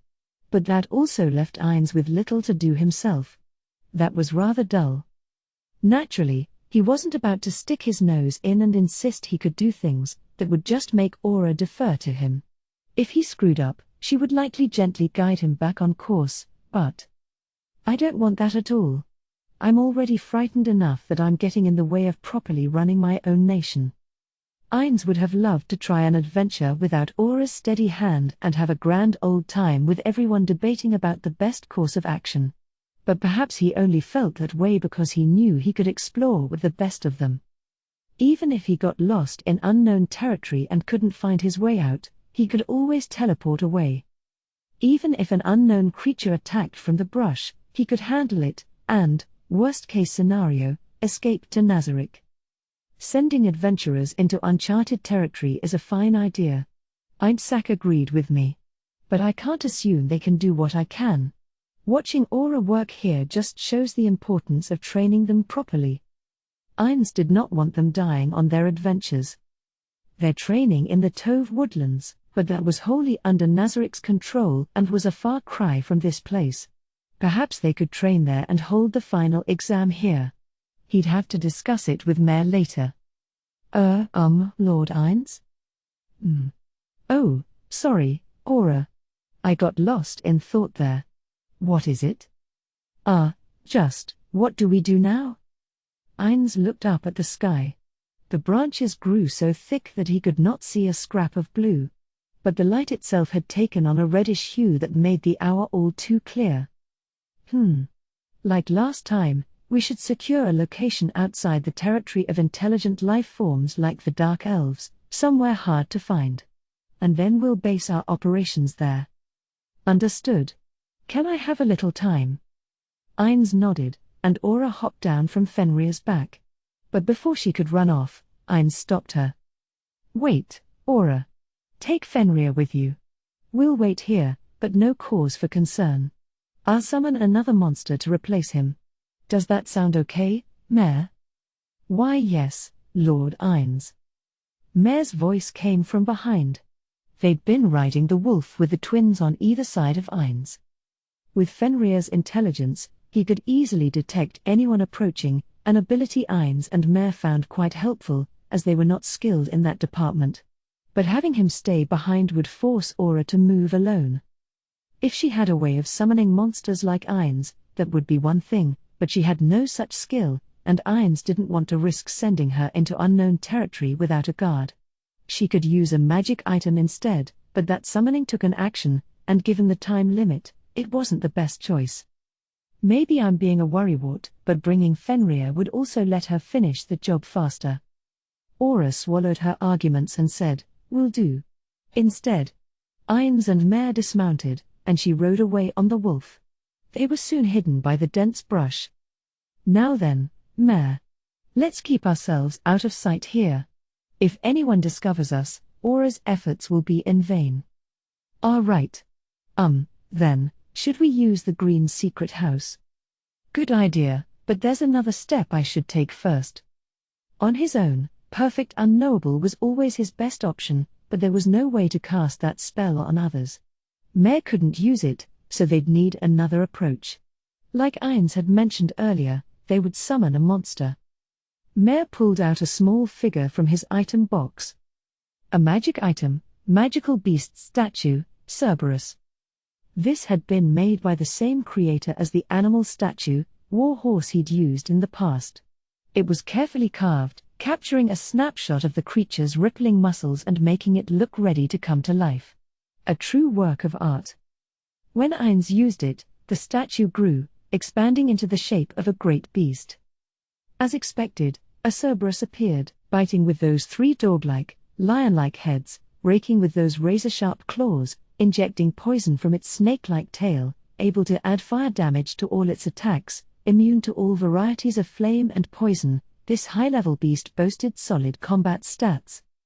Anyone who wanted to summon the Cerberus with a spell would need to be able to cast Summon 10th tier monster. That should be some indication of its raw power. But to a player of Ainz's skill, it was hardly a major threat. Few things were. Summoned monsters were not designed to solo kill other players, they were all about exploiting weaknesses, trapping opponents, increasing general DPS, or perhaps tanking incoming damage. Certainly, it would fare better in a straight-up fight if he used skills to buff it right. The Undead Ain's summon certainly came with a few bells and whistles. But this strength would simply never be a match for a player in the same level bracket as Ain's. A player would risk losing only if it was an incredibly unfavorable matchup or if their build was fundamentally flawed. The reason Ain's had gone with a Cerberus over, say, an eyeball corpse was because he'd assumed beast-type monsters came with solid detection skills. And in a dense forest, a good nose and ears were much more useful than eyes. This Cerberus wasn't as high level as Fenrir, but it had 3 heads. That meant it was 3 times as good at sniffing things out. Probably. Yikes, Mare said, having never seen this beast before. Ain's was almost certain it wasn't because Mare thought it looked strong. If the two of them were to fight, the Cerberus could never win. Mare could likely defeat it with one hand tied behind his back. Cerberus, if you smell anyone else approaching, let us know.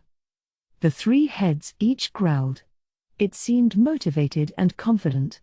Very you got it, boss. Pleased with this, Ain's shot Mare a boastful look, but the boy likely didn't pick up on that at all. Oh, how far out can you distinguish scents? A few hundred yards? The Cerberuses, or the heads of the one, all froze. What? This time he was getting Oh, and yoicks, followed by a nervous a few hundred yards? At least, that was how Ain's read it. There was a possibility he was wrong. I mean, you have 3 heads. You can smell farther than Fenrir, right? The Cerberus let out a whine and displayed its belly. If it had been a puppy, that could have been cute, and even Ain's might have been tempted to give it a rub. But this was a 3-headed monster. It was the opposite of cute. The bulk alone did it no favors, and the hideous faces defied the concept. When Ain's didn't move, Mare decided to be nice and rub the beast's belly. What's this? Ain's asked. Careful not to knock Mare over, the Cerberus got back to its feet, letting out a grim growl. I'll try. I can do it. No, I can't. The heads did not seem aligned on this.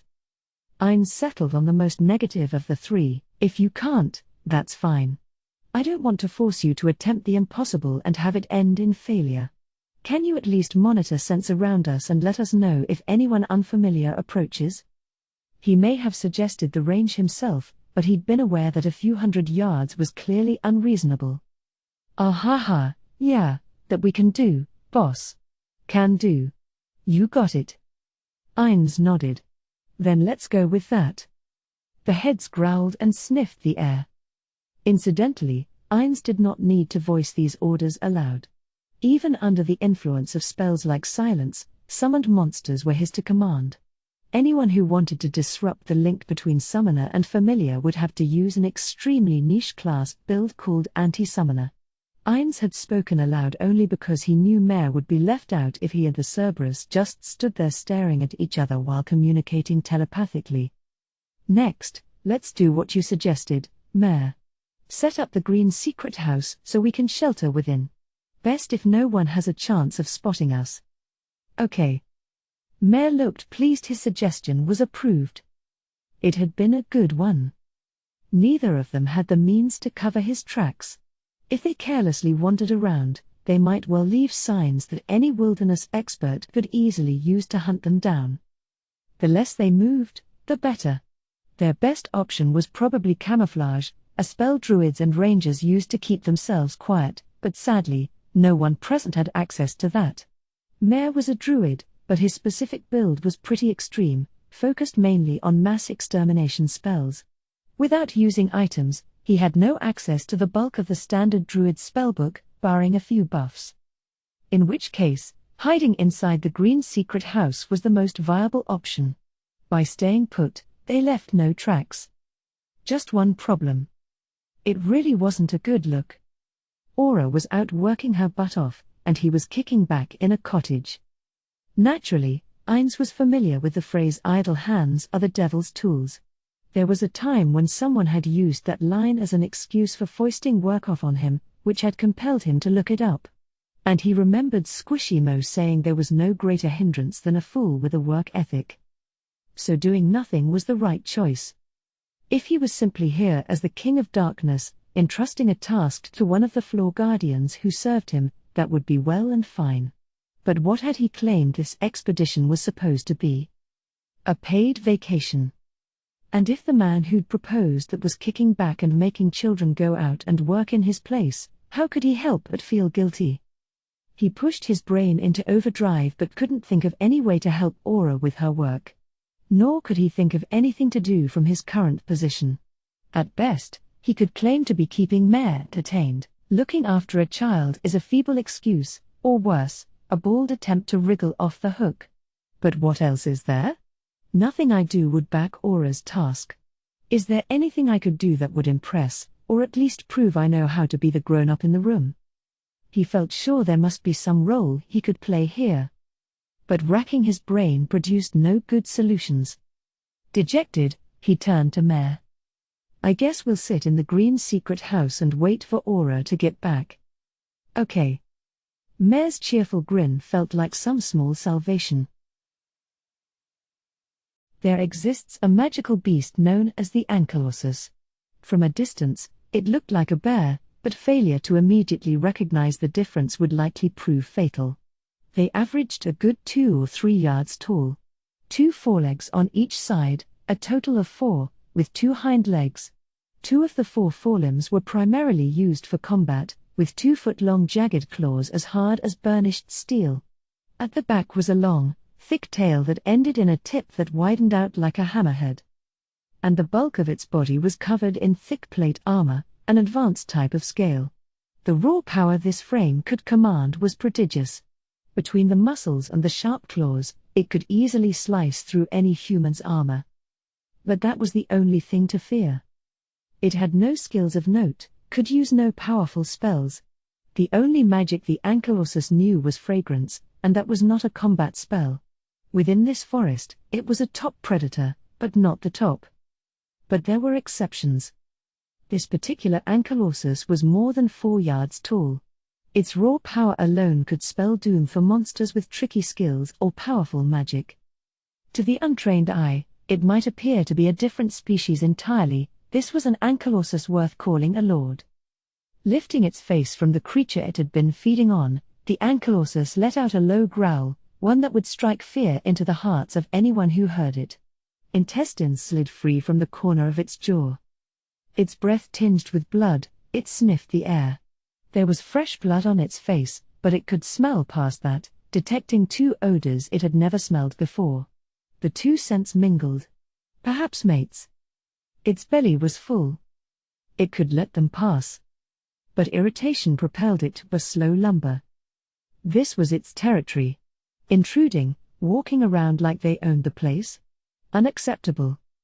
It rose up on its hind legs and raked the bark of a nearby tree with its claws, then rubbed itself against the trunk. Clear evidence that this was its domain. It began moving toward the odors, casting fragrance along the way. This would disguise the scent of blood as well as the odor of its own body. That was how a creature the size of the Ankylosus got close to its prey. Capturing anything in this forest otherwise would be nigh impossible. There were no signs they'd noticed it. If they had, they would be acting differently. Stopping to listen closely, for instance. Or maybe making a beeline out of here. These creatures did neither. Or did they think they could win? The Ankylosus stayed as quiet as it could until the scent was near. The trees were still too dense to get a clear view. But scent alone was enough. It always hunted like this. If it could see them, they could see it. It never hurried until it reached that range, moving stealthily, tracking the odor carefully, then a lunge. That last burst of speed was the linchpin of its hunt. It was close enough. The scent stayed still, and so it broke into a run, just like any other hunt. Despite its bulk, it slipped through the trees like the wind. This was no handy skill like forest walk. When it had staked a claim to this territory, it had simply toppled enough trees that it could easily charge around. Naturally, No smaller tree could ever impede it, but if its prey was nimble, that might let it get away. Its strength was certainly overwhelming, but it did not succeed on every hunt. Thus, it prepared. The source of the odors stood before him.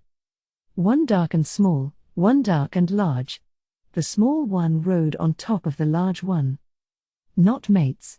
Likely different creatures entirely. That was not unusual. Creatures like this could be found from time to time. They helped each other. A wise way to protect themselves from predators. The one on top might have unusual skills, while the one below was fleet of foot. But to the Ankylosus, they were merely another meal. It smirked. At this range, they would not escape.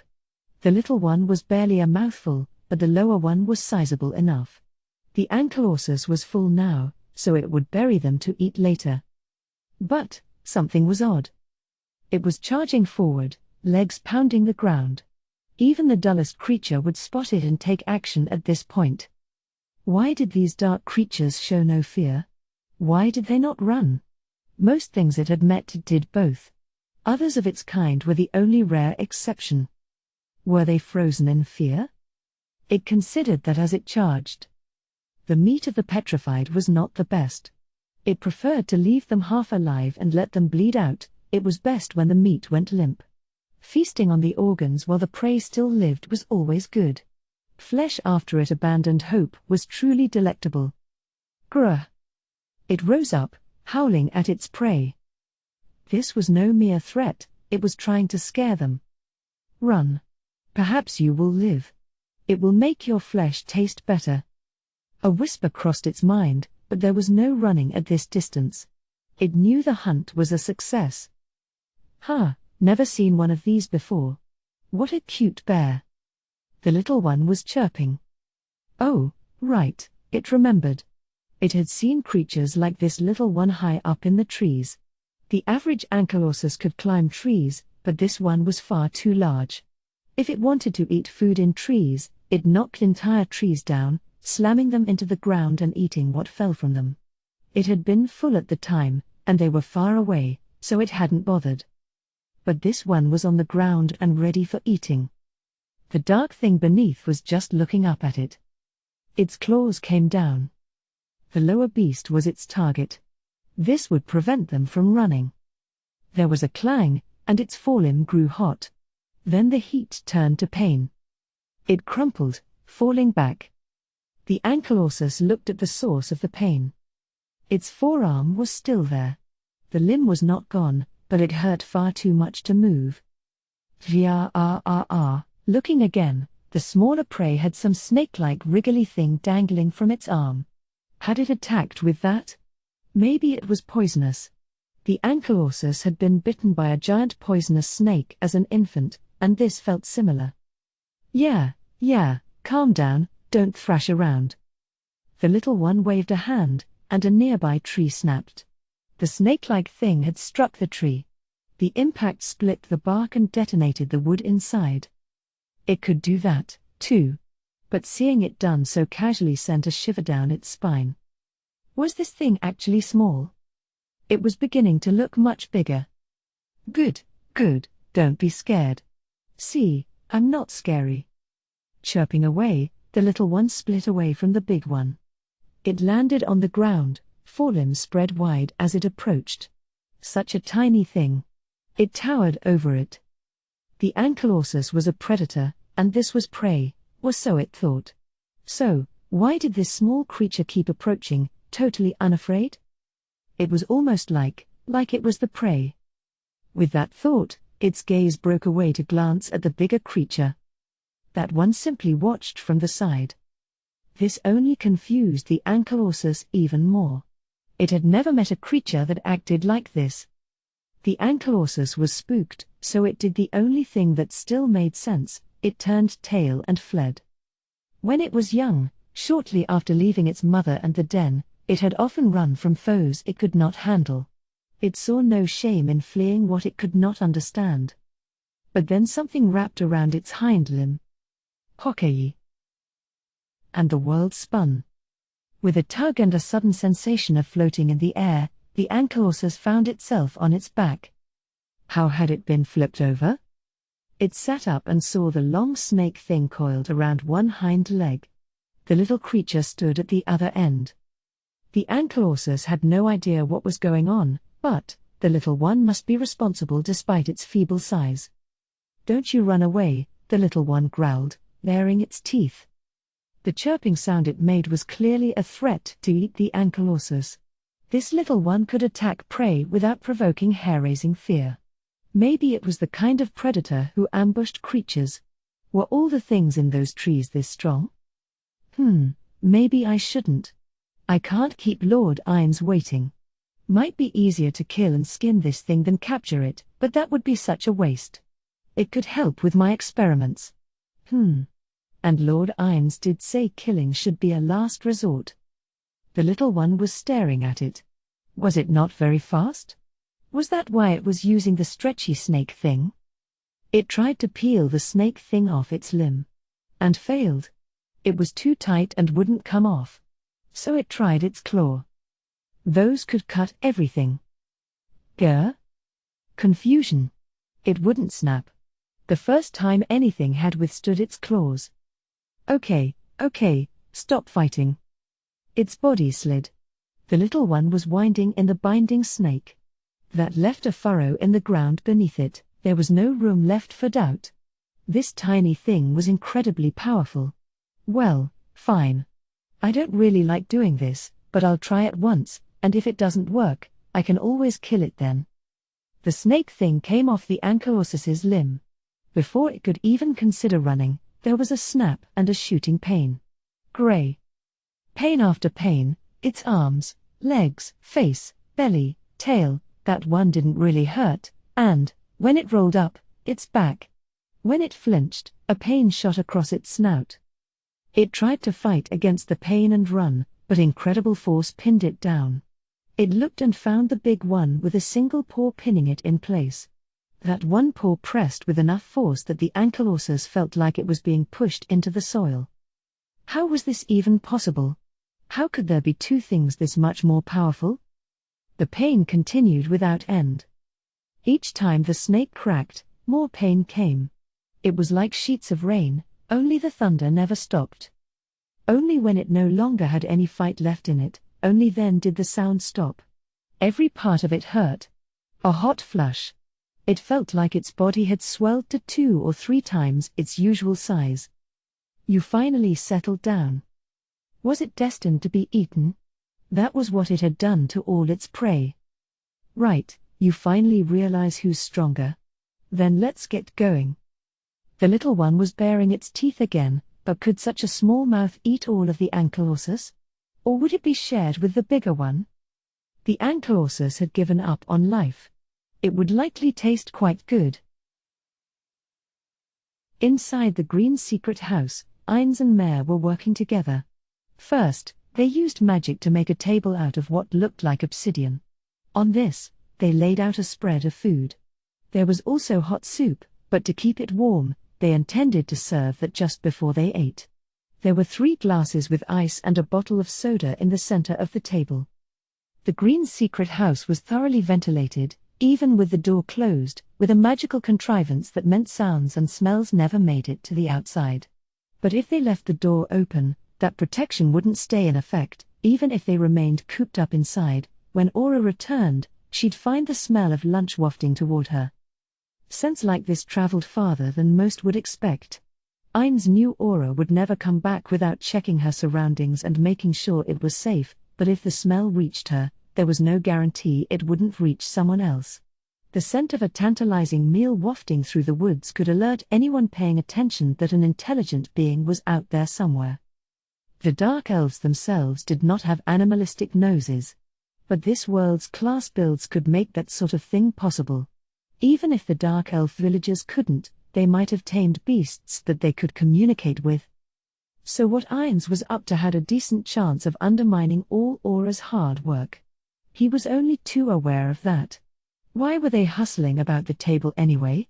Ainz had put his empty skull to work, and this was the only idea he'd come up with that allowed him to assuage his guilt. When Aura came home tired from work, He wanted to have a hot meal waiting for her. Obviously, if that resulted in wasting her efforts, it would blow up in his face. But then he considered the issue from another angle. All they had to do was prevent anyone else from finding them.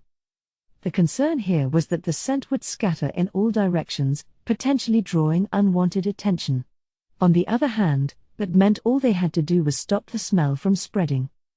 The easiest way to do that would be to put dishes on the table and serve the food only once Aura was back and the door was firmly closed. However, that would lessen the impact. He wanted the spread laid out the moment she stepped in. That element of surprise was critical. The whole point, even. So he'd momentarily returned to Nazarick and asked the head chef for a meal with a minimal olfactory signature. Then he had Mare use a magic item to summon a wind elemental that blew the air in the area skyward. Only when the air rose above the treetops did it begin to truly spread out. Particles that imparted scents were heavier than the surrounding air, but Ainz wasn't completely confident that principle actually held true in this world. They might not fall at all, but even if they did, they would be considerably weakened, but the upward draft did make the leaves rustle slightly, so little, Ainz himself barely noticed, so if someone with sharp eyes was watching from above, that unnatural movement might catch their attention. However, when Ainz had flown up to scout the other day, there had been nothing in the air but regular birds, so this was not a major concern for him. Lord Ainz. You can take this back now. Mare had finished his preparations and was holding out the orb Ainz had given him. This had been dubbed the Randomant and was a top-tier magic item. It appeared to be a clear glass orb with 4 lights spinning constantly within. 4 times a day, it allowed the user to summon an elemental and have it serve you for an hour. It could summon fire, water, wind, and earth elementals. As well as compound elementals, fire and earth gave lava, water and wind gave blizzard, earth and water gave bog, fire and water gave steam, earth and wind gave sandstorm, and fire and wind gave sirocco. The 4 core elements might provide greater elementals with levels in the low 40s, common elementals in the mid-20s, or lesser elementals in the single digits. If it summoned a greater elemental, it would be just the one. The common elemental quantity was randomized but could be anywhere from 1 to 3. The lesser quantity was also random but would be at least 3, with an upper limit of 6. But with compounds, the greater elementals would be low 50s, common in the low 30s, and lesser in that 10 to 15 range. But all compound elementals spawned on their own. That made it sound very useful, but unfortunately, the type of elemental summoned was also random. And strong elementals had far worse odds of appearing than the weak ones. Getting a greater elemental was every bit as hard as landing a shooting star. Since you couldn't get the elemental you needed when you needed it, it was far too unreliable in tactical situations. If you summoned an earth elemental while flying, all you could do was watch it fall. Mare had actually been forced to use it 3 times to get a wind elemental. No need. You can keep it, Mare. As you've no doubt noticed, it's an odd duck. If you think you can find a use for it, all the better. If it let the user summon superior elementals, or at least elementals with impure and holy attributes, well, that might raise the utility, but it's still only usable by druids. If you don't want it, all we can do is put it on display in the treasury. It might help out a newbie in a pinch, but at Ainz's and Mare's level, it couldn't even generate a viable tank. He'd been carrying it around in his item box with the intent of handing it off to someone low-level. Why, you're sure? By all means. In your hands, it'll be 100 times more useful than it would ever be gathering dust in the treasury. Thank you. Do you think summons with this would count as using spells of that attribute? I also have an item that summons elementals, but that item requires I first cast a spell of the desired energy, either primary or secondary. In other words, if Mare wanted to use that item to generate a fire elemental, he would have to do so after casting a spell that possessed the fire energy attribute, Fireball, for instance, although Mare didn't have access to that spell. I believe it would fulfill that condition, but it would be a good idea to test it out when you have time. Oh, okay, I'll do that. Once, Ainz had looked into the abilities of all the NPCs, before he fully trusted them, and he'd heard about this accessory then. Mare's item would always summon a single high-level elemental, but only once every 24 hours, and it only stuck around for 10 minutes. In essence, it really wasn't worth much. There were plenty of better items out there. But Mare showed no interest in swapping it out of his kit because Bubbling Teapot had given it to him. Ainz knew all the NPCs shared that sentiment. They knew full well there was better gear out there, but the NPCs showed no signs of changing their loadouts. If they did swap anything, it was always for other gear they'd had from the get-go. Naturally, if Ainz handed them something, they'd use it, but none of them would ever voluntarily ask to change their equipment. With the sole exception of Albedo, who had asked to borrow any number of items for combat training purposes. It was a kind of bondage. That was hardly a polite way to put it, but the phrase seemed apt. And Ainz himself. Is something wrong? Mare's worried look pulled him back to reality. He'd been dwelling on the futile again. Oh, never mind. It was nothing at all. I was just thinking about how I would use that item in your shoes, Mare. But summoning an elemental in advance may be the only prac. Outside the door, Cerberus moved. When Ainz turned to the door, he heard it growl. All three heads pointed the same way. Clearly a someone's coming signal. Ainz and Mare exchanged glances. We took care of the smells, but did someone discover us anyway? I doubt that, but... The Cerberus had not met Aura or Fenrir. But it had likely picked up her scent from them and would not react like this. They both followed the guard dog's gazes. The trees made it impossible to see anything. Mare put a hand behind his ear, trying to pick up any oral clues. Oh, there is something coming this way. So, definitely not Aura, then? Aura and Fenrir would make almost no noise. Sorry, I can't say more than that. You're right, Lord Ainz, my sister wouldn't make this much noise. Unless, she's checked the area, is certain it's safe, and is deliberately making noise to let us know she's headed back. So he knew nothing. Oh, well. Then I'll step out, as we planned. Ainz cast Perfect Unknowable and directed Cerberus to accompany him, since these instructions were communicated via his mind alone, requiring no words. The concealment spell was no detriment. But Cerberus was unable to locate Ainz, which meant Ainz had to position himself carefully. He didn't want his summon knocking him over. Perfect Unknowable really is great. It's a shame the only other guardian who can use it is Pandora's actor, when disguised as me. Scrolls might make anything possible, but then we'd run into problems with materials and time limits. Muttering inside his mind, Ainz let Cerberus lead the way. Soon even Ainz could hear the noises of trampled underbrush, and saw a shadow looming. A bear? But this was no ordinary bear. It had 6 legs, and its fur looked wet and matted. Perhaps a magical beast with a water generation skill? But Ainz's gaze was drawn upward, to Aura, who was perched on its back. She had a whip in her hands and snapped it occasionally. Each time, the bear flinched. Fenrir was walking beside them. I don't think Aura had a beast like this originally. What's going on? He could always just ask. The returning party members had noticed the Cerberus and were watching with caution, but hadn't yet attacked, unsure if it was a wild Cerberus or one Ainz had summoned. If it was one of Ainz's minions, his guardians could sense that, but maybe that didn't apply to summons. Ainz cancelled Perfect Unknowable. Lord Ainz. Aura's caution evaporated instantly. She looked delighted. Come on, move. The bear looked reluctant to approach, but Aura cracked the whip again. It let out a squeal that made him want to protest animal abuse as it nervously approached. When they reached Ainz, Aura jumped off.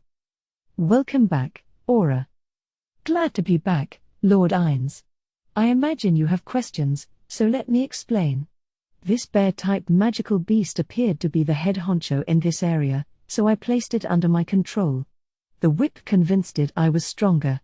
I'm sure I don't need to explain why I did that, right? Ainz would have preferred she did, but, well, he could imagine that much. Honestly, I'm unsure how strong this creature is. But, enough that the Dark Elves would fear it. Oh, absolutely. I imagine at your strength, trivial creatures like this all look the same. It's definitely not all that strong, but I imagine the average Dark Elf would consider it too dangerous to go near. From what I can tell, everyone's been diligently avoiding its territory. In other words, if we camp here, it's unlikely anyone will intrude. I recommend it. Wonderful news. Ainz nodded. Dominating a creature would be more useful than killing it. At this juncture, there was no telling how much time they'd need to locate and observe the Dark Elves. Killing the area boss prematurely would change the flow of the forest, and the Dark Elves might well come to investigate. Leaving it alive would help prevent such unexpected encounters. Still, Aura, I do not mean to doubt your judgment, but don't you already have the maximum number of beasts under your command? By dominating this creature, has a Nazarick beast been released? Generally speaking, that would not be a conscious decision. The oldest tamed creature would be forcibly released. This applied to summons or creations, as well. Yggdrasil rarely showed warning messages or allowed players to choose which creature to free. Not a problem. Beast tamers are linked to creatures under their control, but this is different. There is no link. In other words, it isn't completely under my control. I just convinced it I'm far stronger. So I can't use any tamer skills, like buffing its abilities. I see, so that makes it not completely safe, either. There was a chance its animal instincts would take over, and it would suddenly attack. But he was sure Aura had taken that into account. She must have decided no one here was at any risk of injury. It never hurt to be sure, though. Trying to figure out what level it was, Ainz remembered his giant pet. How's it compare to Hamusyuk? Aura winced. No need to look chagrined. It's a bear, looks alone suggest it's much stronger. Permission to speak freely. Of course. I may be Hamusyuk's master, but will take no offense. Give me your unvarnished opinion. In that case, if it was pure brawn against brawn, this is stronger than Hamusyuk originally was. But Hamusyuk can use magic, which makes it hard to predict which of them would actually win. An effective spell could really change the flow of battle. And Hamusyuk has the warrior class now. With armor on, she'd absolutely win the fight. Ainz could only picture her rolling around, asleep. For some reason, the Death Knight was with her. He found himself mildly annoyed. If she was just a pet, then lazing around was all fine and dandy, and one could argue that parading around with Moman was Hamusyuk's job. And he knew she'd worked hard to earn that warrior class. But seeing someone goof off while everyone else was hard at work was always frustrating. He almost said, no need to bend over backward to defend Hamusyuk, Aura, but swallowed the words instead. He knew how she must feel. This had little to do with Hamusyuk's actual skill. I see. What else could he say? He certainly wasn't about to say anything nice about Hamusyuk here. He moved on. And there just happened to be a beast of this quality here. Or are beasts like this common in the forest? We'll have to investigate. We didn't come across anything high level on the way here, did we? No. Maybe we just breezed past their territories, but I didn't spot anything. We might find more if we go looking, but, should we? Not worth it, no. We did not come here to document the local bestiary, understood, Lord Ainz. Exploring does sound like fun, though. I mean, we didn't find anything like this bear in the Tove woodlands. There's a strong chance we'd find area-specific herbs or other creatures only found here, adapted for this environment. Maybe we'll find parts of the forest where neat stuff is happening. This was a world of magic, and there were places with active anomalies out there. A waterfall that flowed upward, a hill with a rainbow light column that appeared only when it hailed, a giant tornado that spawned in the desert once every few decades. The world allegedly abounded in extraordinary sights like these.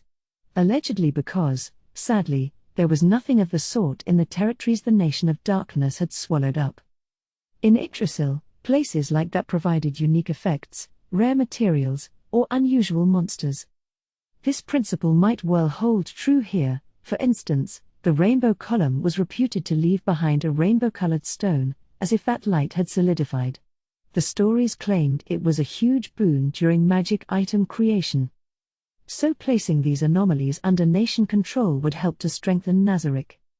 I doubt the elves know every inch of this forest. Like you said, we should explore it further in the future, perhaps send in our adventurers. The undead Ainz created would not be able to identify a new type of herb. At best, they could accompany the adventurers to carry their things. Now, let's head back. We're keeping Mare waiting. Okay. Oh, Lord Ainz, just to be sure, this Cerberus is your summon. Oh, naturally. It is. I called it out to serve in Fenrir's stead. They began walking.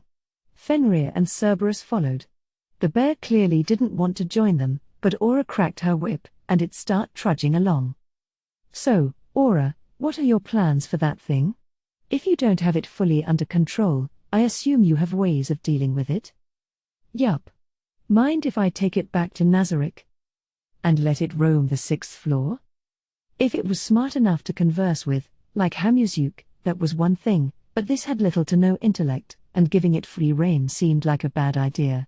Even a beast of this level could easily kill a regular maid.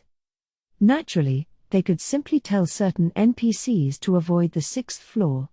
But there were plant monsters living there, too. They would need to ensure their safety. I wasn't planning on letting it roam, no. But as a beast tamer, I thought it would be worth having creatures under my control without using my class skills. I figured this would help me experiment with that. Well, I certainly want to help with that. A power impossible in Yggdrasil but achievable in this world. They had little potential for growth in game terms, so would need to find other means of heightening their skills, so Ainz would prefer to back Aura's idea. Does it have to be this beast? You couldn't start with something weaker? A level 1 creature, with a beast like that, even if it did assault a regular maid, their equipment alone would let them handle it. I could do that, sure, Aura said, looking unconvinced. If you say so, Lord Ainz. No, I'm not saying so. I just wondered, why this bear? Do you like bears? Aura spun around. Fen, don't you dare, she snapped.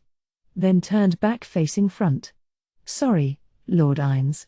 Seemed like Fen was about to do something dumb. He looked back but spotted nothing amiss. If Aura said so, it must be true. Ah, sure, no problem, he said, eyes forward again. So, why a bear? Well, it might not talk like Hamuzuk, but it is relatively intelligent. You know how Fen doesn't talk but is still super smart? Speech isn't really a good indicator of sentience. And smarter creatures are more easily trained. True. He had maybe thought similar things while observing Fen in action. Satoru Suzuki had never once had a pet, but Fen's intelligence seemed far beyond what people meant by smart dog. Arguably, that was the nature of a magical beast. That's why Fen listens to Mare sometimes.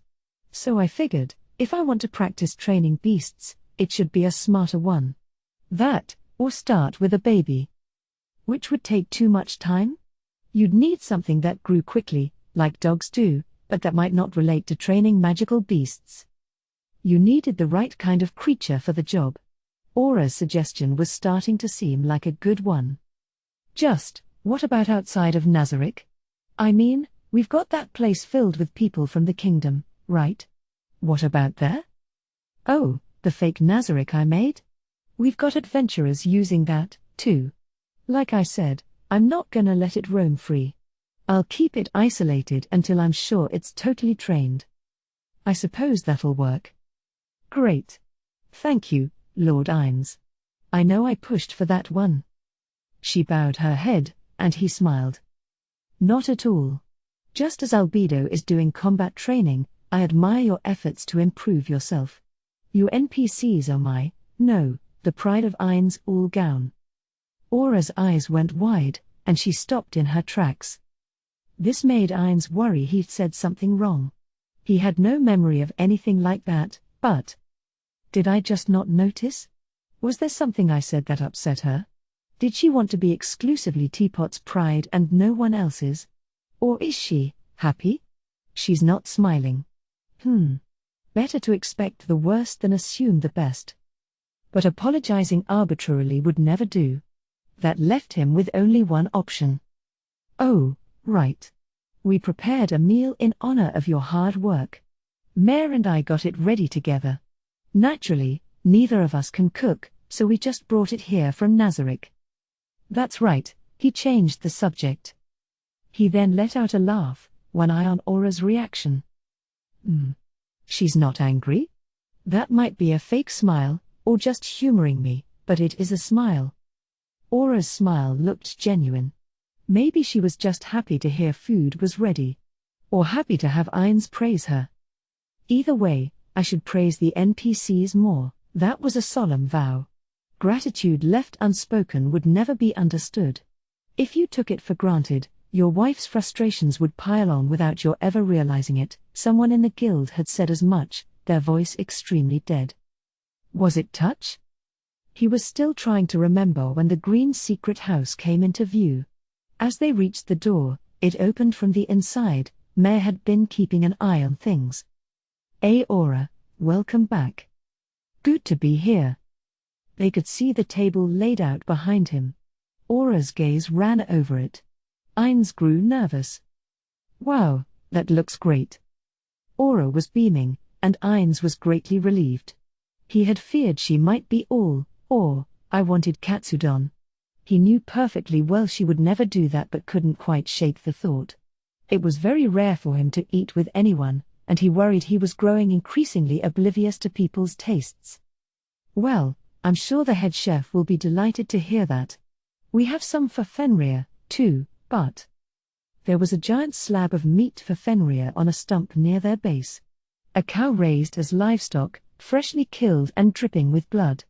The ranch itself was a ways from Nazarick, and they were allowed to graze freely on the open fields. According to the head chef, this breed tastes better on a diet of grains, not grass. His influence was strong, or others agreed with him. This meat had not proven popular within Nazarick. Perhaps they should stop letting them roam and raise them to taste right. But they lacked the hands for it.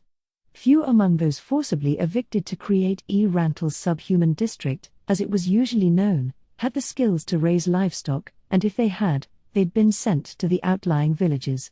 Still, the people fussing about the flavor were perfectly happy eating magical beasts instead.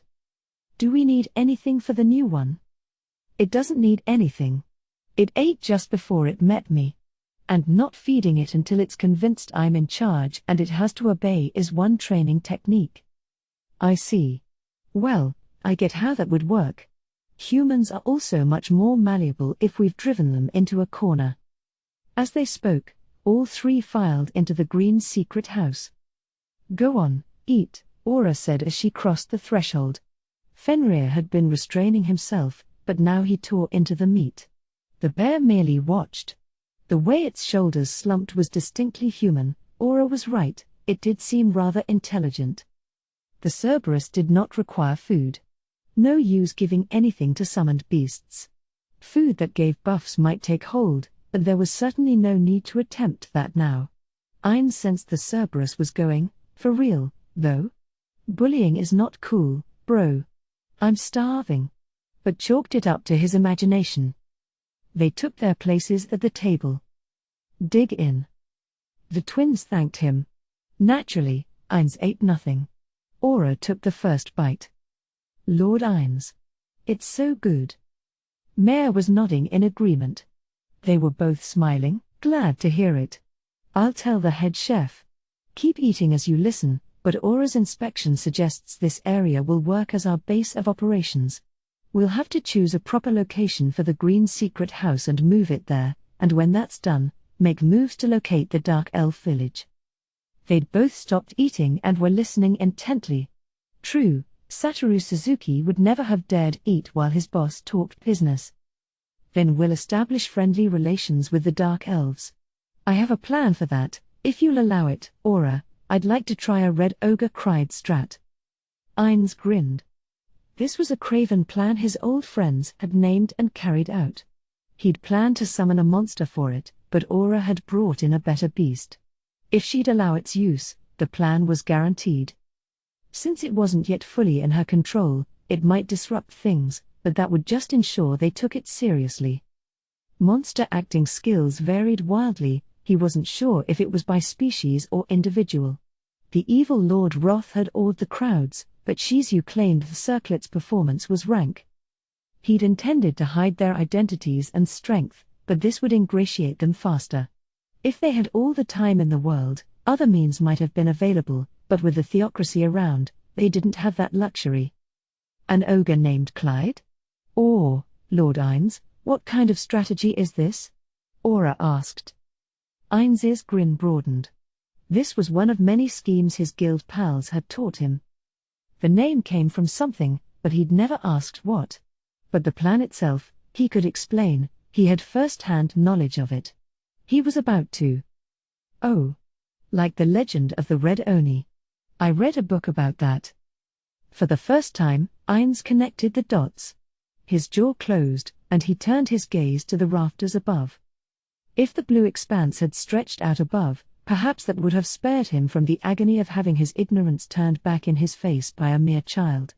Reminded him that he was but a small cog in a vast world.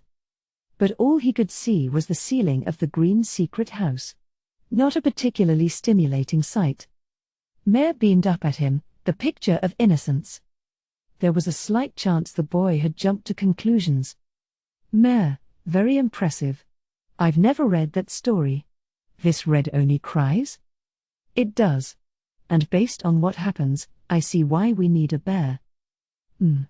He was almost certainly right. Ainz gave up the fight. Yes, you know your stuff, Mare. He smiled at them both. Chapter 3, Aura's Toughest Task. Part 1. The Dark Elf village in the Great Forest was much like any other elf village. It was worth noting that the race known as the Wild Elves had once been regular elves.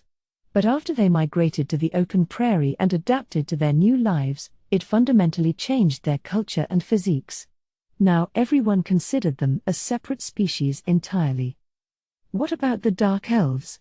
They had always been part of the same race, so by living in the same forest as regular elves, they had experienced no serious physical or magical changes. There had never been any major cultural differences, and their lives also revolved around elf trees. Like the rest of their kind, Dark Elves mostly took ranger or druid classes. The only real difference was the color of their skin and a minor custom involving animal deterrence. The Dark Elf village used odors to keep the beasts at bay. This was precious knowledge from before they moved to this forest, knowledge taught to them by the treants and other woodland dwellers. This involved planting strongly scented herbs around the village, scattering potions that animals loathed, and using druid spells of limited range and duration that took a considerable portion of their ability to cast. These techniques proved applicable in the dense forest they now called home, and the Dark Elf village was safer than just about anywhere in the region save the capital itself. The other elves knew nothing of this. If the knowledge spread, the odor's effectiveness would be diminished. Animals, magical or otherwise, may seem dumb at a glance, but that was far from the truth. If they learned that prey always lay beyond that unpleasant odor, these same techniques would put the whole village at risk. For that reason, the Dark Elves could not share this knowledge with their distant relatives, however cordial their relations were otherwise.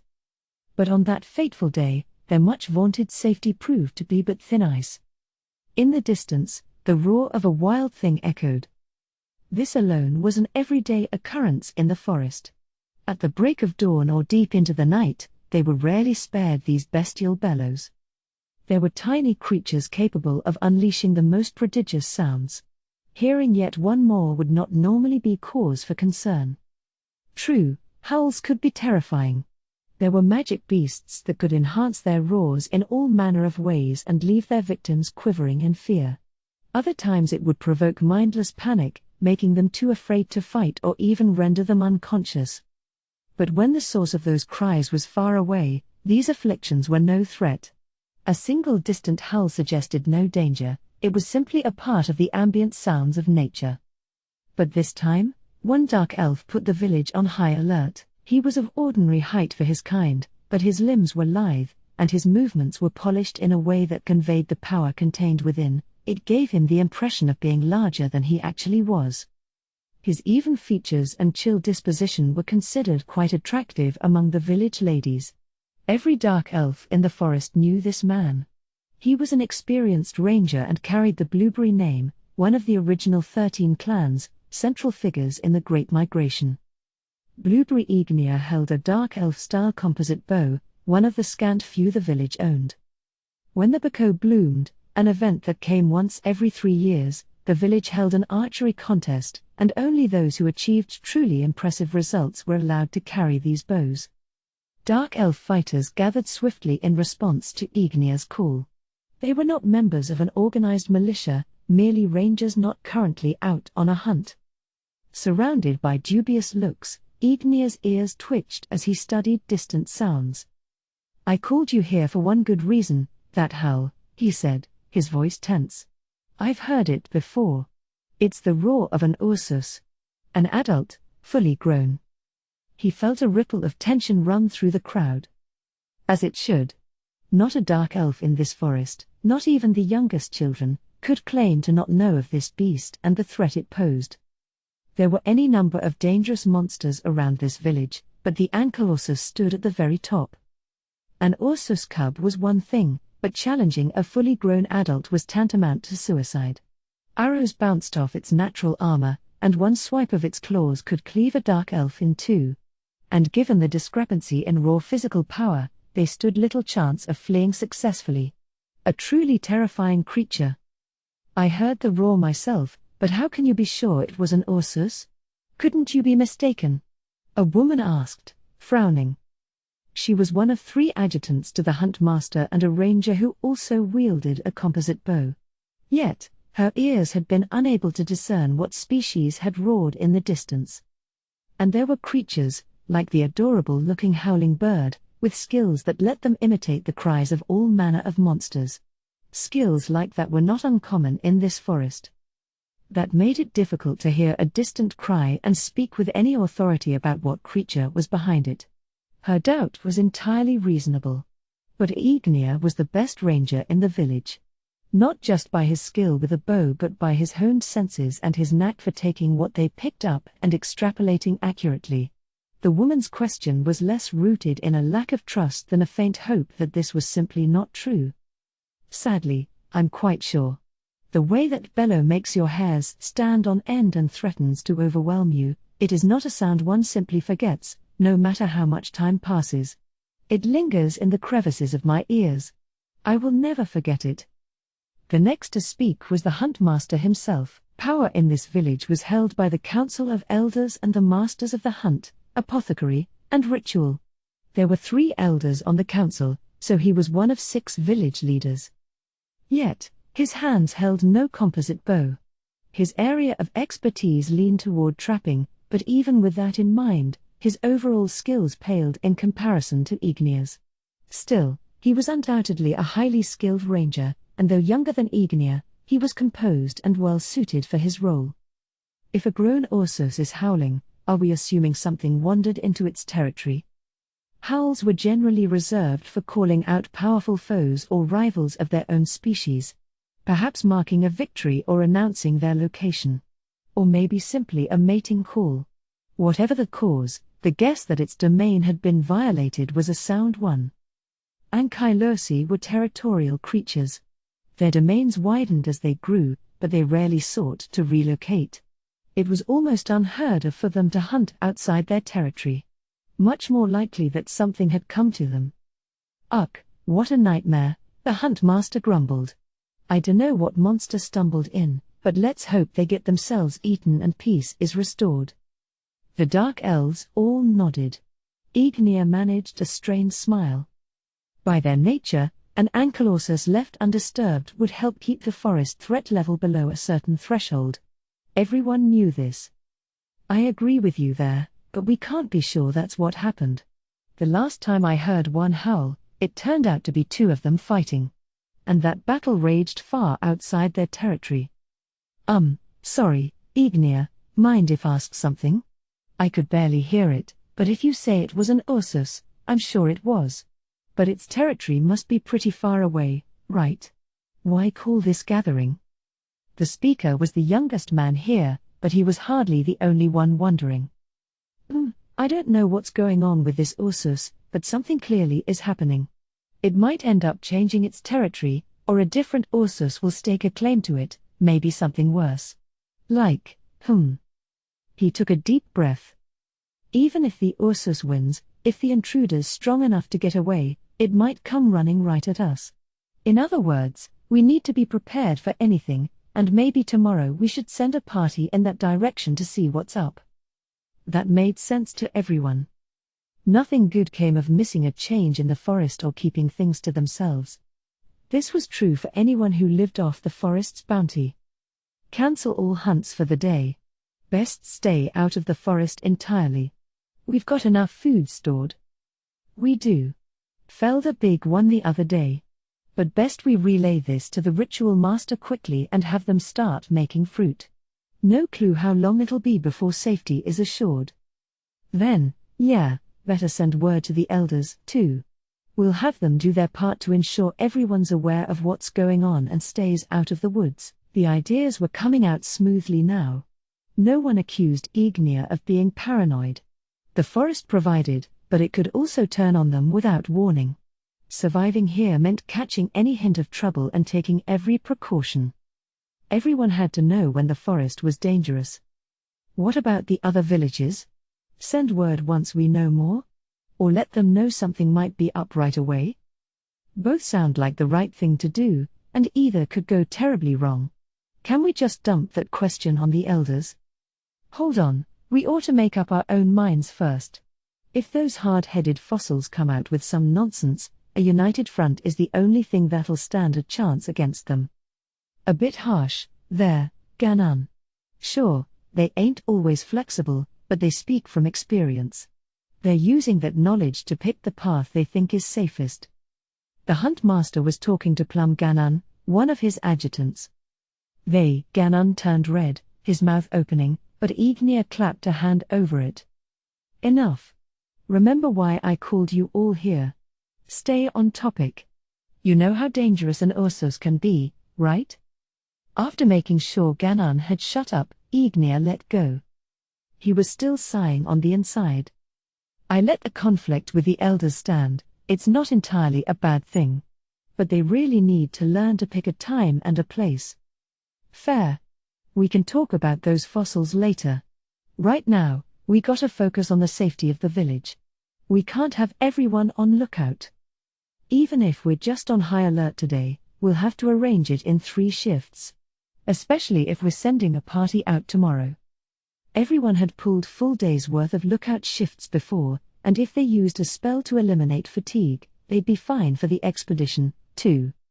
But even the slightest lingering sluggishness could prove fatal near Ursus territory. And a second howl. Everyone turned toward it, looking grim. That was a lot closer, right? Someone said, voicing everyone's fears. Ignia nodded once, confirming them. Ignia, you suggested whatever intruded on its territory might come running this way. Could it be giving chase? Ankylosy had been known to fixate on a specific prey. If a creature they were after bolted, they were liable to leave their territory and give chase. Howling in pursuit seemed a bit strange at a glance, but that was a less discomforting possibility than, say, the Ursus losing the fight and being driven out of its territory. In that case, if it catches up, it'll eat its fill and our village stays safe. If the prey comes running our way, do we shoot it down? Don't. That'll just antagonize the Ursus. Besides, we're talking about a creature capable of flaying an Ursus, odds are it's pretty dang strong. If it comes this way, we ought to stick to shooing it away. No, wait. If the Ursus gets anywhere near the village, we could be in trouble. It might decide this is a prime feeding ground. We gotta send a few out ahead and try and lead them both yonder. Opinions were flying, but they didn't really have time for debate. Ignea didn't want to speak out of turn but saw a need to bring order. He clapped his hands once, drawing everyone's attention. Whatever's going on is highly unusual. We need to act fast. If the Ursus heads home, great.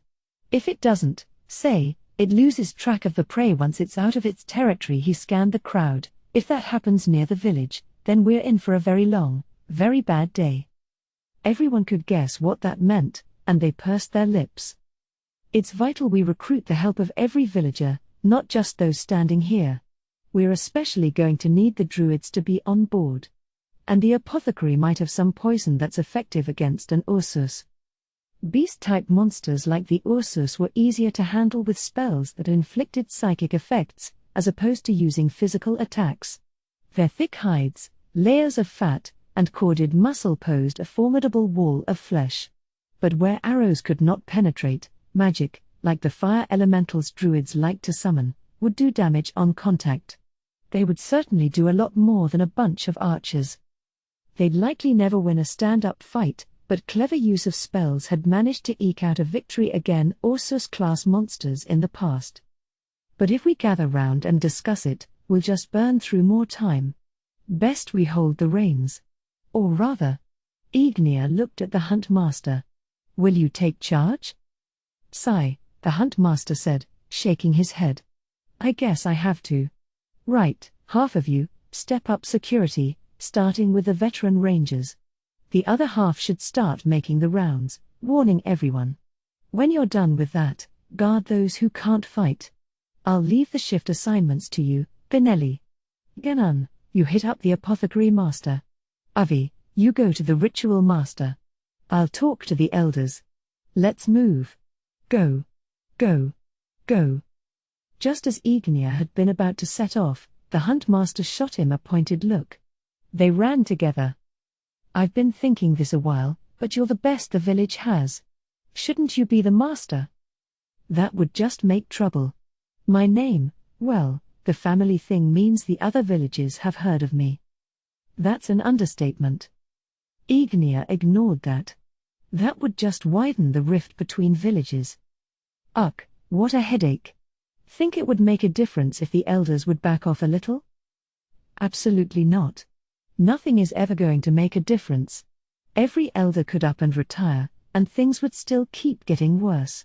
Arguably, them being hard-headed has kept things in line. How do we fix it? We don't. Not until something serious happens. That shut the Hunt Master up. I'll lead the defense. The rest is yours. Yeah, I'm counting on you. They split up, and Ignea took his place on the bridge nearest the howl. He watched as word spread rapidly through the village, not just because the rangers were looping people in but because this village was used to monster threats and knew how to get news to everyone quickly. Inside of 10 minutes, the ritual master was leading efforts to make more food with magic, and the apothecary master was putting a powerful poison and the antidote in Ignea's hands. Time passed slowly. Everyone was on edge. No more Ursus howls. The rangers were starting to relax, Ignea included. His shoulders sagged, and he loosened his grip on the bow. Maybe it caught its prey. Maybe it simply gave up and went home. The Hunt Master joined him. We'll need to scout its territory just to be sure. You up to it? I figured that job would come my way. On it. Ignea was already working on a plan of action. His eyes were locked in the direction of the Ursus's territory, like the beast itself stood before him, and then he thought he glimpsed something through the trees. Chi-chi. His lips quivered, mimicking a bird cry. This was no ordinary sound. A class he'd raised allowed him to generate a noise that instantly alerted all allies in earshot. No one in range could be caught off guard or flat-footed now. No trace of relaxation remained. Feeling their eyes on him, Ignea's gaze never wavered. He jerked his chin toward the shadow. He hoped it had been a trick of his eyes. He hoped he was jumping at shadows. He hoped it was all a big mistake. It had been a fleeting glimpse. Dozens of massive trees had somehow swayed just enough for his gaze to penetrate that far back. It could very well have been his imagination. But he was a highly skilled ranger, he had very good eyes, and his hopes were soon dashed. An ankylosis. The word spilled from someone's lips, echoing loud in every ear. They could all see it now. That massive bulk lumbering through the trees. The forest destroyer, an ankylosis. But why Blueberry? They aren't that big, right? Do Ursi get this big? The young ranger swallowed hard. There were trees in the way, and it was still far out, so they couldn't make out the full scale of it. But the trees themselves were a point of comparison. It was too big. Too massive. Sumomo, the Ursus I saw was not this big. It wasn't fully grown. This one could have grown faster or be a rare specimen or, Ignia's voice broke. It's a lord. A shiver ran through the air. If a monster was larger than normal, had visual differences like unusual fur color, or had access to unexpected skills, the village called it a rare specimen. But some managed to evolve into far more powerful creatures, becoming the pinnacle of their species, and occasionally their combat prowess would change everything. For that reason, these individuals were referred to as lords.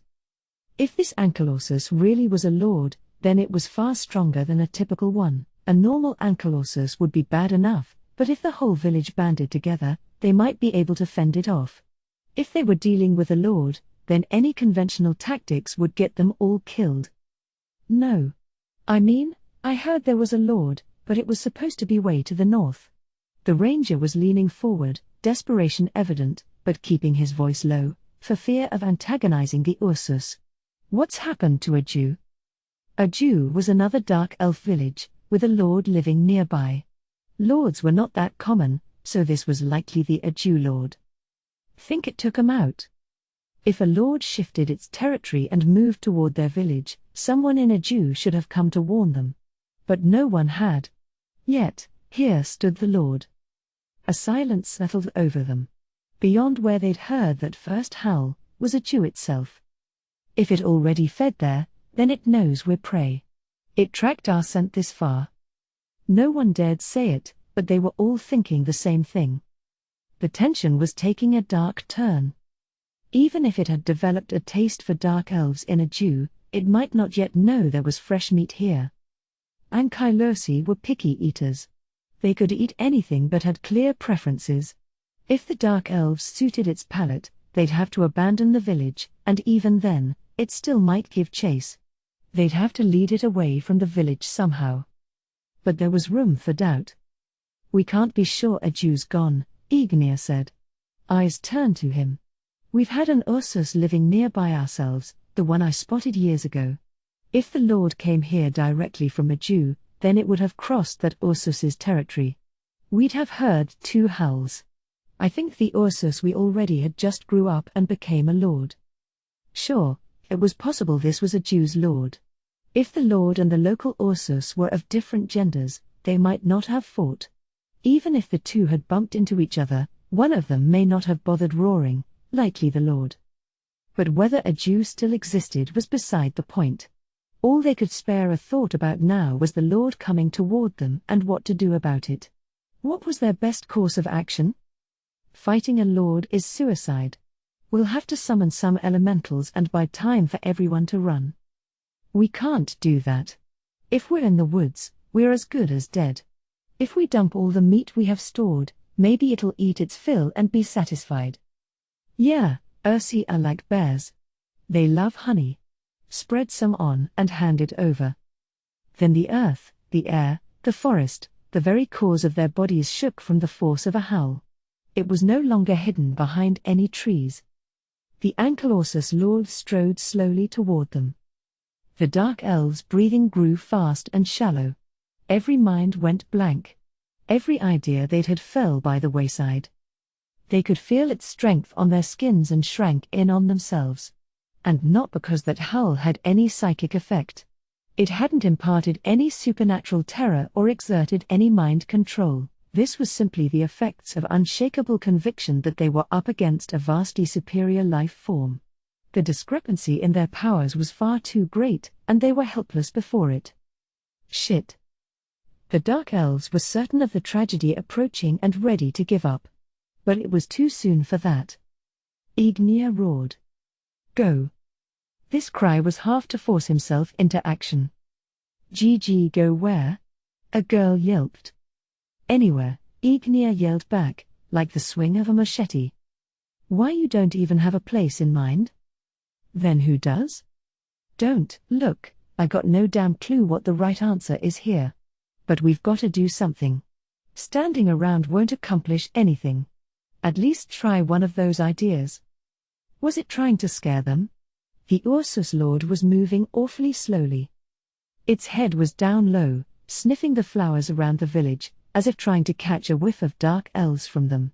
The way it moved was it weird to call it reluctant? Ignea almost felt sorry for it. Was it injured, sick, poisoned?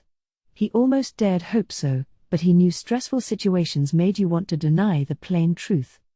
Should I shoot it? Not much point worrying about making it angry now. It's clearly coming to us. Then we should hit it first, it's in range.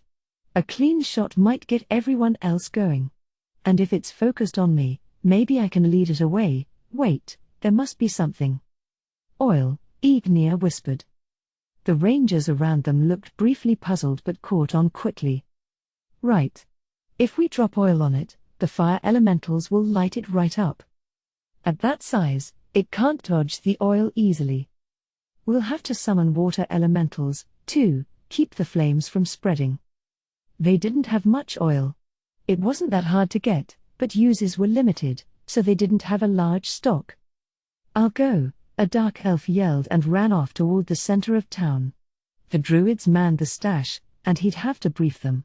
If they were still oblivious to the crisis and wasting mana on food, that would be bad. Then another howl shook the air.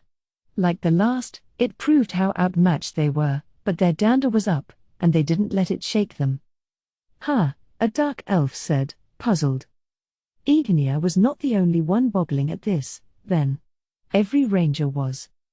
By their nature, every Ankylosus would always charge the moment they were in sight, yet this one didn't.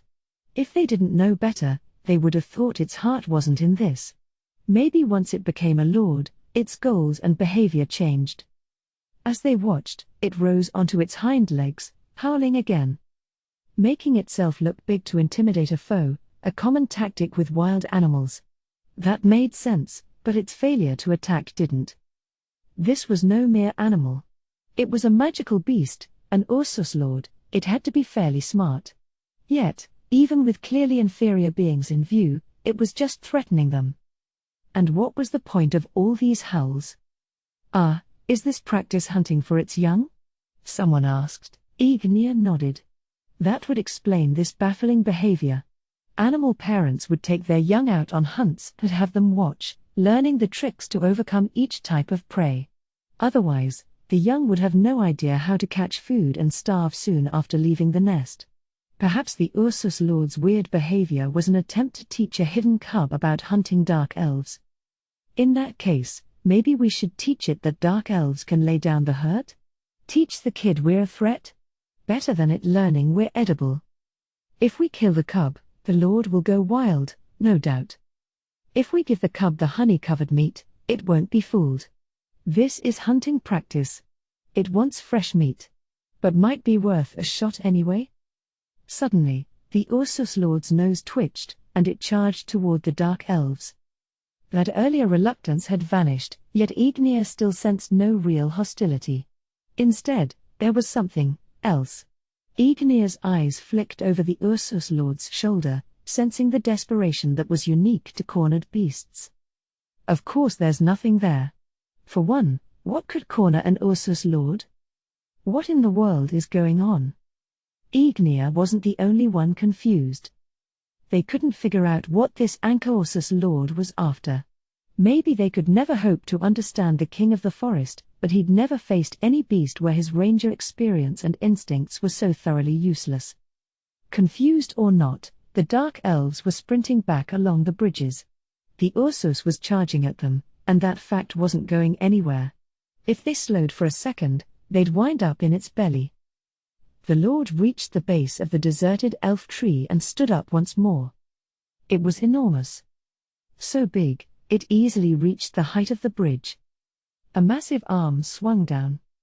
The trunk of the elf tree exploded, and the impact shook the entire tree. The bridges between the trees thrashed, bucking so hard, the dark elves on them had to cling for dear life. The outer elf trees were particularly sturdy. Spell after spell had urged their growth, and scads of nutrients had made them as thick as they were tall. Trees so durable, any monster attack would simply bounce off, reduced to this, in the blink of an eye. Proof the Ursus Lord was far more powerful than anything this village had ever seen. Damn monster. I mean, we figured as much, but holy. No time to be impressed. What now? How do we minimize casualties? A single swing had been enough to make people lose hope. Even getting grazed by that would be deadly. None of them could do anything in the face of that power. What hope was there? The Lord just kept hitting the same spot, like a mad thing. This was far too strange, but it didn't seem like a spell had driven it berserk. Was it possible the Ursus had something against the tree itself? Every now and then, it would stop, glance over at the dark elves, and then resume its onslaught. That doesn't seem like something you'd teach. He also couldn't see any cubs. Ignea glanced at the arrows in the quiver at his hip. Did a dark elf take a shot at it? Is that why it's enraged by the sight of the elf trees? The elf trees had no scent, but maybe that was just to the dark elves, and monsters with superior noses, like an ankylosus, could detect something. In that case, abandoning the village should be enough to keep them safe. No, I doubt it would be that easy. All this rampaging'll make it hungry, and then it might follow our scent. Should we give it the honeyed meat and pray that's enough? The way it keeps looking at us is unsettling. Like it's observing our response. And every time it glanced their way, it hit the elf tree again. Is it trying to keep us here? So another one can circle round behind? Why would it need to? It's an Ursus Lord. If its goal is to drive us out of the village, into the waiting jaws of another Ursus. Never heard of an Ursus hunting like that, but not like any of this makes sense otherwise. I guess we've just got to scatter in all directions. Each of you haul some meat with you and hope it'll settle down while it's eating. What else can we do? Don't give me that look. I'm not saying abandon the village. We can always come back when the Ursus is gone. It was a hollow attempt at placating everyone, but no one really believed those words. The Ursus Lord was still scraping away at the elf tree's trunk like it planned to make this its new territory. In which case their only option would be to abandon everything and run for their lives. Spells could make elf trees grow rapidly. But getting to this size did not happen overnight. Their lives revolved around these trees, and losing them meant losing their entire livelihoods. They'd have to hope other villages would offer them shelter until they could grow a new grove, and who knew what sacrifices that would involve. Okay, let's drop some honeyed meat on the Ursus and evacuate the village, the hunt master said. Everyone nodded. Sumomo, prune, start spreading honey on the meat. Everyone else, stay put and make sure the Lord doesn't move farther into the village. 2 young rangers raced off toward the pantry. One elf tree was already wrecked, so the Ursus Lord moved to another, swinging its claws, and then it stopped dead. Before they could even wonder why, it turned toward the center of town. Don't let it. Ignea grabbed 2 arrows from his quiver and knocked them. Out of the corner of his eye, he saw the other rangers flinch and follow suit. He had a skill that let him shoot 2 shafts at once. Both arrows struck the Ursus Lord's bulk and bounced off. Several more arrows followed. A few hit the beast's face or legs, bouncing harmlessly away. Several others merely hit the dirt around the great beast. They hadn't missed. It might be on the move, but given the sheer size of it, it was an easy target. These arrows weren't intended to do damage, they were intended to draw its attention, buy some more time. But the Ursus Lord didn't even slow down. It barely glanced their way. What the? This thing's an apex predator. Why would it just ignore an attack from vastly inferior creatures? Does it not realize how feeble we are? It's like it's after something. Has it attacked a dark elf village before? Does it know we've gathered the weak and the young in the center of town? Is it trying to flush them out? If an Ursus Lord is ignoring us and going for weaker prey, could that be because it learned to hunt that way when it was still weak? If it had always hunted this way successfully, that would explain the strange actions. Even if it had now gained the strength worthy of a lord, it would repeat what was proven to work. Maybe the assault on the elf tree had been designed to gather everyone who could fight around it. That would also explain its odd behavior. Even that was likely just a carryover from successful earlier hunts. But even if this speculation was right, Ignea still had only one option. Do everything he could to avoid letting the Lord reach those kids. After it. The Huntmaster cried. There was no need, everyone was already off the bridges, racing across the ground. Following the bridges between the elf trees was hardly a straight line. Down here, the Ursus Lord could easily reach them, but it was a risk that had to be taken. And Ignea glared at the Lord in front of him. If the Lord turns and attacks us, that counts as buying time.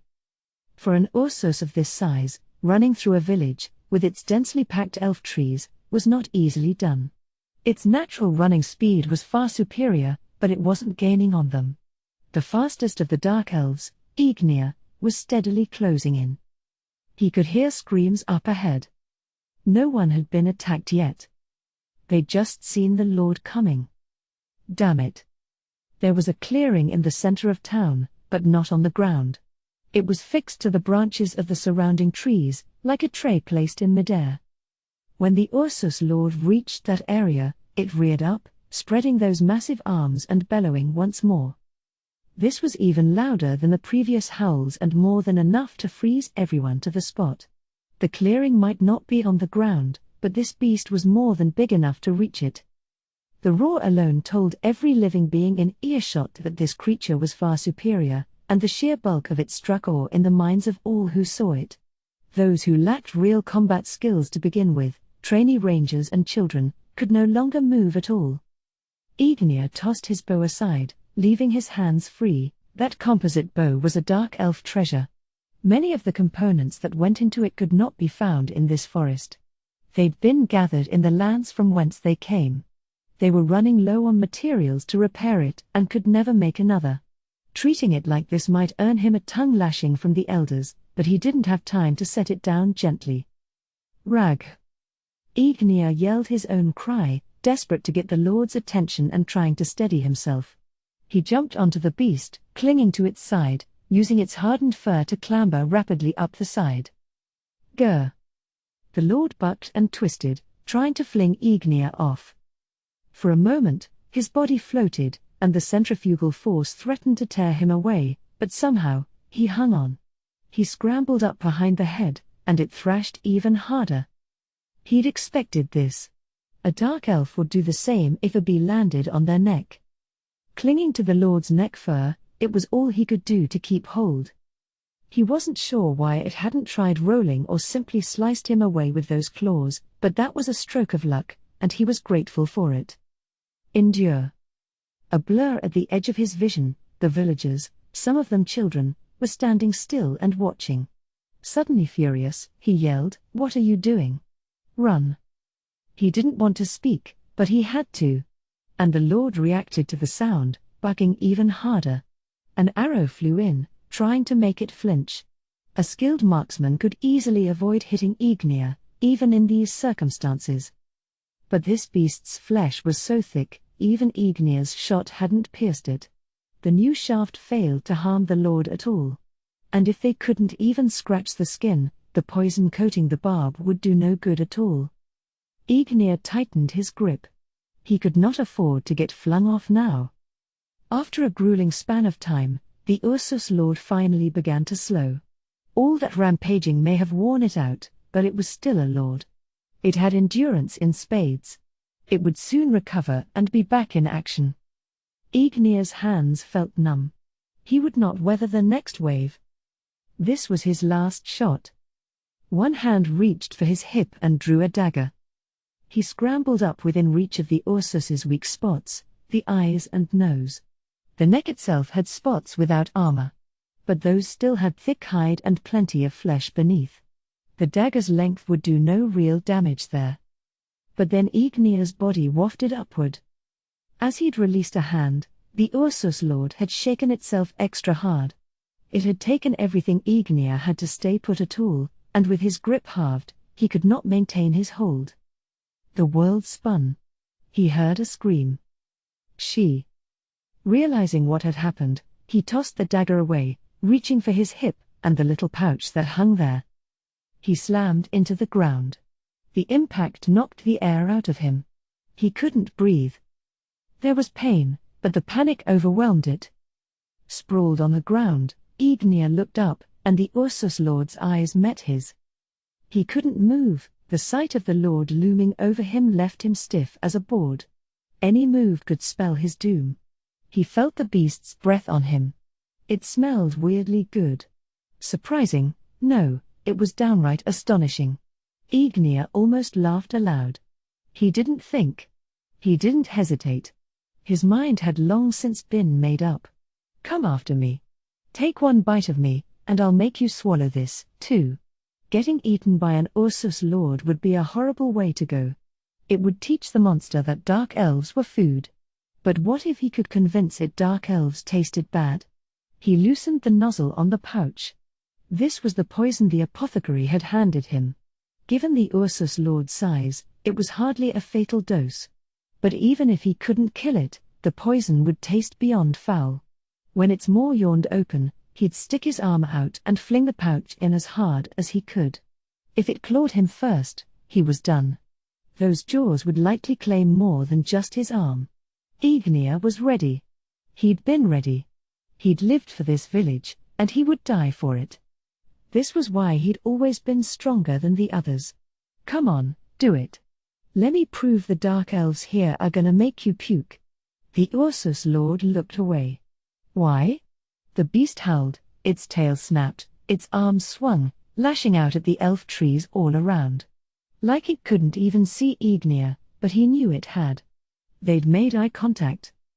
Ignea, now.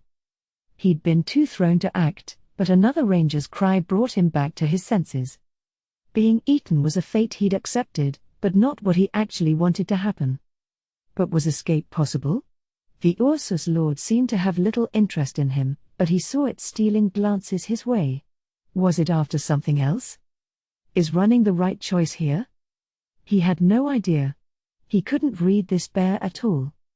As Ignea's confusion peaked, an arrow came out of nowhere, striking the elf tree right before the beast's eyes. The snap was high, so clear it gave him goosebumps, and the sound spread out like ripples on a pond. Every dark elf, and the Ursus Lord, ceased all motion. Like cold water had been splashed in every face. And a cute little voice rang out. That's enough. The world sparkled. A dark elf child slipped out from behind an elf tree. Not one from this village. He wasn't sure if they were a really cute boy or a really cute girl. No, on closer inspection, this was an astonishingly cute girl. Before he knew it, a single word had slipped from Ignea's lips. Exquisite. How could any girl be so lovely? Her beauty was far beyond the jewel-like glitter of a dewdrop falling from a leaf and catching the light of the morning sun. To his eye, she seemed to glow from within. Was that why the world suddenly seemed to glitter? The gleam of life itself wafted off her. Even at this distance, the aroma was intoxicating. Ignea's nose twitched. He was trying to fill his lungs with that scent, absorb it into his blood, and send it to the far corners of his body. What a fragrance! Every cell in his body was dancing with delight. The most beautiful girl in the world, and in her hands, on which she wore gloves, hiding her fingers from view, such a tragedy, she held. Oh! A bow of astonishing quality. The craftsmanship was beyond compare, done not for display but for raw power, greater than anything Ignea had ever seen. All his ranger instincts told him so. But that was of no consequence. The fact that the girl held a bow far larger than her frame only served to enhance her appeal. Everything about her was attractive. She was radiant. Now, monster. Go away. I'm not gonna let you rampage anymore. Her voice was adorable. Far too cute. A veritable delight. He'd heard it a moment before but had been too distracted by her appearance to savor it. This time, her tinkling voice finally permeated his mind. He let it echo back and forth, goosebumps rising and falling as it did. The most beautiful girl he'd ever seen poked the Ursus Lord in the nose. Why were those fingers not turned toward him? Alas! For shame. Woe that those eyes were not for him. Grr! The Ursus Lord growled. It wasn't to threaten prey, this was a growl of fear. The Lord saw the world's most beautiful girl as a threat. Of course it did.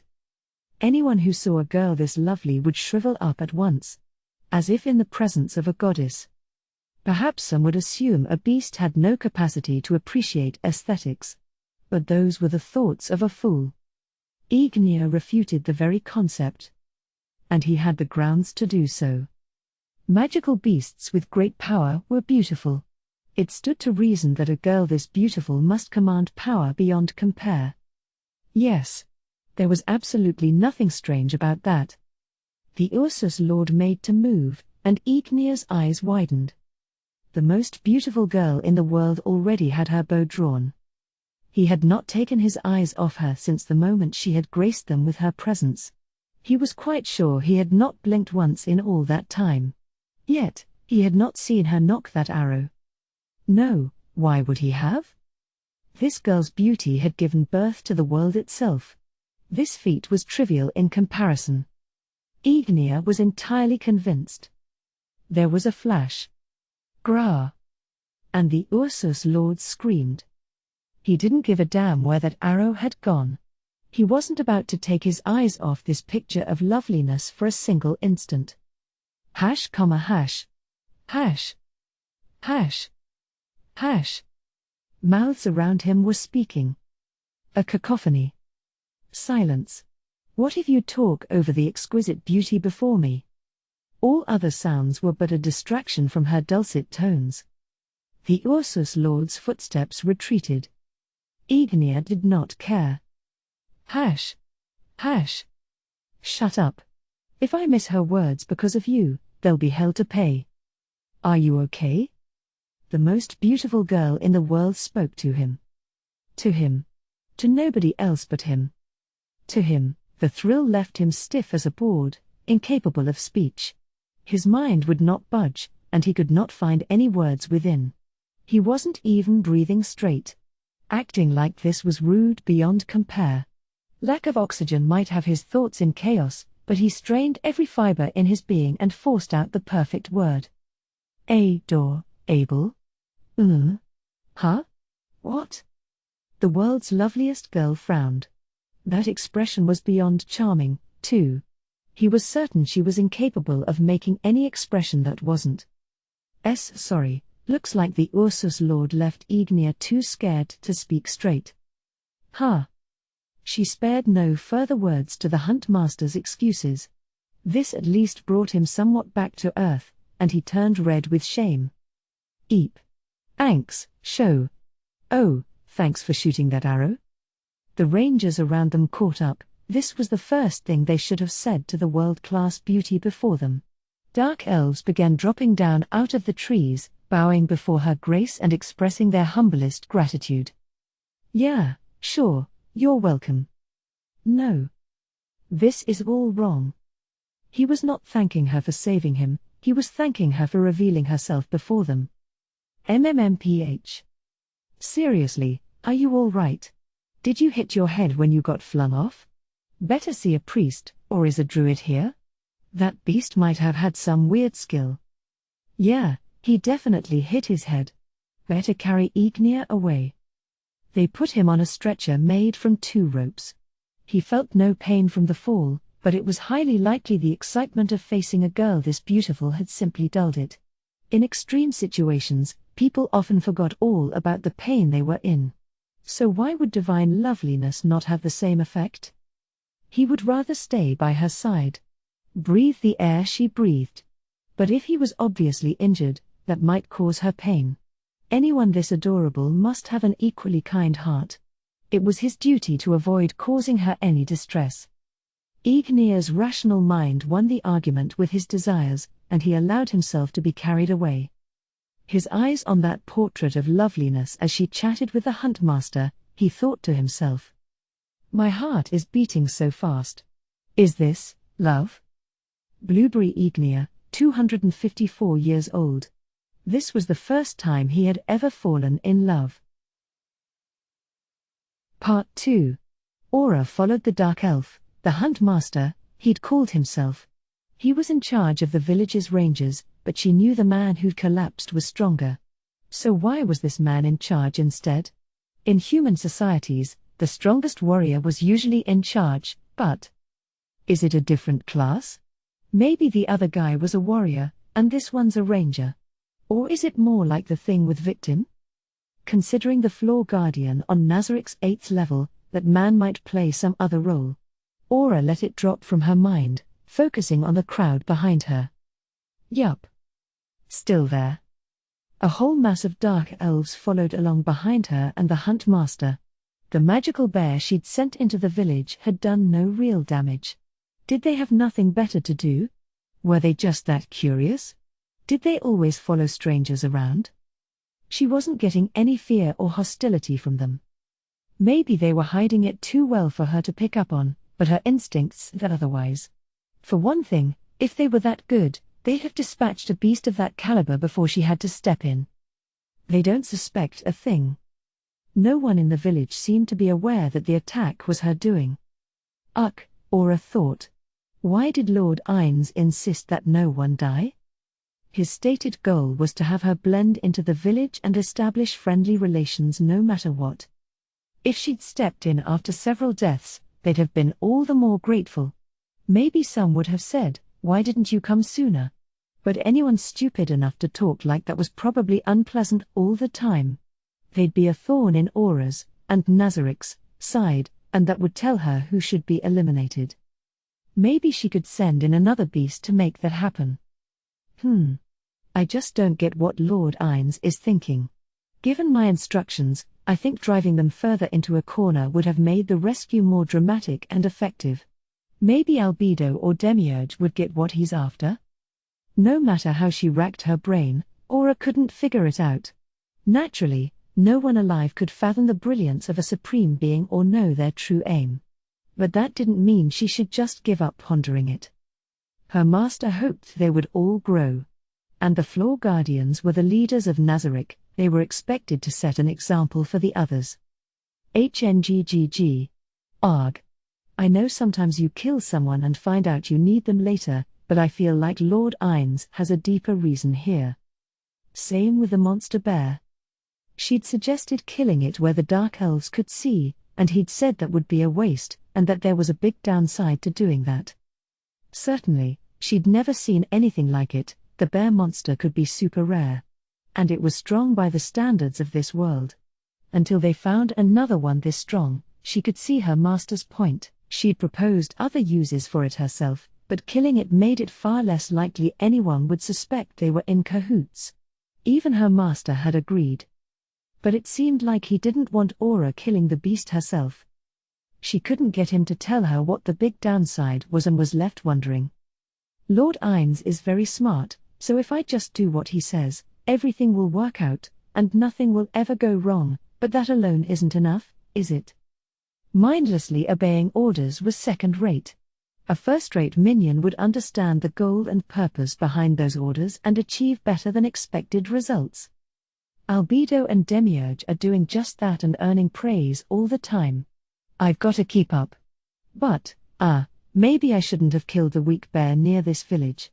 If I'd used that one instead, this might have gone better. Aura glanced at the huntmaster's back. He hadn't said anything in a while. You'd think if a kid like me saved them from mortal peril, they'd have lots of questions. I haven't even given my name. Is this normal for dark elves? I find that hard to believe. It didn't feel like he was reluctant or unwilling to speak. She didn't get any sort of rejection from him. She could tell from the way he walked. He was taking shorter steps to match her pace, so they were both walking quite slow.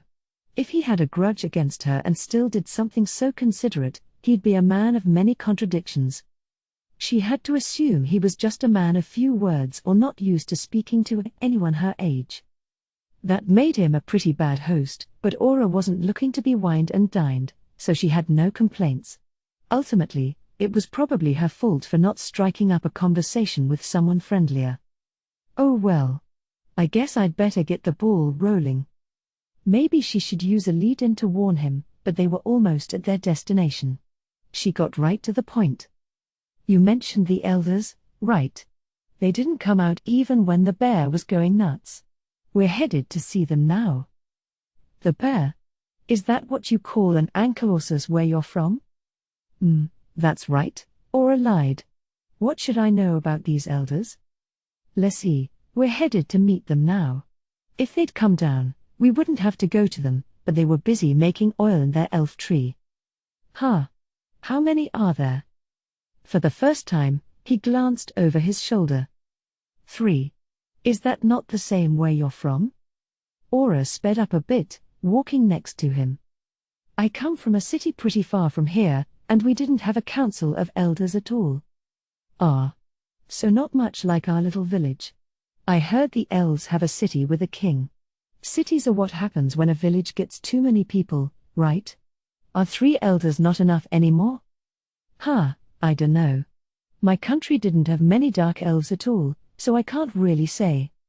Aura wanted information but didn't want to offer much in turn, so she simply shrugged. She didn't know how much power the elders wielded or even what they did in this village, so she couldn't really offer a better answer.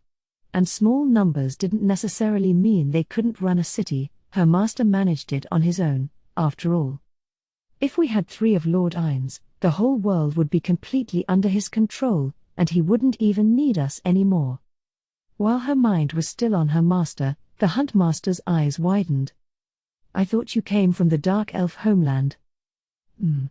No. The place I'm from doesn't really have any Dark Elves at all.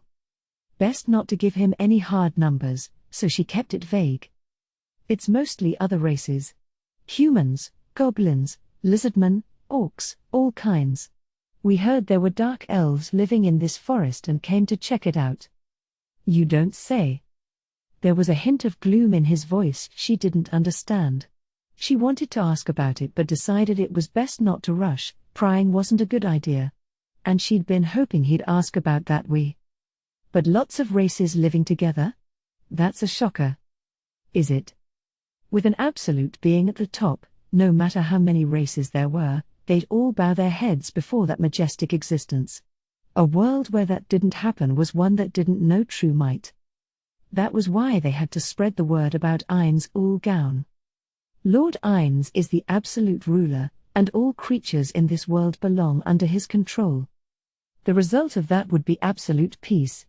Anyone who desired that should place themselves under the control of the supreme beings.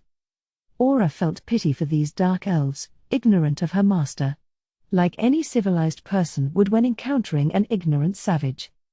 Albedo would be furious with them for not knowing, but that's just unreasonable. What matters is that they kneel once they do know. But stupidity alone was not the only reason why they might know but fail to bow.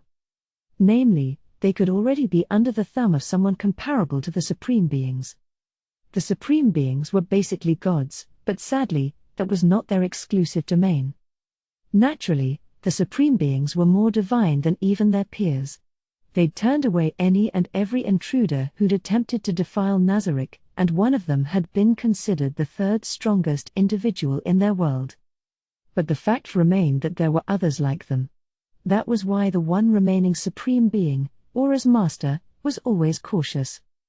Lord Ain's knows that only too well, so I get why he's worried. But I don't think there are any left here. Is it wrong for me to think that while my master's still on guard?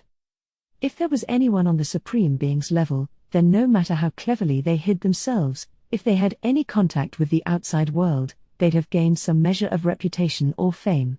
There were figures like that mentioned in the history books. But in the present day, they'd found nary a rumor. This village was remote. Aura was assuming word about the outside world had simply not reached them yet. Demiurge thinks there's still a risk. He'd said the birth of the Nation of Darkness made it impossible for them to stop other countries from realizing the true scale of their power, and once that news spread across the continent, that was the time to watch for the advent of another player. All floor guardians should be constantly mindful of their master's warnings.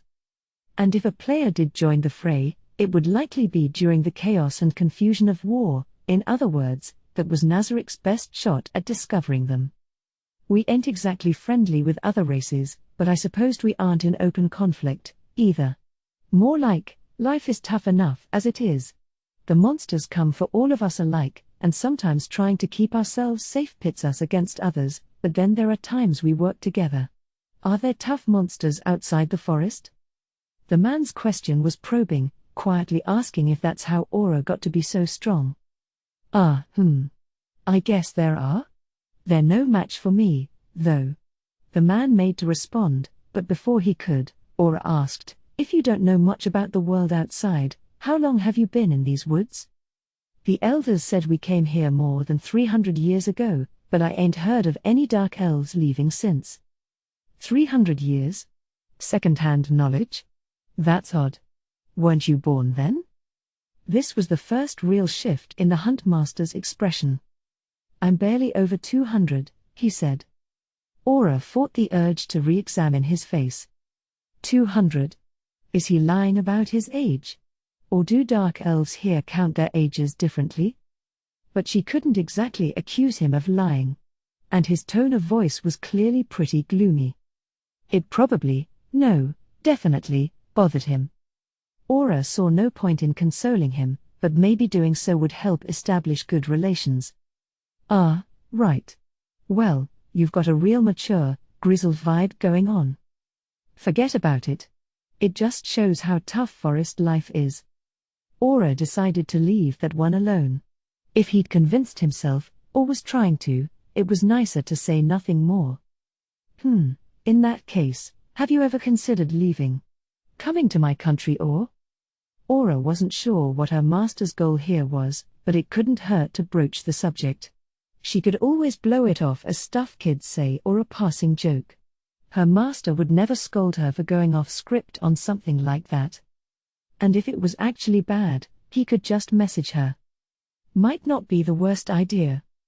You don't sound that excited, though. My place is pretty nice. It's safe, and there are no monsters that might attack a dark elf. I'm sure there'd be other hardships, but there are programs that could help. I doubt it would be this tough. Sounds like a great place. I can tell from the way you talk that it must be nice. But it's still a scary thought, you know? Going somewhere new, where you're not even sure you could live the way you always have. Just feels like you're better off sticking with what you know, you know? Maybe I'm just hunkering down. That was a fairly serious answer for a kid's happy-go-lucky question. Was he just a good guy and almost too earnest, or did he simply have that high an opinion of her? Either way, it felt like once she got him talking, he'd share almost anything. Aura smirked inside. You could always send a few people over to try it out. That could work, yeah. Stay or go and how many, the elders will play a big role in deciding what we do. But there's plenty of people who are bucking their ideas, too. Oh? Are these elders not too popular? The Huntmaster winced. I got nothing against them personally. In here. They'd reached a tree, which looked exactly like every other elf tree. I'm sure you know, but it's pretty cramped inside. I'll call them out. He raised his voice. Elders. I brought our guest. 3 dark elves emerged from a hole at the back, one at a time. 2 men and 1 woman. Though called elders, they didn't look that old. In human terms, they'd be mid-30s. It's hard to tell how old dark elves are just by looking. Already blew it with this guy, he's barely even a grown-up. But he doesn't look that much younger than these elders. While these thoughts drifted through Aura's mind, the dark elves following her spread out in a half-circle. Traveler, These 3 are the village elders. Elders, let me introduce you. Our guest here drove off the Ursus Lord. She's from outside the forest, from a city with many races and few dark elves. Aura bobbed her head. Less a bow than a nod. She thought acting too servile would impact her future standing in the village. She might be a child, but she'd also saved them. She wasn't about to let them use her age against her. Lord Ein said to be friendly, so it's probably best not to be too dominant, either. My name is Aura Bella Fiora. A pleasure to meet you. Well met, sapling from afar Aura Bella Fiora. The speaker was the man in the middle, likely the one in charge. He spoke with gravitas, but since his age wasn't evident, it felt like he was trying too hard to act cool. One of the dark elves behind her muttered loud enough for everyone to hear, "Can't even thank the village savior? Show some respect." That's right, a female voice chimed in. If they felt any gratitude, they'd never treat her like this. They're acting all high and mighty 'cause she's a little girl. Aura frankly didn't think the elder's words were that out of line. Then again, the exact same actions could seem very different depending on your opinion of the person in question. The main elder scowled. I was about to thank her. Aura Bella Fiora, you have our deepest gratitude for saving the village and driving off the Ankylosus. Yes, don't be so impatient, young ones. There is an order to these things, the female elder added. Another girl's voice muttered, and we're saying you're getting things all backward. Growing old apparently makes your brains dry out. Aura glanced at the hunt master, and he looked like his stomach hurt. He must have been asked to pick a side before. The third elder was making the same face. The 2 who'd spoken looked stressed, and the woman was glaring at everyone. Looking at this, I've got to be careful about where I stand and think carefully before I take any action. It seemed reasonable that both factions would be vying to get a powerful outsider like Aura on their side. What stance could she take that would be the most advantageous for Nazarick? It might be best to do nothing until she'd consulted her master. But sometimes she couldn't afford to wait and had to make her own decisions. It's so much easier if Lord Ain's just tells me what to do. One reason he hadn't told her what he was after was likely because he was trying to encourage them, everyone belonging to Ain's All-Gown, not just the Floor Guardians, to grow and be more independent. She was expected to think for herself and act without instruction. But Aura found that incredibly nerve-wracking. He probably has some brilliant scheme in mind to fix things if I screw up, but that didn't mean it was acceptable to just blow it. Acting careless because your master would clean up your mess was nothing but a betrayal. She was a Floor Guardian and had a job to do. Aura had to consider her moves carefully and find the path that most benefited Nazarick. Given what she was wrestling with, it was hard for her to see the Dark Elves bickering, right in front of a guest, no less, as anything but outright stupidity. But maybe there was an upside. Could she leverage this conflict for anything? That might prove key to their undertakings here. Is that what Lord Ain's is after? No, that can't be it. We didn't know there was any conflict here before we arrived. But since he told me to infiltrate and forcibly establish friendly relations. Are you trying to make me regret coming all this way? Otherwise, could you do this while I'm not standing right here? When I go home, I'd rather tell the other races the Dark Elf village was a nice place, you know. It was like she'd thrown a bucket of water on them. No one spoke. If they had any sense of shame about their actions, they wouldn't want other races to know what had happened so far. Aura maybe felt she'd overplayed her hand. She might have driven off that bear, the monster they called an Ankylosus, but she was still just a kid mouthing off. She might have turned both factions against her with that comment. But she wasn't ready to call this a blunder yet. Aura was a passing traveler who'd saved the village. If they forgot that fact, put their own failings aside, and tried to vilify her, then they were just inconsiderate assholes. People like that were not worth knowing. Nazarick would be better off making enemies of them. Sure, her master had ordered her to establish friendly relations, but he hadn't said she had to make all the Dark Elves like her. She wasn't sure how much leeway she had here, but if there were Dark Elves unfit to serve Nazarick, they were better off without them. And if one of the factions turns on me, then I can probably turn their opposition into my allies. That would be fine by me. I could even try making a third faction with myself at the center. Even if both factions turned on her, there were dark elves like the Huntmaster, who she gathered belonged to neither side. Worst case scenario, she'd just pull them into her orbit. That would probably still require an apology to her master, though. Ahem. Aura Bella Fiora, what brings you to our village?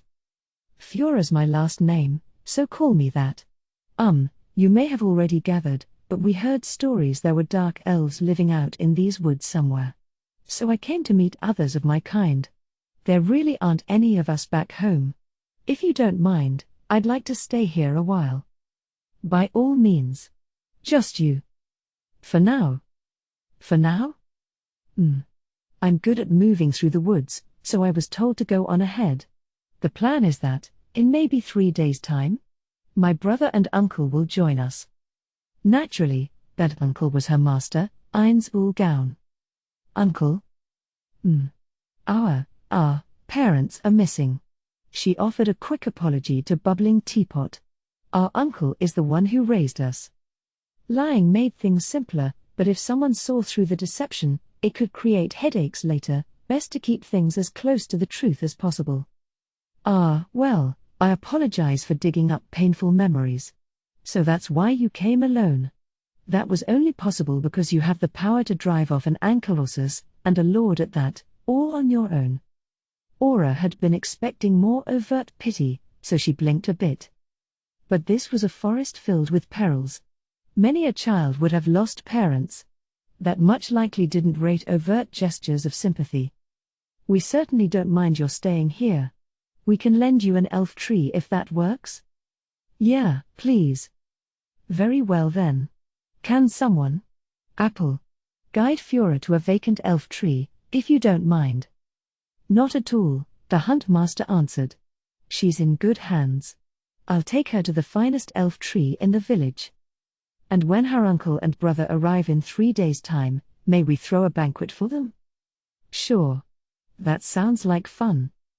Then, Fiora, would you tell us of your journey later on? And of this country you call home, even though there are few dark elves there. We know little of the world outside this forest, but naturally, you need not share anything painful. Should she? Aura considered it. There was nothing to be gained from honesty or revealing who she really was. That would certainly get attention, but she'd already shown off her skills, so there was no need. While blabbing info without a second's thought would be bad, being too secretive wouldn't work, either. Should she lie? Stick to the truth but minimize it? Or mix in some falsehoods? It would be awkward if their stories don't match mine, so I should check with the others and make sure we're all on the same page. But I can't just say nothing. I prefer to deflect and say they should ask Lord Ines when he gets here, but they might think I'm being shifty. Best to avoid undue suspicion. Until she figured out her master's true purpose, better to leave a friendly parting on the table. If he's not sending me a message, he wants me to figure this out on my own.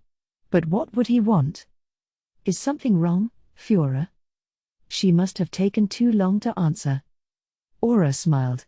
Oh, I just felt like my stories would be hard to believe. My trip here and the city I'm from, I can tell you things. Like the fairy path. The fairy path? Isn't that just a legend? A voice called from the group behind her. The Moonlight Isle and fairy path are real. On the 6th floor of Nazarick, that is. But you can't say where they are or anything else about them to those who aren't chosen by the fairies. Heh. Sorry, Theo, no, do you mind if we call you Aura? The female elder's eyes were gleaming. Aura had the answer ready. She didn't like the idea, but given her master's instructions, she had to allow it. Go ahead. Very well, Aura. That is a lovely name. Thank you. Aura smiled, showing no spite at all. The supreme beings had given her that name, so it deserved this praise. She could never say a word against it. But she knew it was empty flattery and felt very little desire to prolong the conversation. But her response seemed to satisfy the elder, who nodded happily. Aura, You're a dark elf chosen by the fairies, then. Wonderful. There are many in this village who haven't been chosen.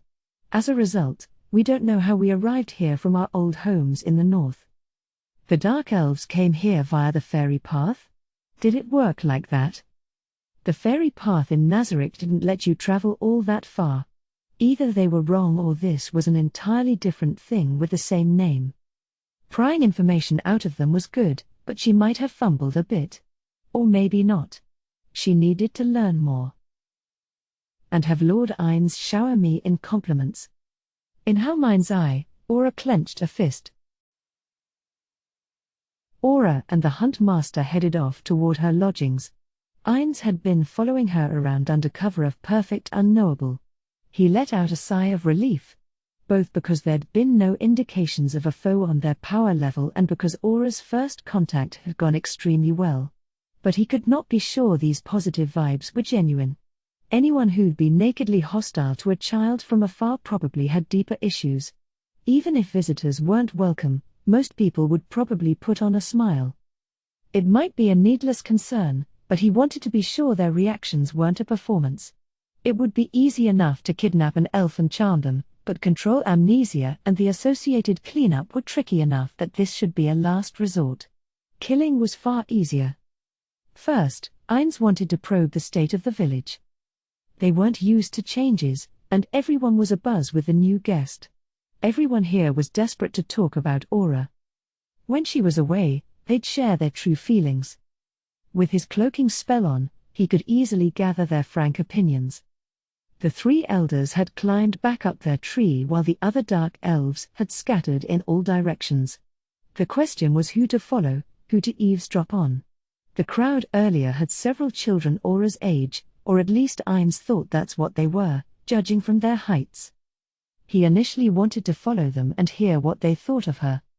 But he could hear voices up the tree talking about that girl. Damn it. I have to listen to the elders. Clearly, that was the most important conversation here, though not directly related to his goal of letting the twins make friends. Maintaining fly, Ines drifted up to the tree's entrance. He looked inside and saw no signs of the elders. There was a staircase in back, and their voices came from up above. He could hear fine, but just to be sure, he flew to the top. How much of what she said should we believe? She made it sound like she'd used the fairy path to travel. The eldest elder's tone was a bit different now, but that was to be expected. Ines changed the way he spoke depending on his company, too. It would be rather creepy not to. This was likely how the elder spoke when among friends. I can't dismiss all of it. Without the fairy paths, a child her age could never travel alone. I'm not so sure. She's strong enough to fend off an Ursus Lord. But that strength is the weapons, surely. You saw that glittering bow. Clearly a masterwork. Perhaps the fairies gave it to her.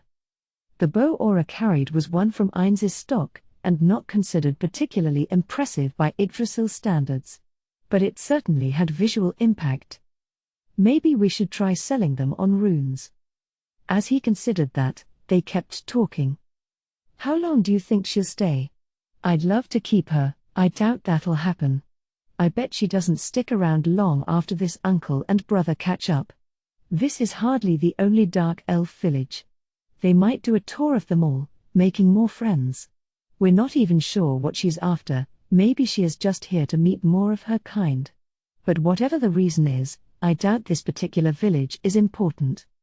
Fair enough. We'll have to ask more about that. More importantly, she said she wants to meet more of her kind, no. A nice big banquet would be the perfect excuse. I agree. Even if she visits other villages, I'd like ours to make the best impression. If we all come together and make this feast a good one, first off, we'll have to gather food for the next 3 days. Will the young ones refuse? I doubt it. This feast is dedicated to the girl who saved us. Even they know they need to pitch in. True. And we can ask this uncle about the fairy path then. If we demonstrate their welcome, perhaps his lips will loosen. Let's hope. And maybe they'll stay. You're getting too hung up on that. Is the idea of being chosen by the fairies that alluring? It is. Why wouldn't it be? Nearly all the forerunners in the area have lost the fairies' blessing. But if they remain here, you sure you're not just hoping to boast about it to the other villages? If so, I'll oppose you at every turn. Oh, don't be like that. If we knew how they obtained the fairies' blessing, then maybe we could figure how to get it back. This didn't really sound like they were talking about fairies as a race. More like spirits of some kind. There'd been a similar blessing in Yggdrasil. Or did the fairies in this world have the power to confer boons like that? Maybe it had something to do with classes like the Seelie Court or the Unseelie Court? If memory served, those had a skill that let them teleport, much like the fairy path. Might be worth having someone look into it. He should share that info with Aura. They kept talking as Ainz mulled this over. Then those whelps would finally respect us again. Just don't try and force them to talk. And when they arrive, make sure you show her family respect. When they go back where they came from, I don't want them to have a bad word to say about us. The red lights in Ainz's eyes, all the cavities, dimmed. Was approaching this village a mistake? I won't have Aura used as a tool for their inane conflicts. Bubbling Teapot had left the twins in his care, and he would not allow their hearts to be broken. This female elder had already earned his ire. Best to avoid getting too close to the grown-ups.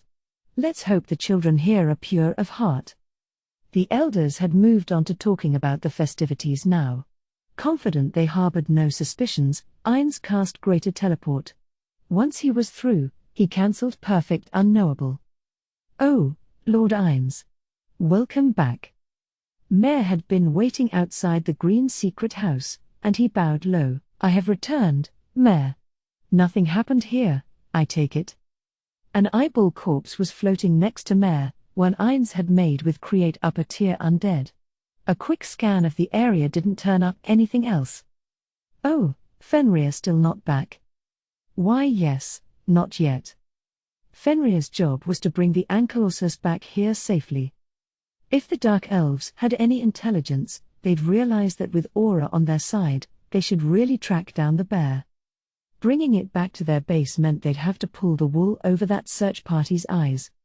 But given the Ankylosus's bulk and lack of any concealment skills, it had no way of covering its own tracks. Someone else would have to find a way to hide those obvious traces. The task had fallen to Fenrir. He had the forest walk skill. With the Ankylosus on his back, he could make it home without leaving a single footprint behind. Naturally, Ainz could also move them with greater teleportation or pick them up with fly like Narbrul did. Those approaches would have worked fine, too. But Ainz had been busy following Aura into the Dark Elf village, gathering information. If anything had gone wrong, he'd been ready to swoop in and help Aura get out or eliminate all enemies. That was why Fenrir had been put in charge of Ankylosus duty. But I guessed wrong. I assumed they'd be so desperate to take out the Ankylosus, they'd immediately put a squad together with Aura at the center. As is, we had plenty of time. I could have handled the cleanup myself. Then we'll just have to wait. I'm sure it's on your mind, so let me explain. You must know why I'm back alone. Aura sent no distress signal. Mare nodded. There you have it. Her infiltration of the Dark Elf village was a success. Mare and Aura had items that let them speak to each other. If Mare had received no emergency message, then Aura was most likely safe. Still, he couldn't be completely sure she hadn't been overpowered before she could send a signal. Mare always had to keep the worst in mind. Worse, to aid with the infiltration, they'd changed up her equipment. What she carried now was far inferior to her usual kit. Aura would be far easier to kill in her current state. Though well aware of this, he had not placed a guard on her, because the decision was not his alone. After discussing things with the twins, he'd agreed to let her act as she saw fit. It was a decision that left him with a gnawing anxiety. If Ainz had a stomach, it might have turned. He was still wringing his hands about whether that had been the correct decision. Was there really no better solution? Ainz could make undead that had no corporeal form. They could have hidden one of those somewhere. Of course, there were two obvious advantages to leaving Aura unguarded. First, if a crisis did crop up, Ainz could more easily summon a monster that was tailored for the exact situation. Second, away from Nazarick and its denizens, Aura can clear her mind. Maybe now she can relax and enjoy her time among the Dark Elves. And maybe she would make a friend. But at the moment, there was a critical problem standing in the way of that. Aura had been welcomed as the village's savior. He wouldn't go so far as to say the Red Ogre Cried strat had backfired. That had clearly been the best way to ingratiate her with the villagers.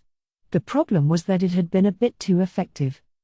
If Satoru Suzuki had met the members of Ainz All Gown in the real world, where they were far from equals, they would have never become friends. For the same reasons, if everyone saw Aura as the hero who'd saved the village, then she and the village's children could hardly be considered peers. Ainz would have to do some work to put them on the same level. Yes. It was his job to make it clear she was just another child. Ainz glanced at Mare. It wouldn't be fair to give Aura a shot at making friends without giving her brother one, too. Bubbling Teapot had left these two children in his care. It was unthinkable to treat them differently. Naturally, he knew how important it was to pay attention to their individual natures and needs. But that didn't mean they shouldn't enjoy the same opportunities. What am I talking about? I've never raised children. If only there was someone I could ask about being a dad. Furrier's face crossed his mind. Not a bad choice. He's a good father. But Mare posed one other problem. It wasn't his timid personality. Bubbling Teapot let her enthusiasm get the best of her and made him cross-dress. From what he'd seen of the Dark Elf village, nearly everyone wore long pants. There were a few in long skirts, but they were all women. And even those women appeared to wear long pants under the skirts. Naturally, Ainz hadn't gone around flipping skirts, so he couldn't be totally sure. Maybe those were tights underneath. Aura had explained that bare skin wasn't a great fit for life in the forest. Hence why women wore long pants, too. If I attack someone under cover of perfect unknowable, the spell dissipates. More accurately, it ends if I take an action that harms someone. That leads us to a major question. Does flipping someone's skirt up qualify as an attack? It had never occurred to him to wonder. Ainz glanced at Mare. What is it? Oh, no, never mind. Have you lost it, man? What are you thinking? His rational mind, the part of him with the slightest shred of sense, was furious. Ainz knew full well this was wrong. But when there was anything about magic he didn't fully understand, curiosity got the better of him. Don't. Stop it. Don't you dare. The very thought of peeping up Mare's skirt is wildly inappropriate. If he asked, Mare would likely allow it. Get your mind out of the gutter. Is something wrong? No, I just had a crazy idea. I might have to experiment with it in the future, but not now. And probably with someone else. Mare looked baffled, but Ainz refused to linger on this subject any longer. Besides, Albedo would be a better choice than Mare. At the very least, she would be a less inherently disturbing one. This finally made him admit the whole thing was fundamentally wrong and push the bundle of curiosity out of his mind. Either way, if Mare shows up in girls' clothes, they'll probably think it's weird. There's a chance they even shun him over it. We've got to avoid that at all costs. Why did she design him this way to begin with? No, this isn't the time. Not worth thinking about now. Teapot wanted him this way, so it would be wrong for me to contradict her. A permanent change would be crossing a line, but a temporary one should be fine, right? She probably wouldn't mind if I have him stop cross-dressing long enough to join Aura in the village. Still, he had not expected his old friend's predilections to cause him this much worry. Mare, question. Yes? Mare looked immediately earnest. Teapot, am I in the wrong? A pink blob appeared in his mind. For some reason, she was throwing him a thumbs up. Vexing. Sorry, Mare, I got lost in thought. He had no lungs, but he let out a long breath and looked Mare in the eye. "Mare, I'd like you to stop cross-dressing temporarily." That was wholly inadequate. Ainz knew that, so before Mare could react, he piled on more words. "Listen, I only mean temporarily, not forever. You know I want you in the village backing Aura up, right? Just for the duration, I mean, being there is basically an undercover operation and your clothes do rather stand out, so for the sake of the mission I want you wearing something else." He was talking very fast. Mare's gaze never wavered. Was this a whimy? Aura hadn't been told to do anything like this. But Ainz couldn't bring himself to speak further. No good excuses came to mind. Claiming that cross-dressing as a girl was weirder than cross-dressing as a boy was totally inconsistent. Had Teapot thought this through? No, she definitely did this just because she liked it. She satisfied her hobby, and that was all. She is Pereron's sister, after all. In which case, best to be evasive. Fortunately, Nazarick equipment was a bit too outlandish, and he'd changed up Aura's gear already. He hadn't expected that to be useful here. I had Aura change a few things, too, right? If her equipment was too strong, they'd start asking questions. What do you say? A dirty trick. Leaving the call up to Mare is like forcing the blame onto him. Oh, okay. I can do this, Lord Ainz. You're sure? I'm sure. If it's undercover work, I think, Lady Bubbling Teapot would understand. He could feel Mare's love for his creator in those words, and found himself wondering how she'd react to them. Odds are high she'd let out a wail and apologize profusely. Or, maybe it would be the other way around? But this meant they could advance to the final phase of the Friends for Aura and Mare project. Good. Then let's get you kitted out and meet up with Aura. Part 3. A decent distance from the Dark Elf village, Aura raised a bow in her hand. Made of metal, it was significantly bulkier than what the other villagers used. The bow was also longer than she was tall. When she drew it, it creaked. This bow belonged to the village, but even their strongest ranger had been unable to draw it. When they watched a kid draw it like it was nothing, their eyes shot wide, and then they all nodded. This wasn't well looked after. That noise is because bits of it have gone bad. Could be less nobody could use it than it being unusable. Not sure about the aim, though. Will the arrow go where I want it to? Aura was aiming at a magic beast known as the Gigahorn elk. Like the name implied, the horns were extremely oversized, but it had forest walk and could easily move around the forest, and when it charged, the destructive force it packed was devastating. If Aura had her gaze laser-focused on it, she might have appeared like a top-class hunter, but to Ainz's eyes, she looked just like always, completely stress-free. Like she was about to nonchalantly toss a pebble. Near Aura were 3 rangers from the Dark Elf village, 2 male, 1 female, and their reactions were quite the opposite. They were all equally grim while hiding carefully, doing their best to stop their prey from spotting them. Ainz had no way to tell for sure, but he assumed they were holding their breaths and stifling their heartbeats. They carried bows but hadn't raised any. Ordinarily, everyone would fire at once to ensure their prey was downed and to avoid a dangerous counterattack. They'd abandoned that tactic to avoid getting in Aura's way. He could tell that much from their positioning alone. They were all waiting on the ground below.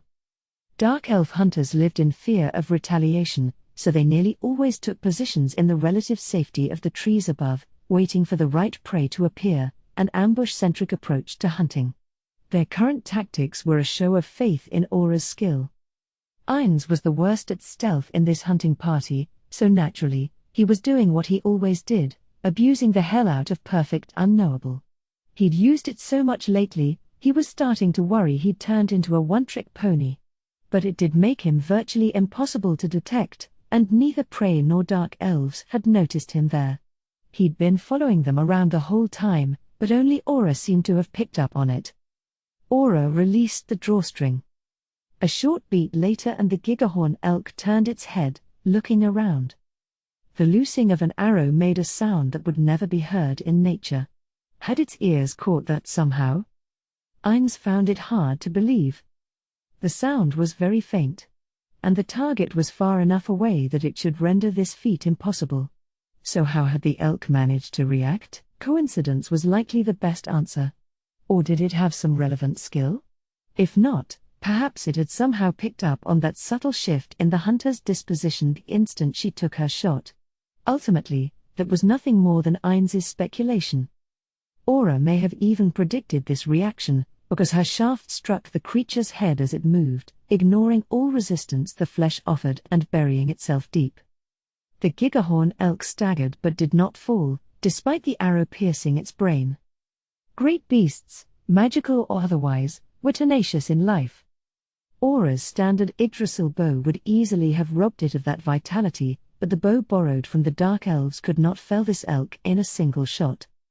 This goes to show what a difference the right equipment and weapons make.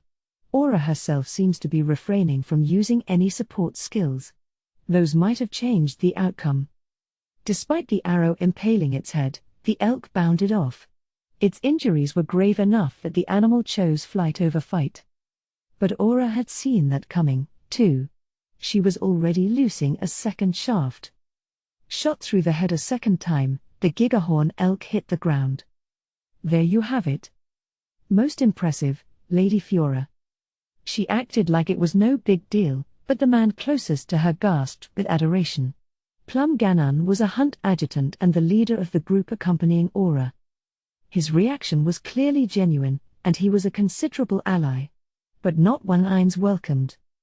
This man was a bit too enthusiastic. The glow in his eyes contained a blend of admiration, awe, appreciation, and ardor. Ines had seen this in the Sacred Kingdom. It reminded him of the girl with the scary eyes after she came back to life. And frankly, not the sort of look you gave someone who appeared to be a much younger child. This was their second hunt together, and he hadn't acted like this during the first one. Aura had driven off the ankylosis. But that had simply been a display of her raw strength. From the Dark Elves' perspective, hunting skills were a different thing entirely.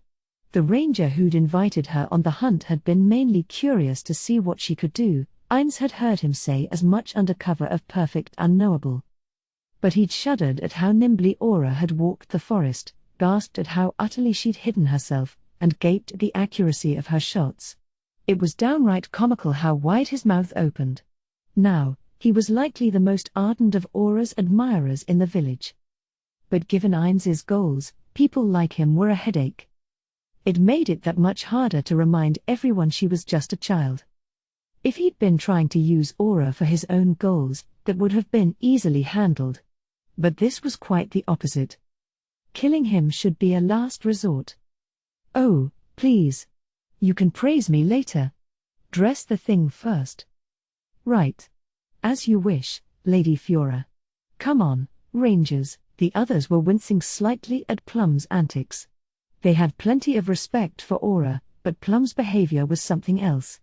They moved in, tied ropes around the gigahorn elk's legs, slung them over a branch, and pulled it into the air, upside down. Given the sheer size of it, this was a tall order even with 3 of them pulling.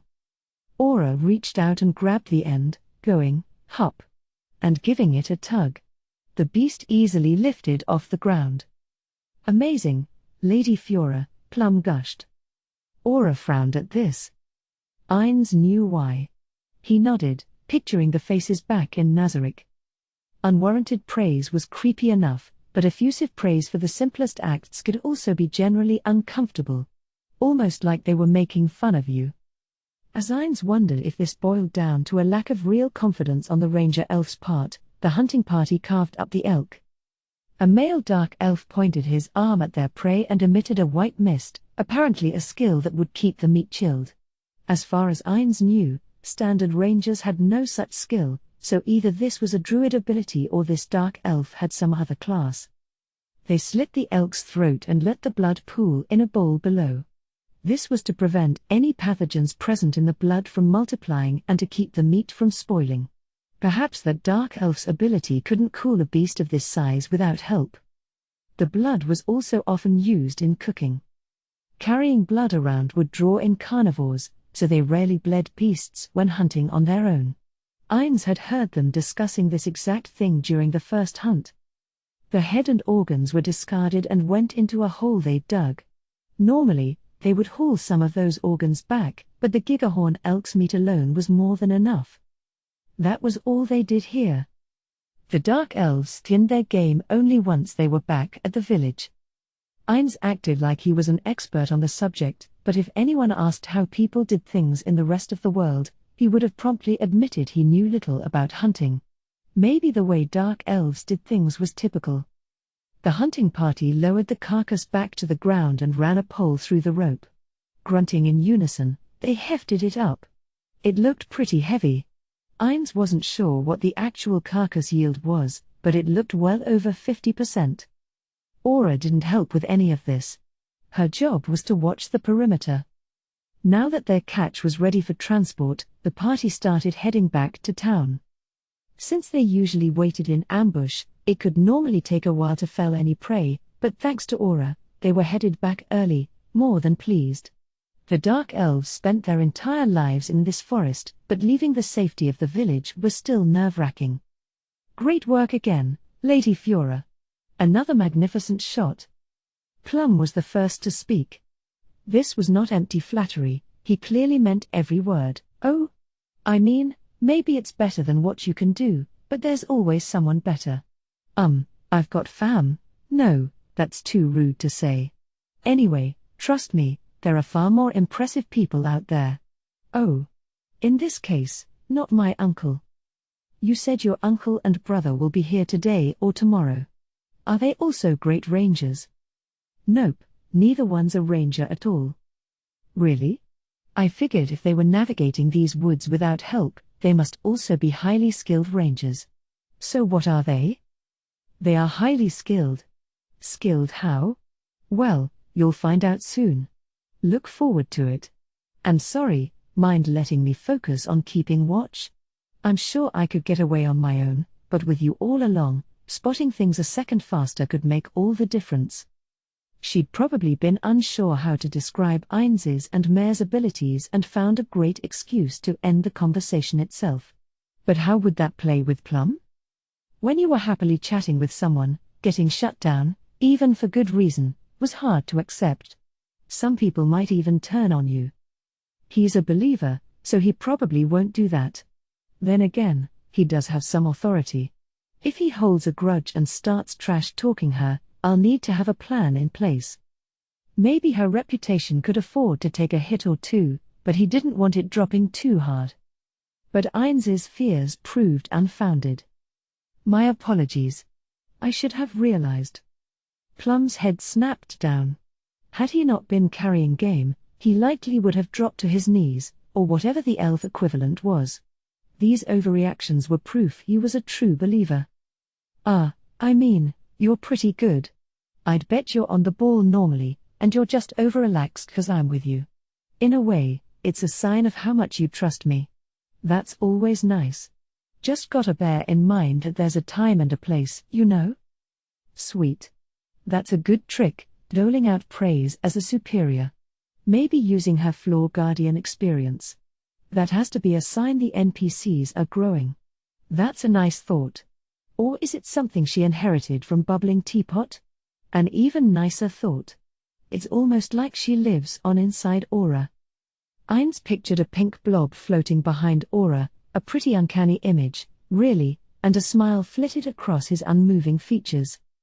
Like Aura suggested, the party moved on in silence, keeping a careful watch. They reached the village without further encounters.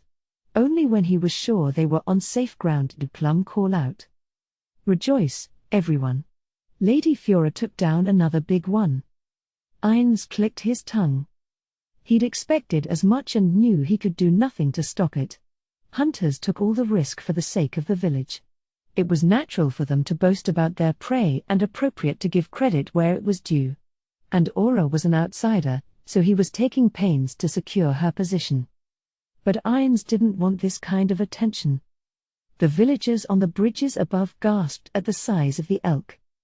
I'll go on home, then, okay. We'll take it from here, Lady Fiora. Leaving Plum to it, Aura slipped through the gathering crowd, heading for the quarters they'd lent her. Ainz wanted to follow after her, but he had to keep track of any subtle shifts in her position here. That wasn't an option.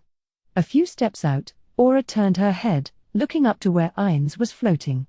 She looks lonely. He might simply be reading too much into it, but he caught a distinct whiff of melancholy from her profile.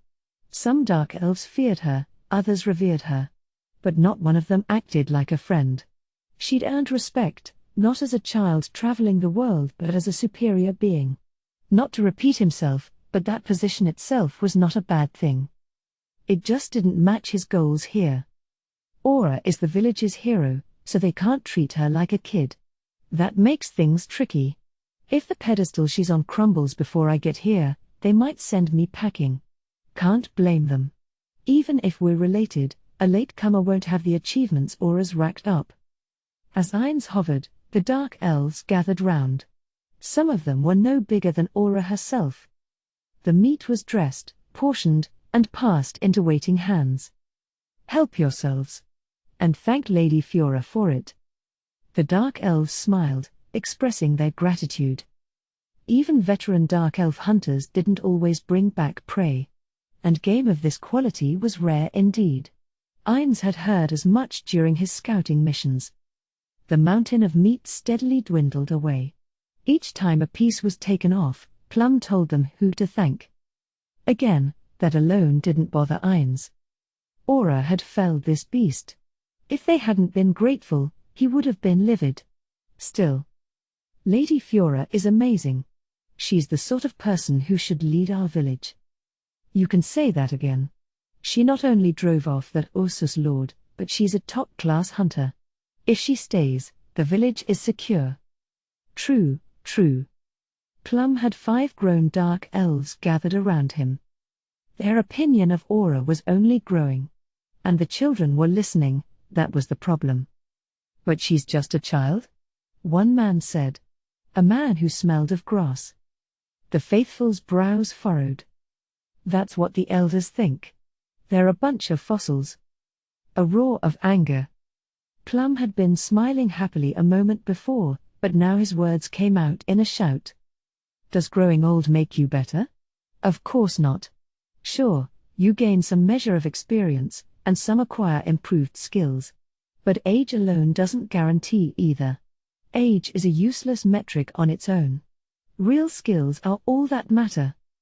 Ainz agreed on this point. He'd seen plenty of workplaces. Those with skills did well, and those who didn't would be humps their whole lives. Ability. That is what is most important in a world this dangerous. Skill is the only real measure. No matter how young they might be. But, isn't Fiora a little too young? A woman ventured, another faithful glared at her.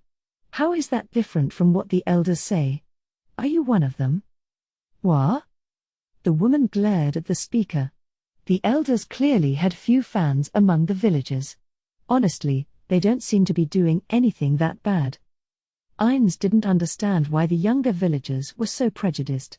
But he'd only been watching the village a couple of days and hadn't learned everything about them in that time. Maybe there was a reason he just hadn't figured out yet. If we're gonna banish the elders' stupid outdated beliefs, we need to follow a truly skilled dark elf, like Lady Fiora. Maybe we should even appoint her our new leader. Stop. Ainz winced. That was not why he'd sent her here. If she heard them talking, she might even agree and take over the village on the basis that it would benefit Nazarick. That wasn't what Ainz wanted. Ainz turned to the children who were watching the grown-ups argue. Their delight at the hunt's bounty was gone, and they looked nervous. This is bad. Ainz wanted the twins to make friends. These weren't like the children in the world Satoru Suzuki came from. Nemu was a good example. The children of this world were innocent, and curiosity alone should have made them approach Aura by now. But from what he'd seen, not one of them had gone near her. Aura's reports corroborated this. The children of this village had grown up with the peril of the forest always looming. Perhaps that had stifled their natural curiosity. But it was more likely they'd picked up on how the grown-ups felt and believed she was out of their league. Aura was a child, but not one of them. And that distance kept them apart. If her reputation took a hit, maybe it would be easier for them to approach Aura. It's hard to be friendly or get close to someone the grown-ups admire, even if they are the same age. That might be why she seems unapproachable. From what I've heard, their parents aren't telling them to stay away or mind their manners, which is some small salvation, or is that also bad? Ainz let out a sigh. At this rate, they'd never make friends. Guess I'll have to step in. I can ask them myself. That won't guarantee the outcome, but I'll have to hope it makes a difference. Do all parents struggle like this? Ainz had to wonder. The last thing he heard before casting greater teleportation was, "And how dare you call her just Fiora? She's Lady Fiora to you." Part 4. A dream. This was a dream. And I knew that. What was that called? Right. A lucid dream. A dream where you know you're dreaming. In the dream, I was still a kid. Taking a hard hit. The world spinning before my eyes. I felt no pain, this was a dream, after all. But it still hurt. My head throbbed, and I must have had a cut inside my mouth. I could taste the blood. Even though I was dreaming. How strange. Was this really a dream? I spotted my hand. Small and dirty. Definitely a dream. My hands aren't that small now. What a relief. Just a dream. My eyes moved. No. I don't wanna stand.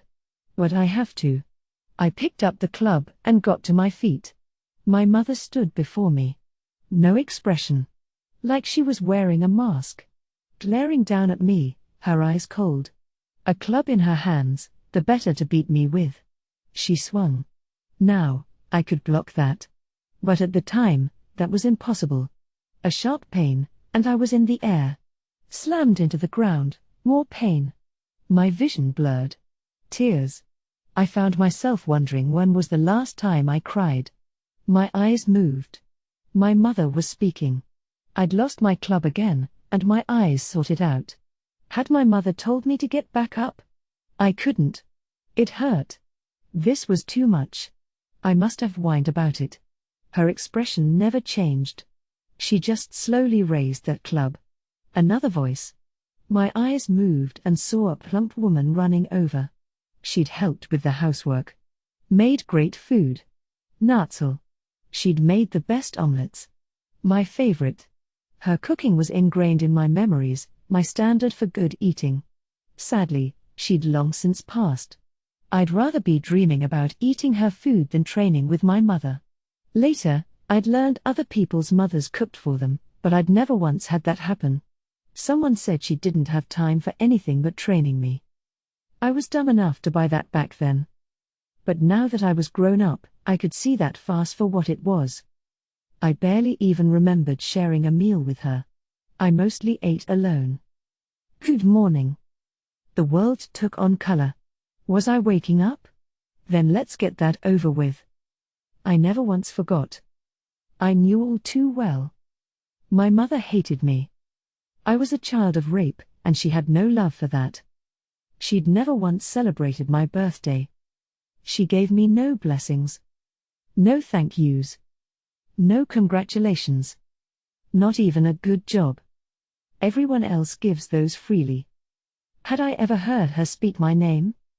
Who named me? If she hated me that much, why hadn't she just killed me? That would have been easy. But she kept me alive. So she must not have completely hated me. Or was I just clinging to a forlorn hope? Wait, Lady Fane. She's still so young. Training past this point will achieve nothing. My mother glared, but Nazarick did not back down. In hindsight, Nazarick was made of pretty stern stuff. She needs a rest. I have refreshments ready. We're fine. Lady Fane, while you drink, we can tend to these injuries. We're fine. My mother waved a hand, and all my wounds closed. The pain was gone. You're fine, right? My mother leaned in. eyes like marbles, face devoid of emotion. Sinister. I'm fine. See? My mother turned back to Natzel. You heard her.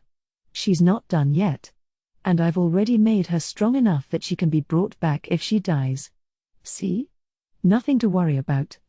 As you. Good morning. Lady No Death, are you here? It was the faint voice of a woman. It went beyond timid and verged on fearful. That wasn't part of the dream. It was real. Consciousness arrived. The ceiling above was her own. Movement in the next room. The fog of sleep was not yet cleared, but she sensed no hostility. If I must dream, let it be chaotic and wild, she muttered. Sighing, she pulled a hand into view. Her fingers damp, with tears. I'm up, she said, louder. Gimme a minute. Absolutely. Pray do not rush for the likes of me. I can wait as long as it takes. She'd said nothing that could be construed as a threat, but the woman took it as one. Repressing the urge to sigh again, she got up, grabbing a robe from the chair nearby. She knew her visitor's voice. With a female colleague, she need not worry about making herself decent. And she didn't want to make her wait out there that long. She opened the door, stepped out, and found the woman standing at attention. Like she had no clue what else to do with herself. Sorry for the delay. You should have sat down, at least. No, this hardly counts as a delay. And, Lady No Death, I cannot apologize enough for disturbing your slumber. I hope you will forgive this trespass. She was forcing a smile and bobbing her head. Worse, though likely unconscious, she was rubbing her hands together. A pathetic bearing for one of the theocracy's finest, a hero of humanity, the 11th seat of the Black Scripture, the one they called Infinite Mana. Then have a seat. No, that won't be necessary. I'll be on my way the moment I've said my piece. I could not sully the couch in your room. Her hands were waving all over the place. No Death could not imagine why she was being so extreme. Sitting won't do any harm, and I'd never be angry with you for it. You really don't need to be so servile. We're colleagues. The woman's smile grew all the more obsequious. An insect like me is not worthy of that designation, Lady No Death. Seriously, don't, look, of all the Black Scripture members who sparred with me, you're by far the most servile. And you started out so cocky. The Black Scripture were heroes. And that could go to people's heads, make them overconfident. One of No Death No Life's roles was to beat that out of them. The result was that the only Scripture members who knew her were the ones who'd gotten arrogant, but most Black Scripture members made that error eventually. This woman was no exception. The captain had also survived training with her. Frankly, she regretted going too far with him, but was now talking to her normally. This lady was the only one who acted like this. Maybe she'd beaten too much of her. I'll have to factor core personality in next time. Being arrogant's a problem, but you can act like yourself. I could never do that before you, Lady No Death. Her hands were rubbing faster. No Death didn't think she'd done anything to provoke this. She'd just received all her spells head-on and emerged without so much as a scratch, walked right up to her, knocked her down, climbed on top, and then repeatedly punched her in the face. Since it was training, she'd been careful not to kill her. Even on her back, the woman had refused to concede, desperately casting more spells. No Death had considered her one of the tougher cookies. And one who clearly burned with ambition.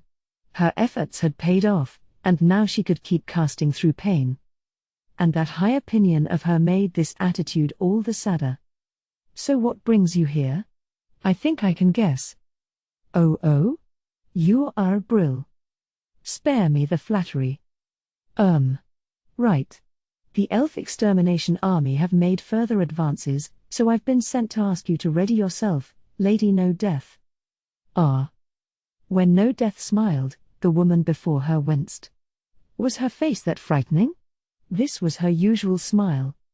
Then I can finally get this bone out of my throat. Intermission. There is a creature known as the Night Lich, a superior form of Elder Lich born from the absorption of still more mana. Throughout history, only a handful have ever existed, a fact for which the living are eternally grateful. The power of a Night Lich is immense. They have access to spells beyond human reach, ranging into the ultra-high level spells of the 6th tier. With that power, they are a match for even high-ranked dragons, no matter how long-lived. Worse, they possess all manner of skills, command hordes of undead, boast brilliant minds, and ensconce themselves within nigh invulnerable fortresses. They are rulers of countries, undead kings. There were 3 Night Liches of considerable fame. The Dragon Night Lich, Corphantra Argyros. The Titan Night Lich, Hyaeon. And Fear, the Shadow Lord, whose true name was unknown but presumed to be a Night Lich. Each held sway over a domain the equivalent of a small country, terrorizing the lands around. For this reason, the race itself was a symbol of horror, discussed in terms otherwise reserved for creatures of myth that had wrought havoc upon the heaven and earth. Though a member of that terrifying species, Vaingili the Abyss Anchors, had remained shrouded in darkness, unknown to the world.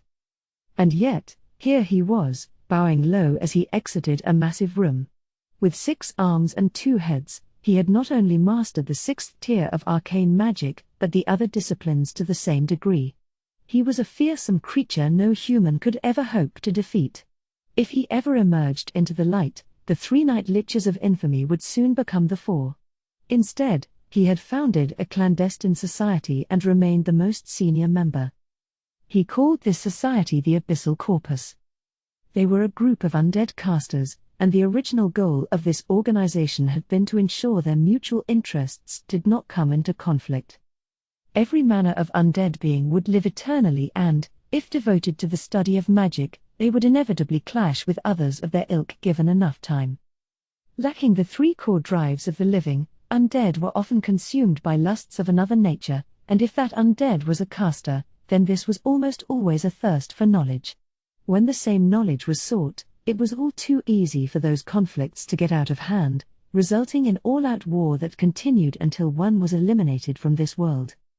Where the living divided their energies among food, sleep, and sex, the undead were singularly focused, and that made it impossible to dissuade them once they were committed. Many an undead had met their end in this manner, and still more had tried to profit off the intervening conflict only to get swept into the chaos themselves. Rather than attempt to monopolize knowledge and magic items in the face of certain destruction, it was better to cooperate whenever possible, smart to negotiate a peaceful solution. Those who understood this had had their names added to a register. In later days, this would be known as the Granietso inscription. A stone engraved with the names of all members, though none had enchanted it became. At the time, they'd been a loose-knit group of 4 Night Liches and 3 Elder Liches. Their little band had a handful of rules as well as the implicit understanding that anyone who broke them could expect the others to dole out appropriate punishment. 200 years later, they'd become a proper society, with a solid rule book. And more undead had joined them. An inner circle of 7 but an outer circle of 48. 55 members was a decent size for any clandestine society, and the average difficulty rating of the inner circle was around 150.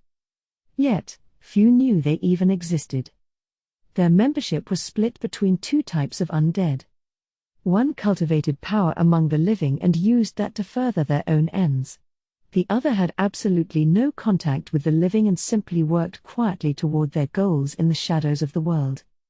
There were few in the former group and far more in the latter. As a result, their actions had escaped wider notice. Gaining power in the world of the living made it that much easier to make enemies. Since undead were seen as the enemies of the living, it was not uncommon for multiple countries to band together and wipe them out. For that reason, the first type had steadily dwindled in number.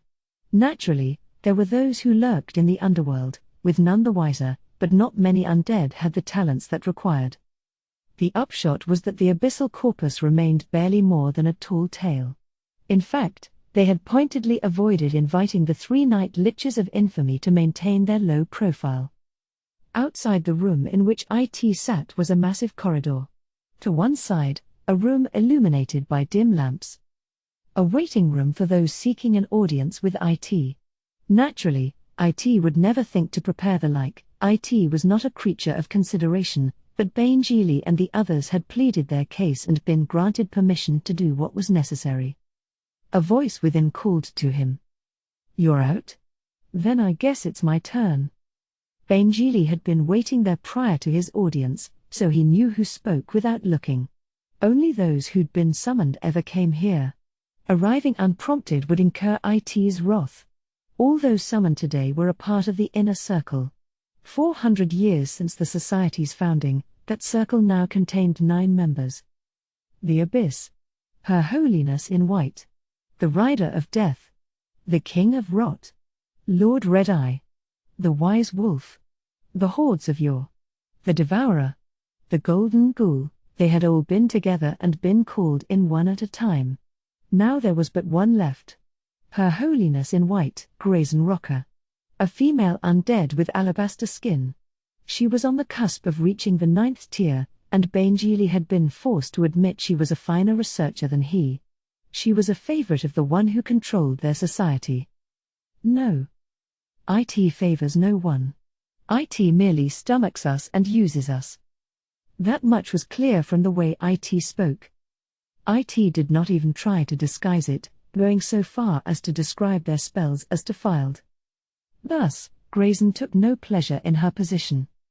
IT merely took, providing little in return, let alone satisfaction. Perhaps that was only worse for a researcher of real skill.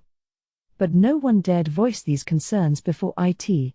Even if the whole society banded together, they had no chance at victory.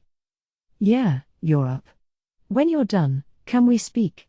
It's been so long." "About? Oh. Yes, naturally, I'd be delighted. The usual place?"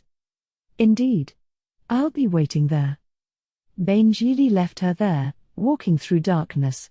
Undead needed no light. There was little point in having one in the waiting room.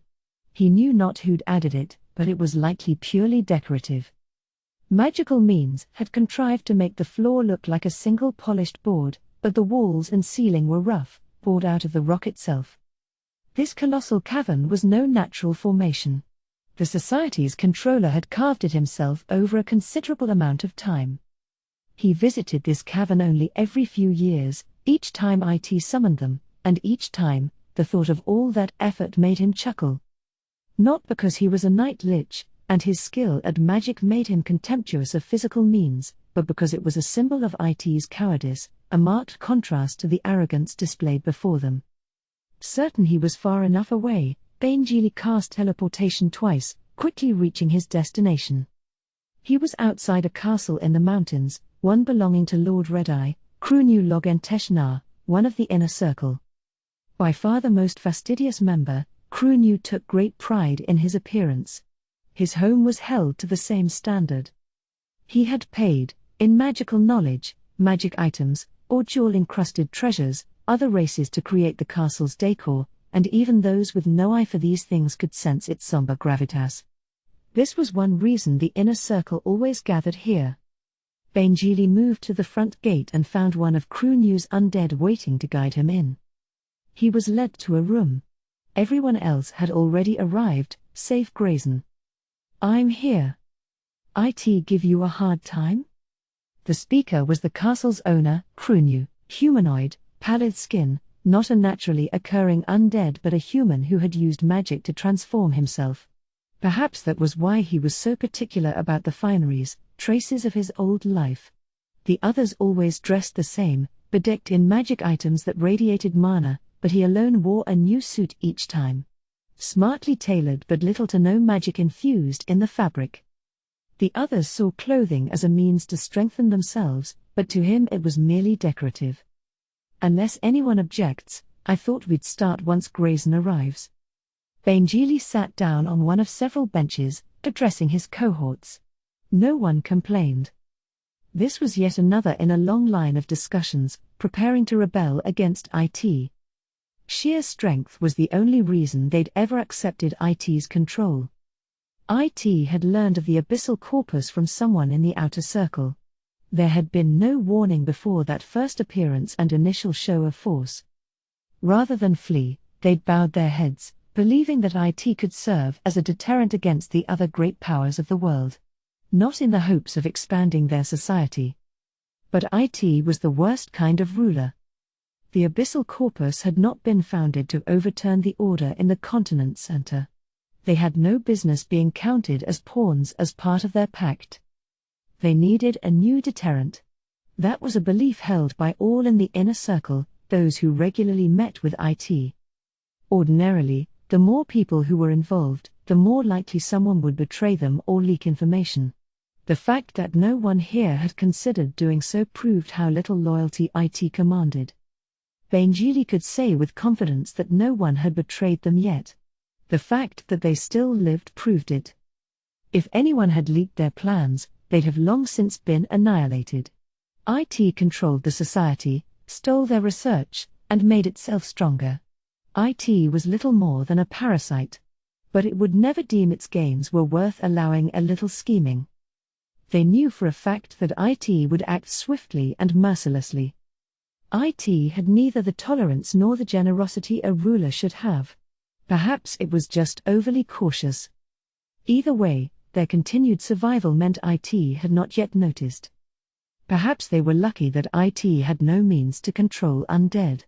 Given IT's raw strength advantage, if IT had honed such skills, they would have been helpless to resist. "We're not going to let you feed off us forever." Benjili pictured the creature's bulk and swore under his breath.